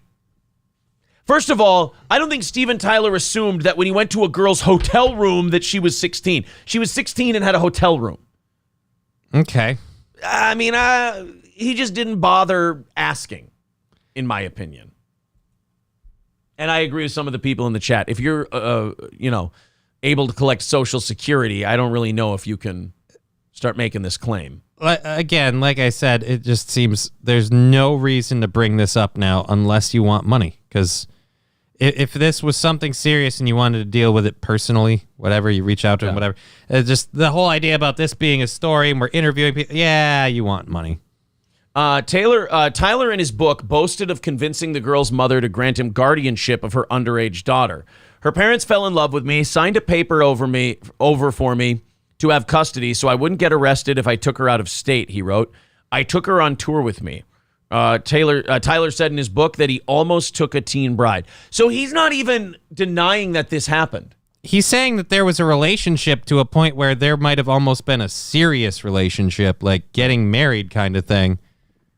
It's not like he's like, I took this lady and I just, used her for my whims. I had one in every state. Like, no.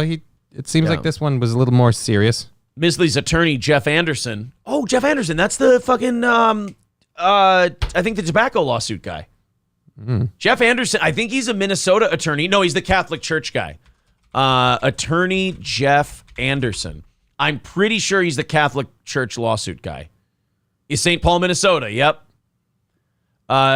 He is best known for litigating cases involving child sexual abuse by the Catholic clergy in the 1980s. So this guy's taken down the Catholic Church, and now he wants to take down Aerosmith.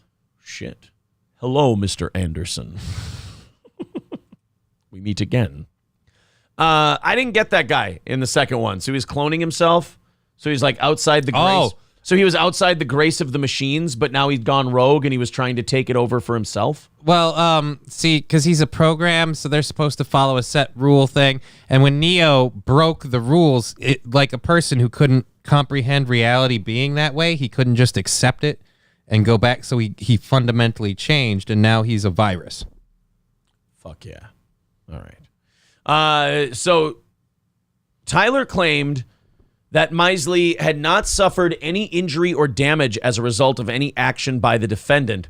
The Aerosmith singer requested that the complaint be dismissed with prejudice and in its entirety. Well, I mean, didn't take any damage. He bottomed out my uterus. I mean, so it looks like he's not going to settle. He's going to fight the thing. I mean, at this point, if you're Steven Tyler, your reputation's pretty much built at this point. Like, this isn't going to destroy it, especially since most people, I think, see it for what it is. They're like, look, it took her 50 years to bring this up. I'm thinking she's probably looking for a little bit of a little change in her pocket. Yeah. And so she's going after Steven Tyler. The further back you go in time in music and stuff like this, the worse of this shit you see. Like Elvis, I think it was like a cousin fucker or somebody like that. Or Jerry Lee Lewis married his cousin at like 14 years old. Something. There was someone else who got hitched really young. I'm trying to remember now. There's a lot of, right. Like this shit, people keep trying to apply 2023 standards to 1973 and earlier behaviors. There's a reason it doesn't compute. Like, we all forget different times. When R. Kelly was on trial, he's like, but I'm a musician. This is what we do. Yeah, it's a good defense by R. Kelly. It was worth trying, but ultimately didn't hold up. Fruitless. This kind of dovetails into the Dalai Lama thing. Did you hear about the Dalai Lama? No, what did the Dalai Lama do? Oh, no, the Dalai Lama's a fucking pervert. Like, really bad pervert. What? Like, horrible pervert. Here, let's show you guys the image. There will be no money, but on your death, I will give you a pearl necklace. So I got that going for me. Which is nice. Big kisser, the Lama. 12th son of the Lama. The kiss in the lips, the tongue, graceful. So he hauls off and he makes out with a 10-year-old. Big pimp, the Lama. And then I walk away. So I finish jerking him off. And he walks away and I say, hey, Lama, how about a little something, for the effort? And he goes, there will be no semen. But when you die, on your deathbed, I will give you a mushroom stamp. So I got that going for me, which is nice. So a video depicting the Dalai Lama purportedly kissing a boy on his lips and then requesting the child to, quote, suck his tongue has caused a public outcry. Christ on a cracker, I would hope so. First of all, do you know about the Dalai Lama? Do you know he's a giant piece of shit? No, I didn't. Yeah. Remarkably, check me if I'm wrong on this. I watched an episode of Penn and Teller's bullshit. Pretty racist and has slaves. Well, Tibetan culture in general isn't the most open in terms of... So before we found out that he's probably into boys, slavery, kind of racist. Yeah. A video depicting the Dalai Lama, the spiritual leader of Tibet. Yeah, China can roll the tanks in now, I think. Purportedly kissing a boy on the lips and then requesting the child to suck his tongue has caused a public outcry. The widely circulated footage shows the Buddhist monk extending his tongue asking the boy to suck on it during an interaction with the child who was paying his respects. Oh, sorry. I got to get rid of my ad blocker so the Hindustan Times can. Do we have this footage? Like, how do you talk about this footage and then not let's show the goddamn roll that beautiful bean footage? Where's the here? If you Twitter search Dalai Llama, I bet you'll get some weird shit. Dalai Lama apologizes after asking young boy to suck his tongue. Yeah, I mean, at the very least, if we could, that would be nice. This is the Dalai. Yeah, this is. Oh, fucking hell.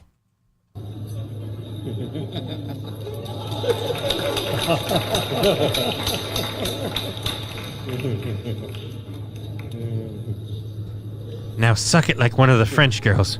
Don't stick your tongue out. This is a long gay look. We need to break this up, guys. We gotta get this kid out of here. Where is this kid's parents? Take him away from the llama.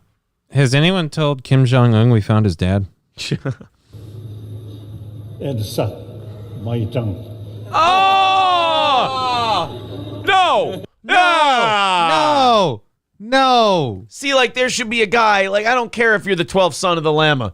There should be a guy with a tennis racket or a baseball bat hitting him like a dog who just shit on the carpet and just going, like, a rolled up newspaper and just, no, bad llama, bad llama. I'm kind of hoping this guy on the left will be that guy. He doesn't look like he approves. He's already wearing a ninja mask. Do something. Somebody hit it with a newspaper.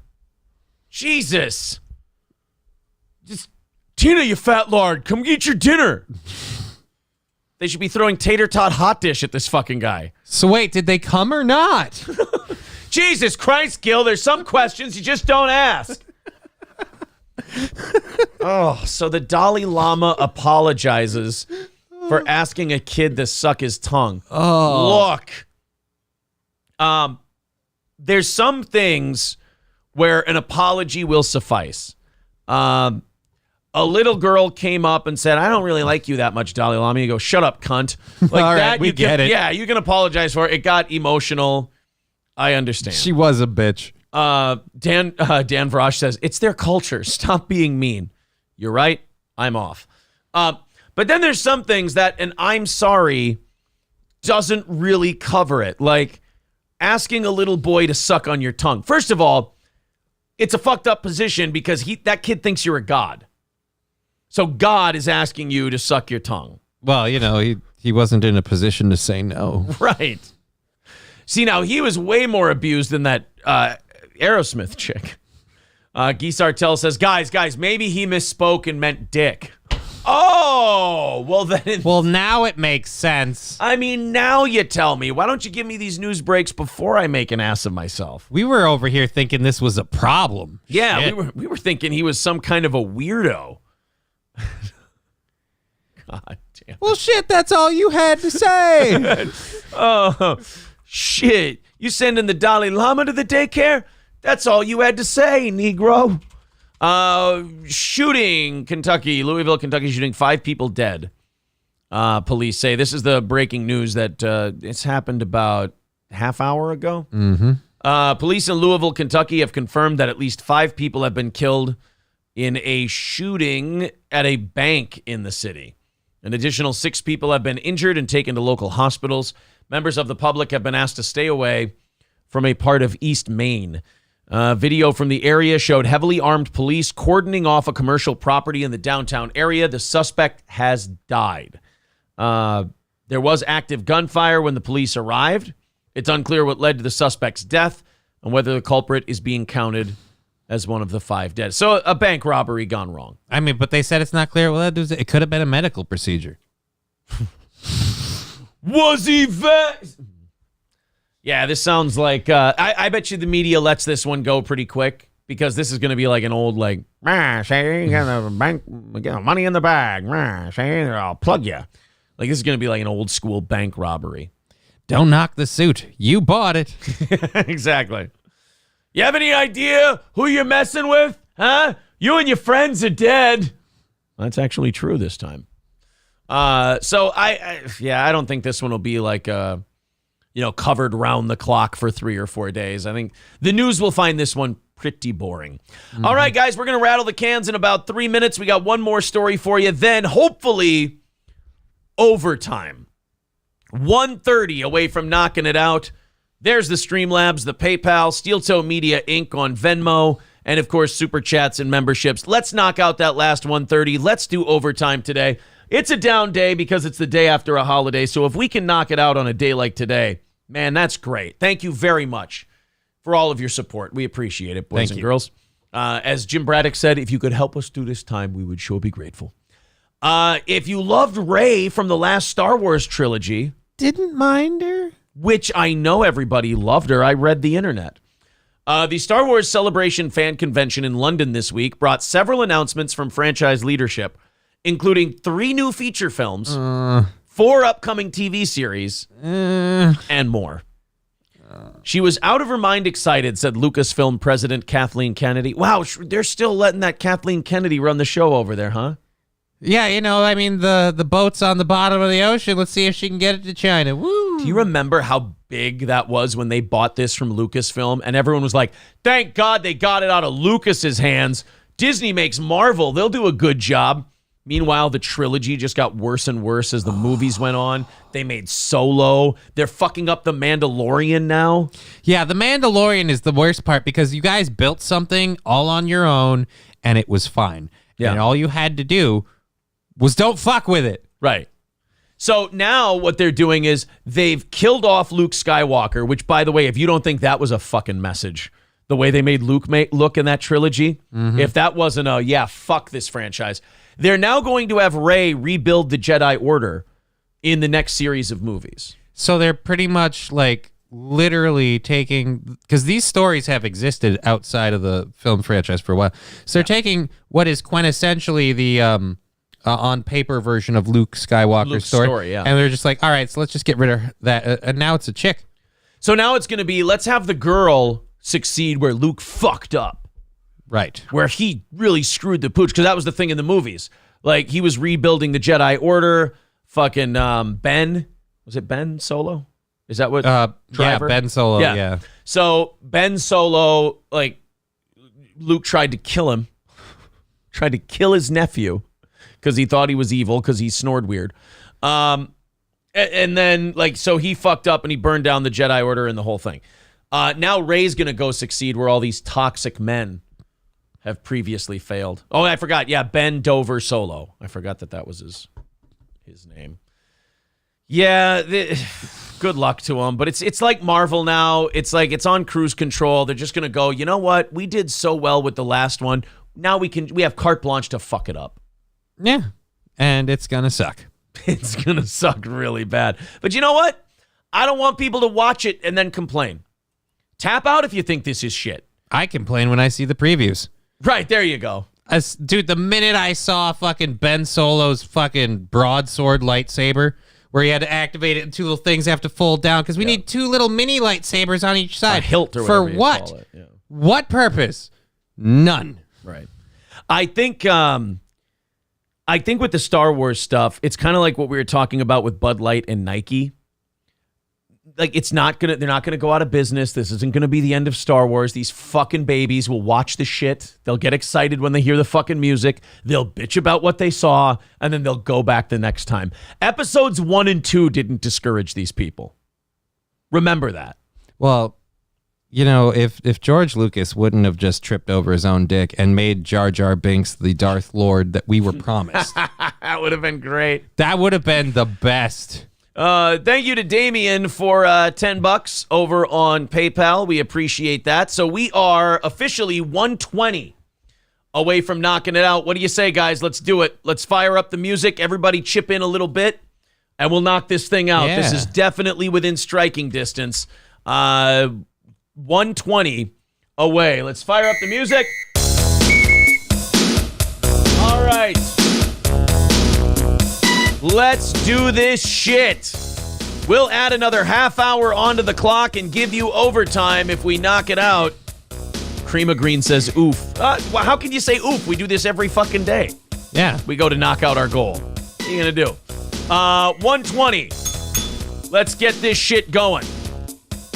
Streamlabs, PayPal, Steel Toe Media Inc. on Venmo, Super Chats, membership, all of it works and works equally well. Not equally, but you get what I'm saying. Off we go. Stevie J says, I crave that Super Chat music. MSO says, not looking good. Now is MSO an official, like his constant state is now not going to make it? So do I give him a victory every day that we don't knock it out, or that we have to extend it? Maybe. I think so. Gotta be fair. JJ Lynn with $2 says, let's go Battlehawks. Thank you, buddy. There's $2 in there. 120 away. Barry says, yikes. Oh, Barry, stop pretending you aren't a fan. It's boring at this point. Laughing Lion says, I can afford the rusty iron toe level of membership. There's only one level. Fine. All right, guys. Crew Smitty says, MSO called his shot. There you go. Are you guys going to 11:30 or noon if you make it? The show's from 6 to 10 Central, and then we extend it by a half hour when we knock the goal out or get close. All right, guys, 120 away. Let's hit it. We've got 3 minutes left to go on the clock. 3 minutes away. Shouting at Cloud says, YouTube took you out of recommended for me. I had to search the show. It's happening to a lot of people. Happened to Chrissy with Simpcast last night. It's definitely content related. I'm not sitting here acting like I'm a victim.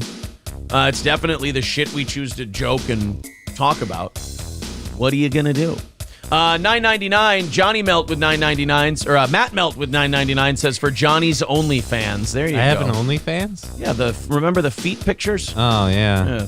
115 away. Let's do this thing. Dub with $2. 07. Thank you very much, Dub. 115 away and a few minutes left on the clock.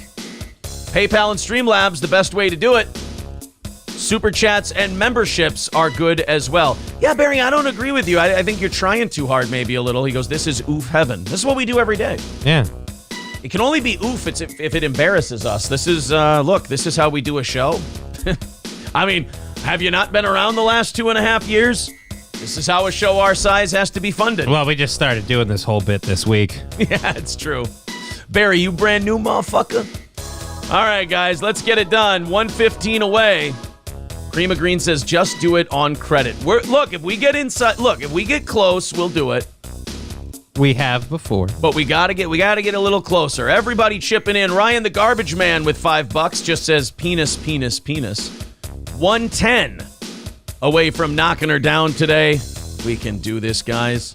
Come on. Jake says, I, for one, love it. It's exciting. At least we're not sitting here dour and depressing.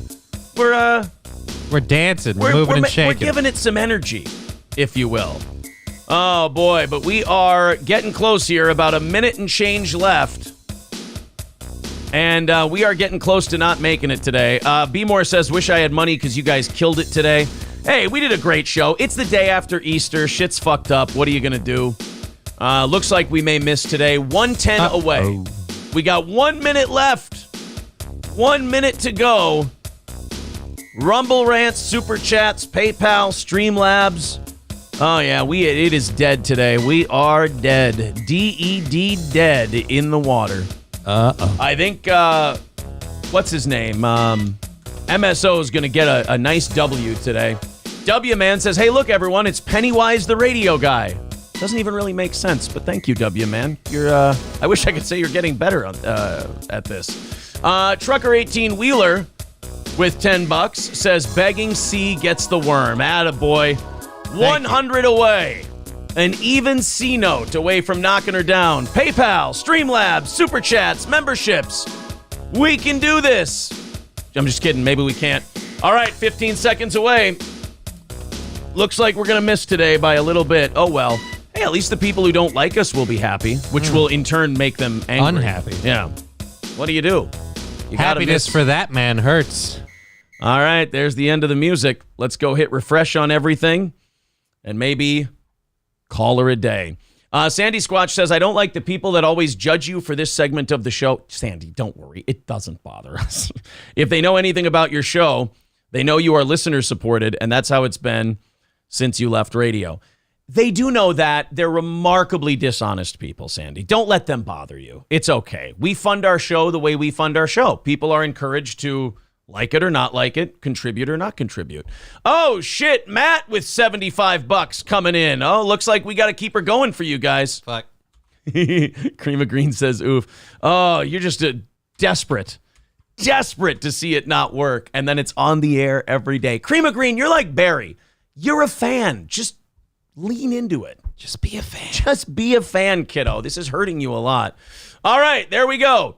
25 away, and it looks like we're doing a half hour of overtime for you. Thank you, guys. Thank you, Matt Milton. MSO says, damn you, Matt. Well, look, I mean, the guy wants to see the show keep going today. 25 away. Crew Smitty says, still a win for MSO. Yes, that is true. That is still a win for MSO. I don't want to take that away from him. Just because we extended 30 minutes because we're that close, we did not get it down to 0 by the time it was over. All right, fair enough. Optic Nerve says this one's for the hate watchers. Hate watchers a watch, my friend. I just wish they weren't dishonest. I just wish they could admit that they really are entertained by this, but that part of their soul just won't let them loose, unfortunately. All right, so the Junkyard Dogs released a new episode. Oh, boy. And if you guys haven't seen the Junkyard Dogs before, haven't heard the Junkyard Dogs before, they're the fucking greatest. They really are awesome. They're these guys who are the walking stereotype of the podcast that a bunch of friends who just dumber than a bag of shit, but they like to just hang out, fuck around, and they decided one day, hey man, I've got an idea. Let's share this with the world. Let's share this with the world. You know all the dumb, stupid shit we talk about together? Mm-hmm. Let's turn shitty microphones on. We'll forget to put them on as our audio input, so half the episodes we do will just be using the computer mic. And let's just talk about the dumbest, most fucked up, foul shit.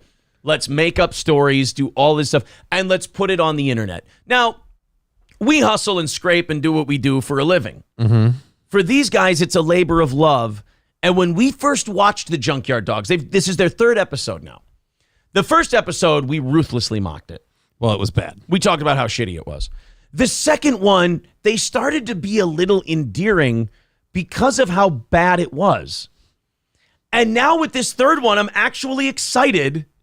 Goddamn, I'm pumped to watch an episode of the Junkyard Dogs. I have a question. Yeah. You're aware that Stockholm Syndrome is a thing, right? Like that you can eventually be, by being exposed to something that you find uncomfortable or displeasing, to a point where it becomes a part of who you are. And I'm just saying. Maybe, no idea what you're talking about. You think that I'm falling? I think the Junkyard Dogs have Stockholmed you. Really? Yes. So you're saying trying to book them on the show is a bad idea? Oh, God, yes. Oh, shit. I'm sure you won't have any problem with that. I mean, they're probably beating down the doors with all the we got booked on a show. It's all taken off, guys. You realize what you're doing to these poor people?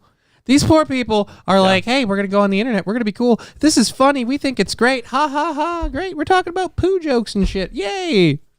All right. Well, I've got good news before we go to the Junkyard Dogs. Silver Wolf with $25 has knocked out our goal for today. Thank you, Silver Wolf. Appreciate that. Thank you. All right. So here we go. The Junkyard Dogs did episode 3, and we're starting to see a common theme with our boys on the Junkyard Dogs. A lot of it has to circle around or gravitate around sex. The thing they never have. They're all fucking. They're either getting drunk or something's happening to their dicks, or they're having sex with somebody, or something's happening to their butthole. Like, there's definitely a brand. The Junkyard Dogs stay into they stay in their lane of topics, which is buttholes, drugs, drinking, dicks, pussies, and balls. They have a niche, and that niche is lubed. Yes, they service that niche very, very well. So here's the Junkyard Dogs podcast, episode 3. Do you remember how they start? Yeah, they bark. They bark. Why do they bark? Because they're dogs. Because they're Junkyard Dogs. Let's go. Junkyard Dogs, episode 3. Ow, ow, ow, ow, ow. I want DMX. Damn, Banjo's on. Want DMX in here? Just they start doing that, and also you just hear the music. Going, No, that's a wolf. Or no, that's a rooster. I want a wolf. No, come on, not a rooster. Fire tonight, eh? Yeah, man. love it. He's on There's fire. always that awkward silence. They're like, yeah, you're on fire today. So the one guy's trying to bring the energy. And this is the funny thing about We're Just Gonna Wing It podcasts. Like everybody, when they start a podcast, they're like, me and my buddies are gonna wing it. Don't. We've said this many times before. Don't wing it. It's going to be bad. it's gonna suck. Here's an example of like, I have a lot of shit prepped before the show starts. So you listen to the start of this episode. It's a pretty seamless, rhythmic open to a show. And then it devolves into conversation. And then we check out the chat. And then we go into our topics for the day.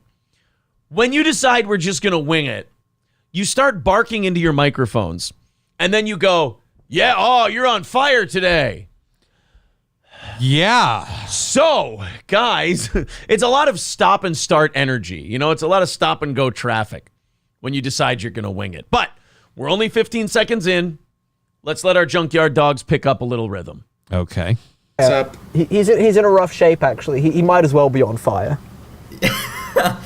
All right, well, episode 3, guys. Again, not prepared. Guy throws shitty joke out there.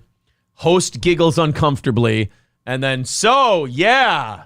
He's in a rough shape. He literally might as well be on fire. Why? And moving on. Right. Somebody just says that on your show, like, oh, he's having a rough time. He literally should be on fire. Well, we're not going to dive any deeper into that. Moving on to what? Sounds like we got all the meat off of that bone. And Strip Mind. This is our third, actually 4th week. But it's episode 3. Yeah, we're staying pretty consistent so far, guys. So Look, it's always good when you start a podcast to look at the positives. And in their defense, they are staying pretty consistent. Not just time-wise in their uploads. Performance-wise. Performance-wise, they're being remarkably consistent. I mean, I will say this. I have been ragging on them pretty hard, and I intend to keep doing that. But I will admit, yes, this has been a very Junkyard Dogs episode. I feel like we've been in the vein. I believe we call it on brand. Is what they've been. You want to give them a show on Thursdays on this channel? No. Okay. I mean, this is Junkyard Dogs. Thanks for watching. Episode 1 is doing fabulously. It's on a nice cool 200. Very cool. I got to say this. That's actually not bad for starting a podcast out of nowhere. Right. And nobody seeing it or whatever. It ended up on our cringe. That's how it got. That's how to they 200. got. Yeah, but that's the thing. I bet they didn't know that. But that's good. I mean, look, you got the views. Yeah. We're really proud of that, right? Crack open your beers, load your bowls, warm up your pizza. It's episode 3, baby. Again, this is the energy you get when you don't have anything to do. When you've decided to wing it. When you decide to turn on a microphone, have a reason. That's number one. That's number one. That's number one. I love it. Throw the popcorn down the gullet. Look, I suggest we start the episode by talking about the significance of number 3. So maybe, we go around the table and we talk about, what does the number 3 remind you of? I mean, gay and terrible, but it's a thing.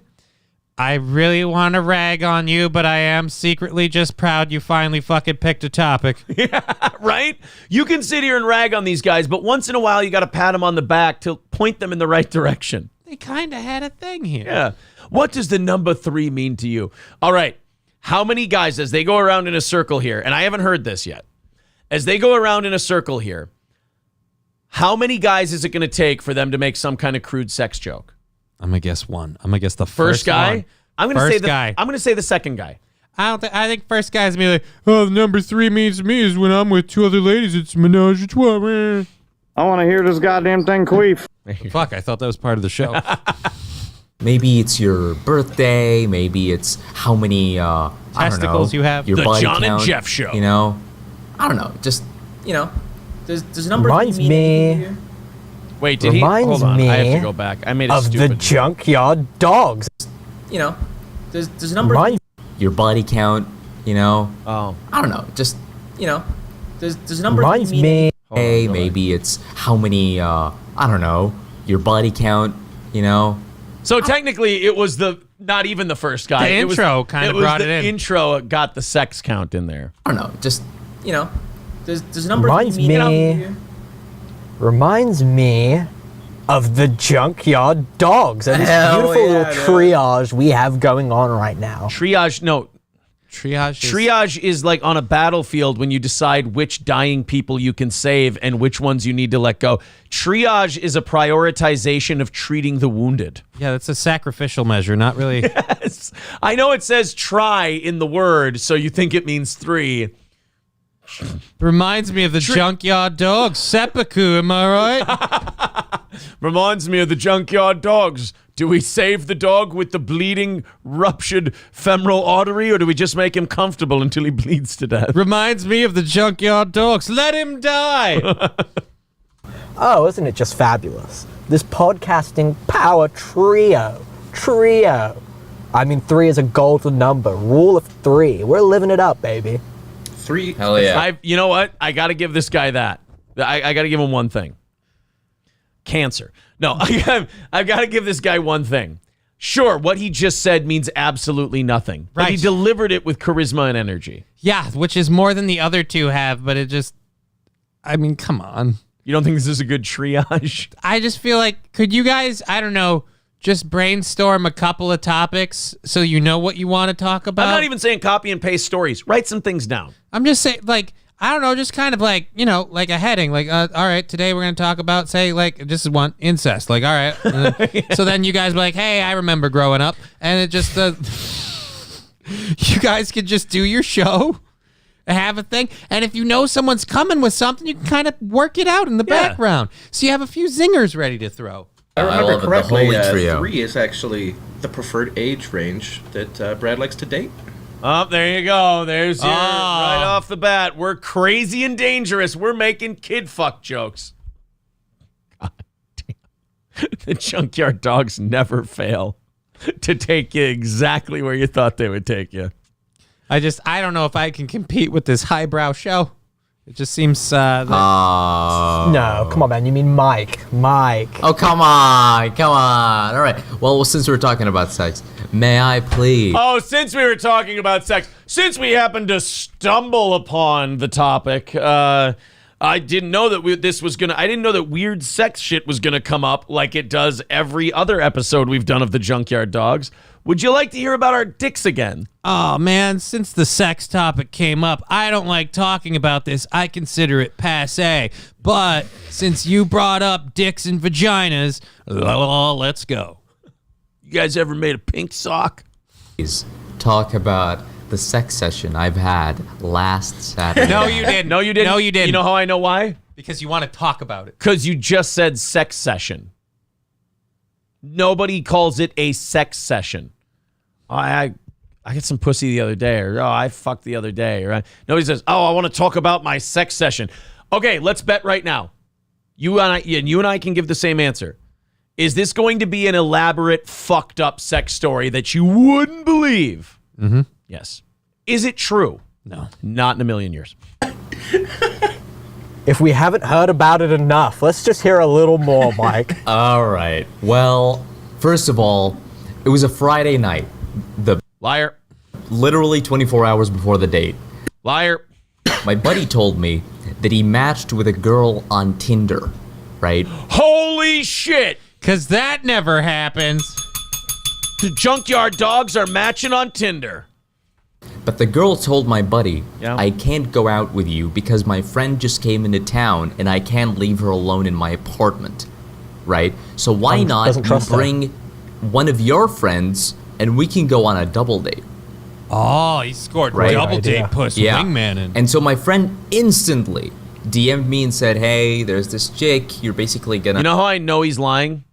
My friend instantly DM'd it. It's unnecessary words, filler words, because you're lying. You're putting the exaggeration out there because this never happened. By the way, how would you know how quickly he DM'd you? I mean, we'd all like to think like, well, of course, when you're thinking, I need a big swinging dick for a wingman, I need Johnny. But I mean, let's be honest. It was like, all right, I called everybody else. And then while you dialed, you're like, please don't answer. Please don't answer. And I'm like, hey, how you doing? You're like, hi. Like, do you think this cunt hair plugged the Junkyard Dogs podcast to the girl during the date? Oh, absolutely. Oh, no. No, blind dater. I'm a podcast. This makes Savage Thoughts look like the Stern Show.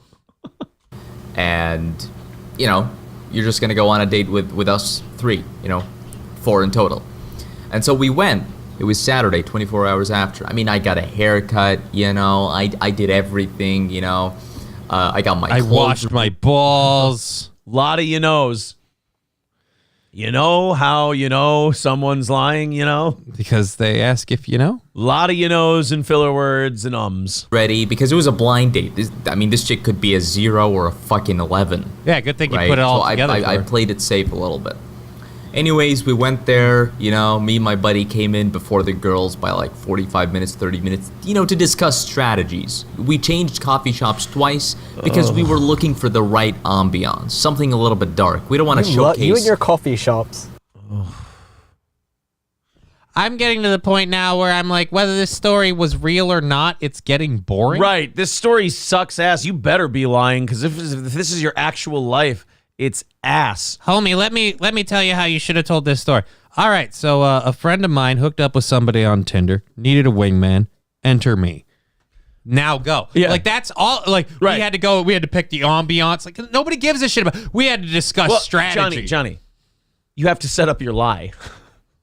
See, you're not understanding. See, I keep forgetting that part. I keep operating under the mindset of a guy who's like, how do I talk about just the sex I had? This is a podcast that has to discuss sex by a bunch of guys who don't have sex. So there's got to be an anal blowout somewhere.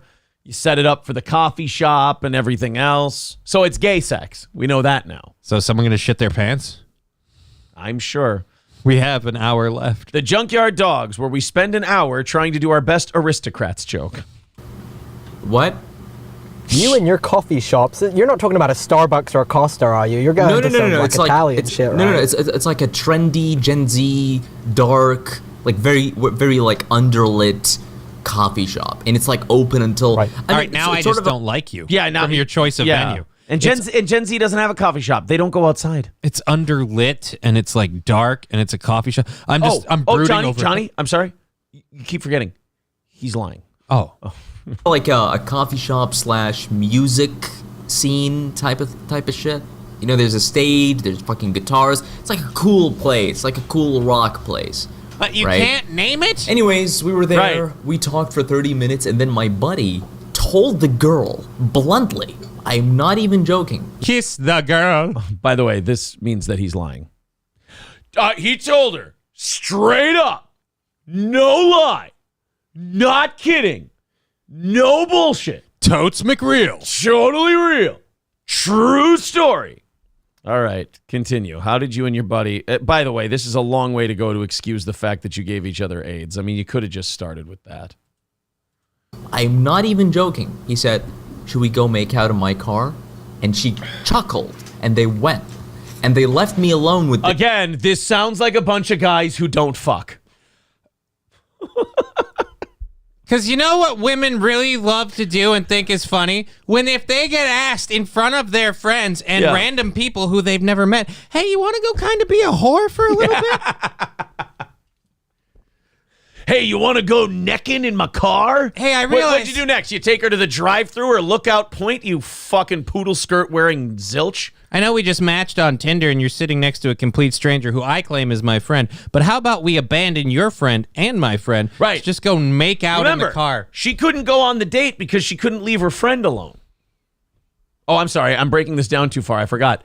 He's not real. He's lying. This chick, by the way, this chick is black, all right? I'm just going to go ahead and say it. Of course she has to be black. See, this story's just getting crazy, these guys. This chick is black. She took my She's African-American. She's very cute. She's one of those like there's nothing wrong with that, Mike. There's nothing wrong with that. Look, I just announce that. Frankly, I mean, I didn't even realize you guys see color. Look, I'm almost... This show, I figured out the term. Devoid of charm. Everything they're saying could work in a way if they had a level of charm about them or any endearing quality to them, but it all just spills out of dumb liars' mouths. I'd like to apologize to those 2 correctional officers. It could have been worse. You could have played this. You could have played Junkyard Dogs instead of Baby Shark. It's done. So she was one of those like cute black girls, you know, very petite face, very small. Now I know this story didn't happen. No, I'm just kidding. She was like one of those cute black girls with a really tiny ass. Oh, fuck you. She was one of those cute black girls. Oh, so she had a white parent. No, I'm just kidding. I'm fine. I'm kidding. I was only kidding. You know, cool and now braids, you know, like one of those like turn of the century like dresses, you know what you know, like the doll dresses. Quit lying Anyways, so hard. I said, well, you know, why not we go to my car as well, right? We came. Why? That's how you get a girl. Why not we go to my car as well? Because you know what some lady who didn't want to go on a date, who's only accompanying her friend, totally wants to do with random guy that she isn't even interested in meeting. Yeah. Let's go make out in your car. This show is so uncomfortable. Liars lying about pussy. Episode 3. On, you know, separate cars. The Force Anyways, Awakens. we went to my car. I played a little bit of the Smiths, right? I played The Cure. I played, He's you know, trying hard to be like a quirky, weird guy. Like, oh, I played wacky music that doesn't fit the times. Before she started making out with me, I held a boombox over my head. Like, fucking say anything. I played it safe. I didn't want to go too deep, scare the hoes, you know what I mean? Played the Smashing Pumpkins a little bit, right? Didn't want to go too deep. Anyways, trust me, when The Cure came in, she just went wild, right? We made out. We went to the back seat, right? She put her. Wait, you started in the front seat, and then you went to the back seat.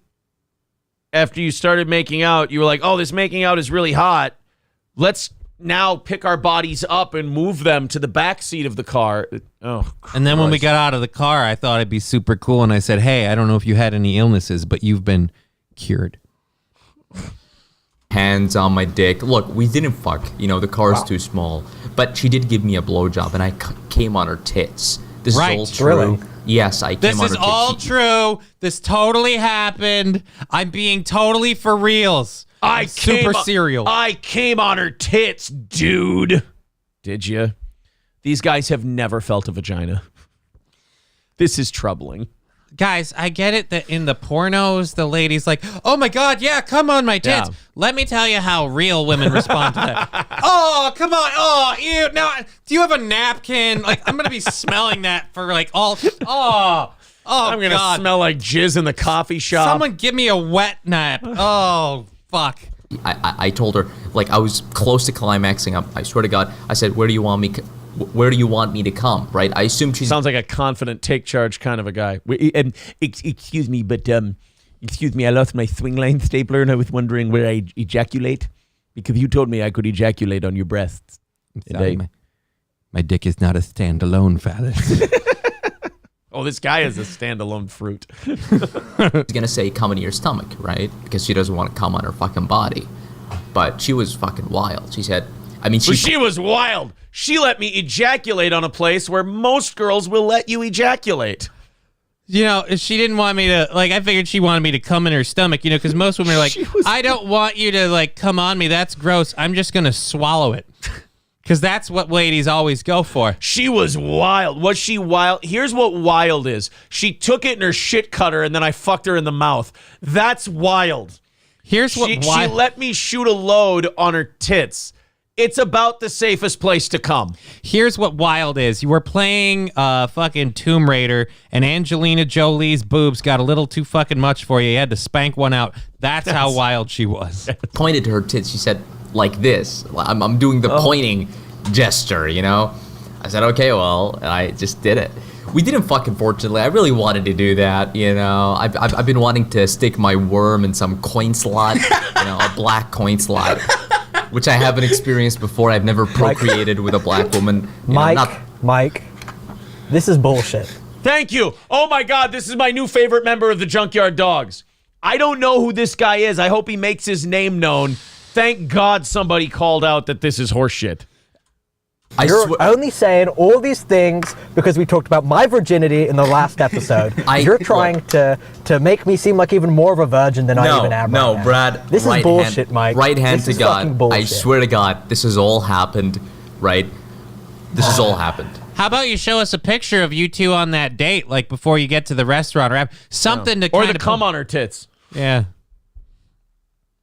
Yeah, this guy, I hope he doesn't believe in God because somebody just punched their one-way ticket to hell. Dude, this all And not for happened. hooking up with a black chick. I have a paternity test right here. Totally happened. Well, that's 6. You just listened to 6 minutes of the Junkyard Dogs. Great. Oh, Brad, is that his name? They're saying I'm Team Brad. Okay, so that's Brad. Brad is my favorite on the Junkyard Dogs. I don't think I have a favorite. I just I have a lot of Easter candy. Do they like chocolate? Can we give the Junkyard Dogs some chocolate? Crew Smitty says, if it really happened, it's a stupid story. It so remarkably didn't happen because of how bad it was. So yeah, Brad's our guy. Zen Rhino says, check out the big brain on Brad. They're calling him Brad the Chad. Yeah, Brad the Chad. Exactly. MN Cocaine says the closest thing to a vagina these tools have felt is a cantaloupe with a hole cut in it warmed up in the microwave. Cockdiff says Otaku gets more ass than these guys. Oh, absolutely. Yeah. Well, there you go. Episode 3 of the Junkyard Dogs. We made it 6 minutes into a 1-hour episode. I think that's a good sample size. I mean, I don't know if I would put the words good sample size together with that show, but yeah, all right. My issue, I don't want to do any more. Look, my issue with doing the Junkyard Dogs on this show is that I'm not going to timestamp it because that means I have to listen to the whole thing. And I'm not doing that. I'm not spending an hour because I know that I don't get to do anything in that hour, and I'm not going to tell people. If I have to talk to Jesus, and he goes, that 1 hour in April of 2023, you could have done anything. What did you do? And I said, I listened to the Junkyard Dogs podcast. I don't want to have to answer for that. I'm not prepared. I'm not willing to stake my immortal soul on that moment. As someone who just went through those 6 minutes, somewhat chaperone, shall we say, I want you to suffer for that. You need to answer for this. All right, you did this to me. I think we should flood their video comments, says Optic Nerve. Here, Junkyard Dogs, episode 3. There's the link. Click that, leave some comments. We'll stick around for a couple more minutes. We'll read some of your guys' comments. And by the way, subscribe to those guys. I'm subscribing to the Junkyard Dogs. I'm subscriber number 19. I'm subscribing. We've been talking about them for weeks. I'm finally going to subscribe. They've earned my subscription with that awesome black girl sex story. My So they've got 189 views on this one, 19 subscribers. Yeah, guys, get in that comment section. Click the link. You know what? There you go. I got to admit it.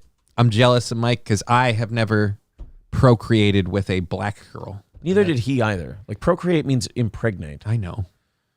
God, those guys are fucking stupid. I know. They're so dumb. You brought them here. Okay, guys. If you're gonna leave some comments, do it in the next like 30 seconds here, because if not, we're gonna take off. We do appreciate you guys being here this morning, especially on like Holy I guess shit. what do they consider this a holiday? She pointed to her. Is today a holiday day? Technically, yeah. Dude, Vince McMahon's got like a stash and shit now. Oh yeah, Vince has a stash. Oh wow. A fucked up stash. It's not okay. He needs to shave it off immediately. Like recognizes and like. that's coming from me. Thank you very much. All right. I'm gonna hit refresh on the Junkyard Dogs for their comments. Oh, they're up to 22 subscribers. Very All right, good. we've had some traction. There you go, guys. Boom. Go ahead and subscribe to the Junkyard Dogs. Let's get them up to 100. But At she the did very get, least. All right, they're up to 23. No new comments. All right, so you guys... Oh, no, here we go. The Optic Nerve says, that African-American girl took it on the tits. You guys are mental. I would have kicked her with my steel toe. Oh. Thank you, Optic Nerve. Show them some support. Played it safe. I didn't Subscribe wanna to go those too boys. deep, Oh, look at scare them. that. They're up to 25. They are on their way. There you go. To Subscriberville. Dub says, referred by Steel Toe Morning Show, 07. That's a salute. Matt Field says, I'm with Chad. That story is bullshit. It's Brad. How dare you? Show some respect for our favorite member of the Junkyard Dogs. I almost called them the Backyard Boys. I apologize to the Backyard Boys. Why would you do I'm such sorry. a thing? I like Derek and all those guys. Sorry. Somebody says Vince must have watched Steel Toe to realize it's shitty stash here. All right, we're up to 27 subs for the Junkyard Dogs. Keep it going, guys. There's the link to the Junkyard Dogs podcast. Let's see if we've got any new... Oh, just 3 of you felt compelled to send comments to the Junkyard Dogs. All right, guys. Thank you very much for all the time this morning. Appreciate you. All the big hitters who helped us knock out that goal today, and the little hitters who knocked it out as well. Thank you so much for keeping this show going. Johnny, thank you very much as well. You're very welcome. Just Kidding LLC on YouTube. Just Kidding LLC on Twitch. And Rumble. And Rumble. Just Kidding LLC. Hit the like button, hit the thumbs up, hit the subscribe on all his shit. 2 o'clock today? Yes, 2 p.m. Central. 2 p.m. Central time. All right, everybody, take it easy. We'll talk to you again tonight at 7 p.m. Central. Subscribe to our channel. We do appreciate it.